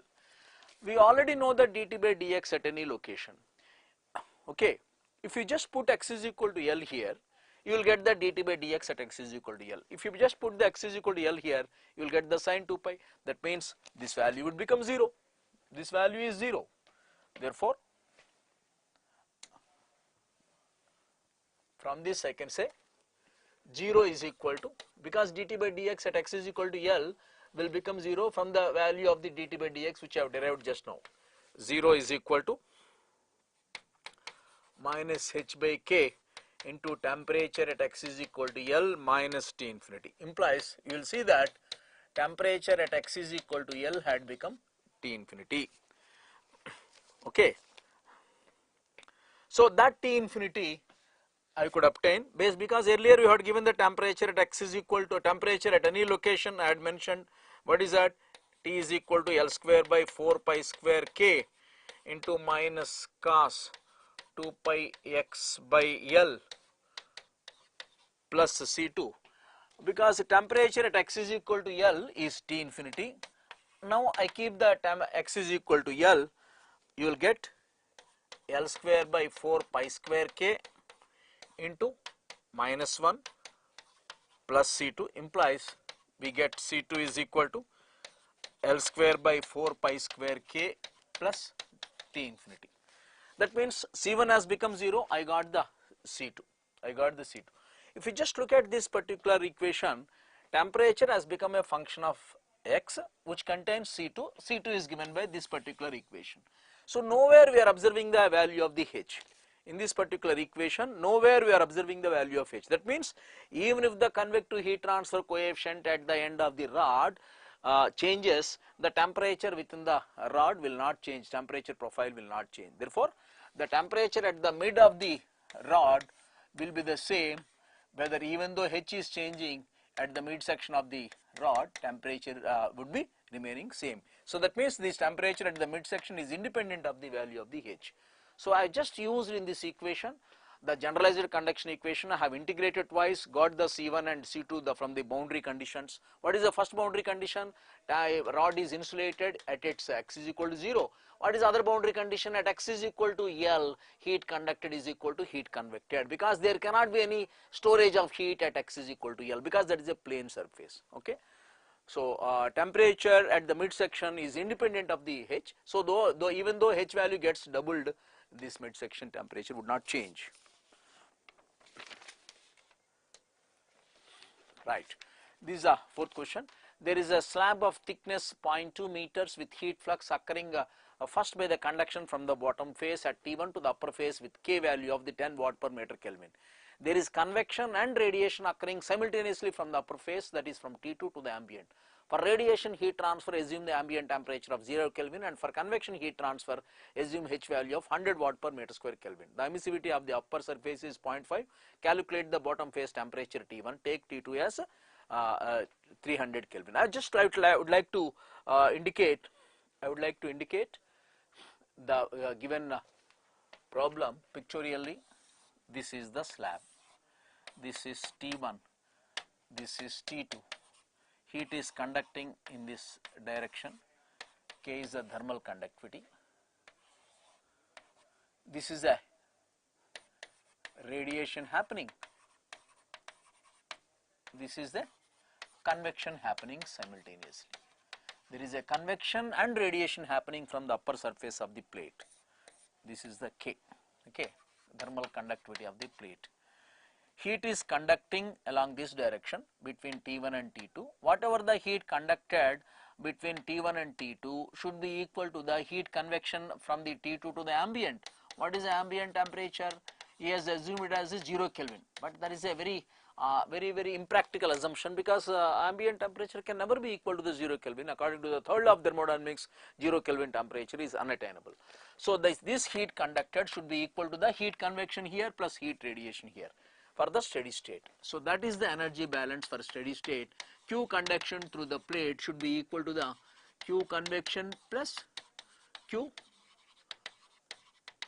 radiation. What is the Q conduction? You can simply write the Fourier law of conduction, Ka T1 minus T2 by B, where B is the thickness, should be equal to the, what is the Q convection? Newton's law of cooling, HA into T2 minus T infinity, ambient temperature you can take it as the T infinity, plus Q radiation, that is the emissivity of the upper surface, which is given as the 0.5 into area into T to the power of 4 minus what is the T infinity? 0 to the power of 4. He has given the T2. How much is T2 is given? 300 Kelvin. From this A gets cancelled. We know the emissivity, we know the T2 value, we know the T infinity, that is taken as a 0 Kelvin, and you can easily obtain what is the temperature of the bottom surface in Kelvin. Okay. Only precaution here is we have to keep this in Kelvin scale. If it's better you substitute everything in Kelvin. Whenever you are dealing with radiation heat transfer, always take the temperatures in Kelvin when you are dealing with heat transfer, particularly radiation heat transfer.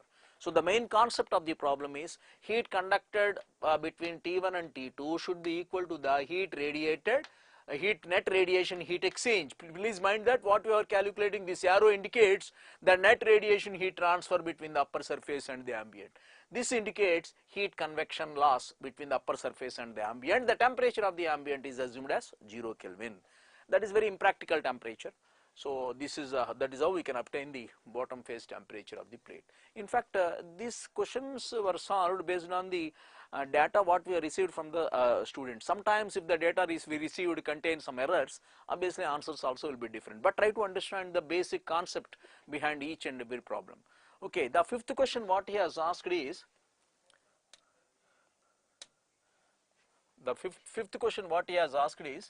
in fact we must have solved in thermodynamics also. He has given the heat flux Q by A is given, this temperature was given, this temperature was given. This temperature we have to calculate based on the Fourier law. Q by A is equal to K into T1 minus T2 by B. Once we obtain Fourier law of conduction, if we just obtain this T2 degrees Celsius, in S generated will be this surface is losing heat, this surface is gaining heat, minus Q divided by T1 plus Q divided by T2, but both must be written only in Kelvin square. You will get the heat generation. Why I have written minus? Because this surface is losing, whereas this surface is gaining. Of course, you get the answer in watt per meter square Kelvin. This is the entropy generated because of the heat transfer happening inside the slab, because this process should have been the irreversible heat transfer, because heat always flowing from high temperature to the low temperature, creating the entropy generation. This is clearly an irreversible heat transfer with a finite temperature difference. So all the 5 questions carry some depth. In fact, this year the heat transfer is slightly difficult as compared to the previous years, because all the conceptual problems has given. In fact, that is the subject having the maximum marks weightage in this year GATE in the morning session. Okay. Good luck, all the best, bye. This is Sekhar, bye.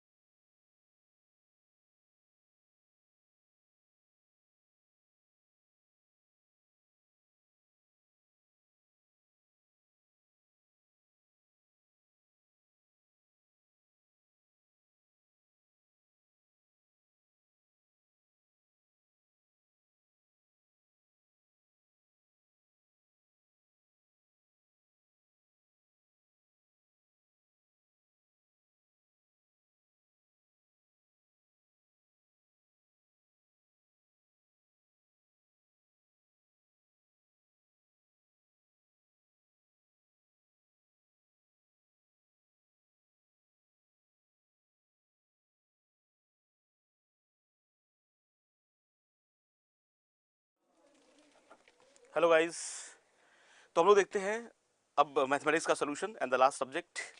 दो mathematics में question थोड़े से moderate भी बोलेंगे, बहुत tough भी नहीं बोलेंगे। एक आध क्वेश्चन थोड़े से अच्छे लेवल के आए हुए, बाकी सब मॉडरेट क्वेश्चन है। दो जिसमें पहला क्वेश्चन आया हुआ है कॉम्प्लेक्स नंबर का, चलो हम लेते हैं।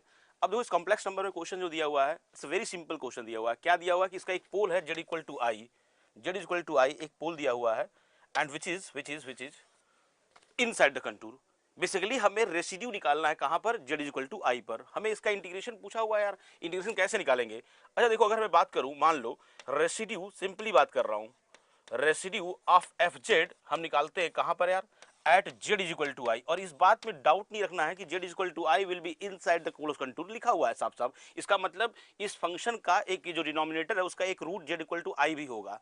ठीक है, ये कैसे निकलेगा यार? It is limit z tends to i, और यहां क्या हो जाएगा यार, z माइनस आई इंटू क्या हो जाएगा, देखो 6z divided by 2z to the power 4 minus 3z cube plus 7z square minus 3z plus 5। Simply अब देखो, अगर बात यह है कि इसको सॉल्व कैसे करेंगे, तो देखो z माइनस 1 डिनोमिनेटर में कॉमन तो आ नहीं रहा है डिनोमिनेटर से, तो आप एक काम करो, सिंपली इसको तरीका बता देते हैं आपको।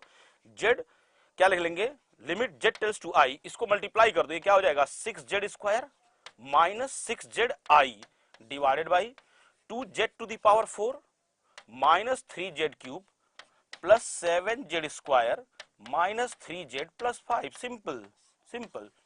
अब सोचो अगर हम बात करें इसका, so basically limit z tends to i पे निकालना है, ये ऑब्वियसली ये 0/0 का फॉर्म होगा। अगर ये 0/0 का फॉर्म है तो हम लोग क्या लगा देंगे, LH रूल। हम लगाते हैं यहां पर क्या चीज, बाई LH रूल। लगा दो एल हॉस्पिटल रूल, न्यूमरेटर और डिनोमिनेटर को डिफरेंशिएट कर दो और लिमिट का वैल्यू रख दो z equal to i। Simply अगर मैं बात करूं यहां पे क्या हो जाएगा, it is 12z minus 6i divided by it is 8z cube minus 9z square plus 14z minus 3 simply. और इसमें z का वैल्यू i पुट कर दोगे, हमारे पास क्या आ जाएगा यार, हमारे पास आ जाएगा रेसिड्यू। और जो हमारे पास कैलकुलेशन से आया हुआ है और ये वैल्यू आता है i divided by i plus 1। तो अगर हम बात करें हमारे पास फाइनल जो सोल्यूशन आएगा, जो इंटीग्रेशन का वैल्यू आएगा, dz का वैल्यू आ जाएगा, वो क्या हो जाएगा यार, it is 2 pi i into i divided by i plus 1 is the answer. अच्छा अगर कहीं कहीं जो ऑप्शन दिया हुआ है, हमारे पास ऑप्शन नहीं है, अगर हो सकता है क्वेश्चन वो मॉडिफाई करेगा तो ये हो सकता है कि इसको i से वो मल्टीप्लाई करेगा ऊपर नीचे और हमारे पास दूसरा आंसर दे सकता है। और अगर i से मल्टीप्लाई करके निकालेंगे तो इसके जगह पे वैल्यू क्या आ जाएगा हमारे पास, 1/1 माइनस i। या तो आंसर ये होगा 2 पाई i इंटू 1/1 माइनस i, या फिर आप आंसर ये लिखो, मतलब अकॉर्डिंग टू द ऑप्शन जो दिया हुआ है वो यूज कर ले जाइए। क्लियर है? Next question. अब देखो इसमें दिया हुआ है एक मैट्रिक्स सिमेट्रिक है। सिमेट्रिक मैट्रिक्स का मतलब क्या होता है, A transpose is equal to A। Basically छोड़ो, हम बात करते हैं अगर एक मैट्रिक्स सिमेट्रिक है तो उसका ये वाला वैल्यू और ये वैल्यू क्या होना चाहिए, सेम।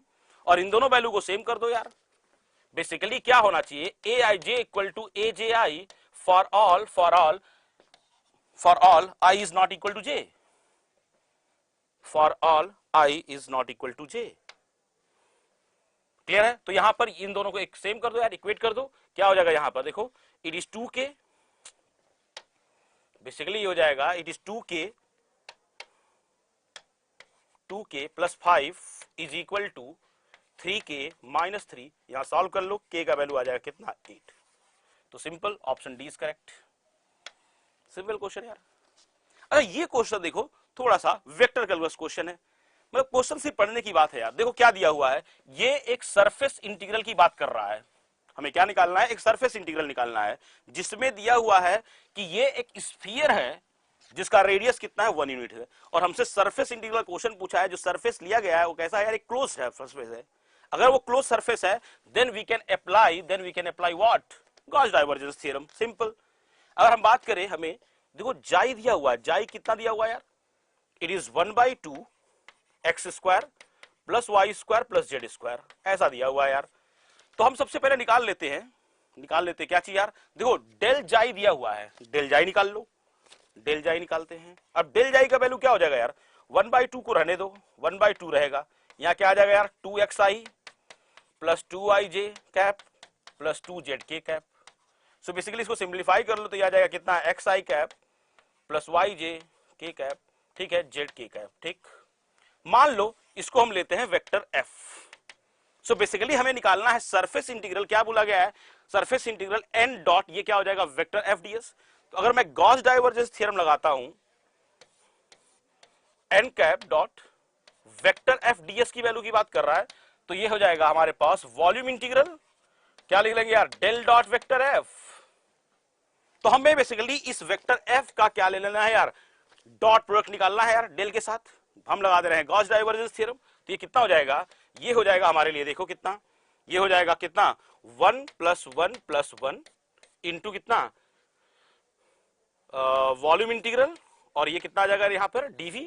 सो बेसिकली आ जाएगा हमारे पास कितना, 3v, और v दिया हुआ है यार, v कितना हो जाएगा यार, ये हो जाएगा 4/3 पाई r क्यूब, 1 का क्यूब, 3 से 3 cancel, the answer is 4 pi. Simple, the answer is 4 pi. Option is given, option a is correct. Simple.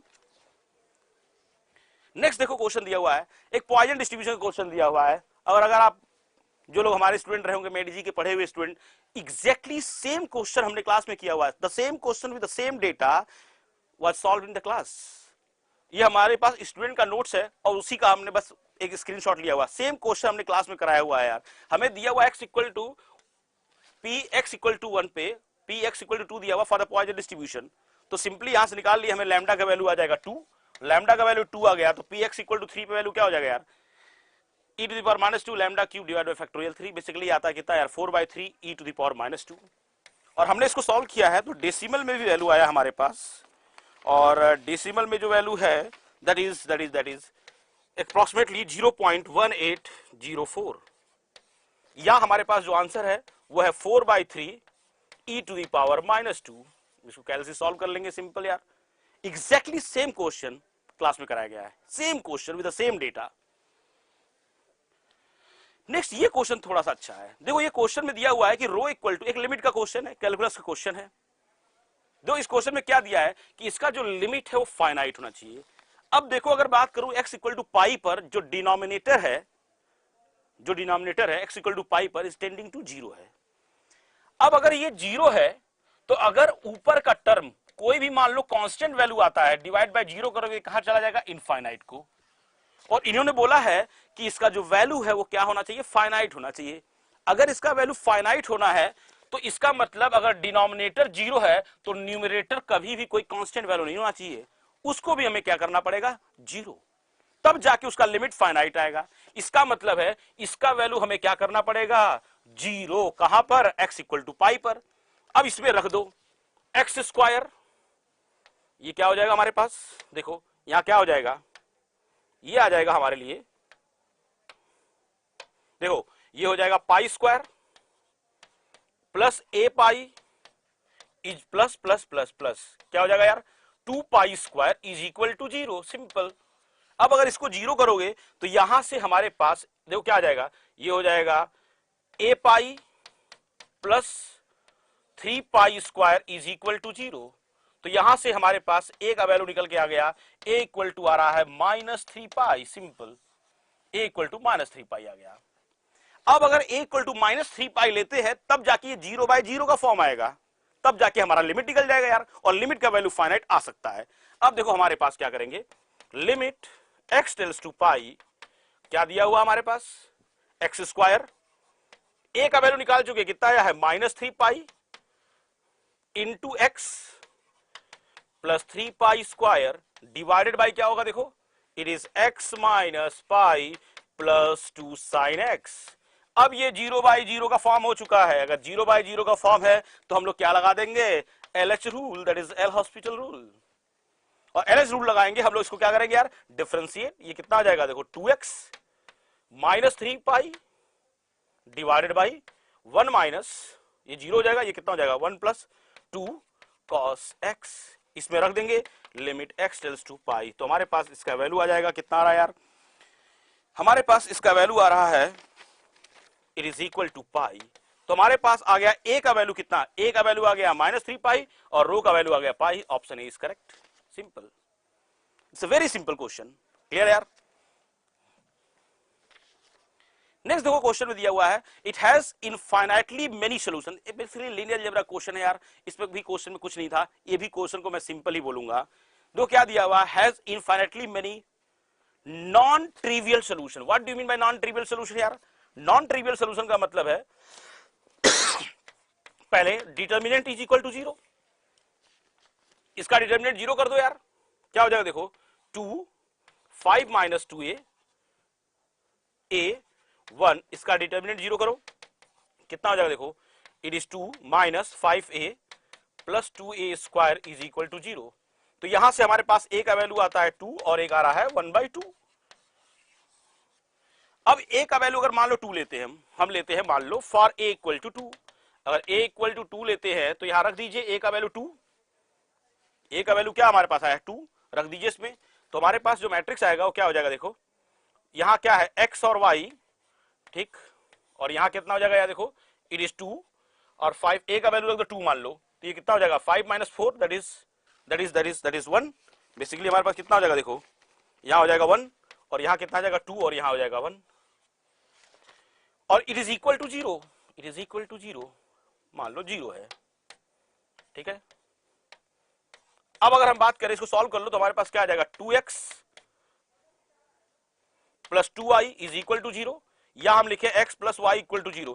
अब देखो ऑप्शन चेक करो, x plus y equal to 0 अगर हम चेक करें तो हमारे पास एक ऑप्शन दिया हुआ है, एक ऑप्शन दिया हुआ है इसमें, देखो x plus y equal to 0, x plus y equal to 0। जरा देखो यहां पर -2 और 2 इनका सम का वैल्यू क्या हुआ 0। It is a multiple select question है, ऑप्शन बी करेक्ट है। लेकिन हमारे पास a का एक और वैल्यू है 1/2। अगर हम बात करें इसके लिए for a equal to 1/2, a equal to 1/2 के लिए हमारे पास क्या हो जाएगा यहाँ पे xy, और यहां क्या आ जाएगा इट इज 2, और यहां कितना आ जाएगा यार 5 माइनस 1/2 दैट इज 5 माइनस 1 मतलब 4, और यहां कितना आ जाएगा यार 1/2, और यहां आ जाएगा कितना 1 इज इक्वल टू 0 कर दीजिए। तो यहां पे क्या आ जाएगा देखो 2x plus y by 2 is equal to 0, कितना हो जाएगा 2x is equal to minus y by 2, इसका मतलब हो जाएगा 4x is equal to minus y. अब मैच करा लो, यहां पे ऑप्शन देख लो 4x इक्वल टू माइनस 1, तो बेसिकली यहां से ऑप्शन मैच कराओ तो देखो एक हमारे पास आएगा ये है 4x is equal to minus y, x का वैल्यू -1 तो y का वैल्यू आ जाएगा 4, बेसिकली ठीक है यार, ऑप्शन ए भी करेक्ट है। तो बेसिकली यहां पर a और b दोनों करेक्ट है यार, x इक्वल टू 2 y इक्वल to -2 and x equal to -1 and y इक्वल टू 4, ये दोनों करेक्ट है यार। Simple question again. नेक्स्ट देखो एक क्वेश्चन है फोरियर सीरीज का क्वेश्चन है यार। फोरियर सीरीज में क्या बोला गया है फॉर एक्स क्यूब। अच्छा एक बात बताओ, फोरियर सीरीज का क्वेश्चन है, हमारे पास जो एफ एक्स दिया हुआ है वो है एक्स क्यूब, और आपको पता होना चाहिए एक्स क्यूब कैसा फंक्शन है, एक ऑड फंक्शन है। अगर ये एक ऑड फंक्शन है तो उसमें फोरियर सीरीज का जब एक्सपेंशन करेंगे ए नॉट और ए एन के सारे टर्म क्या हो जाएंगे 0, केवल क्या बचेगा बी एन का टर्म। बी एन का टर्म बचने का मतलब है कि केवल और केवल कैसे टर्म होंगे, साइन टर्म होंगे।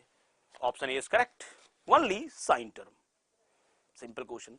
तो यार अगर मैं बात करूं ओवरऑल मैथमेटिक्स में एक क्वेश्चन को मैं बोलता हूं कि थोड़ा सा बेहतर क्वेश्चन है, बाकी सारे क्वेश्चन को मॉडरेट बोलते हैं। थोड़ा सा कॉम्प्लेक्स का क्वेश्चन बढ़िया, एक क्वेश्चन लीनियर अलजेब्रा का क्वेश्चन बढ़िया, बाकी सारे क्वेश्चन को बोलेंगे इजी क्वेश्चन रहे यार। बट हाँ ये जरूर बोलेंगे ओवरऑल पेपर ए का जो बाकी टीचर से कलीग से जो एनालिसिस मिला है, थोड़ा सा पेपर को बोलेंगे हम टफर साइड में है। सो एनीवे आपने पेपर दे दिया है तो ज्यादा टेंशन की जरूरत नहीं है यार। Hopefully you have done well. Okay, thanks guys, bye bye.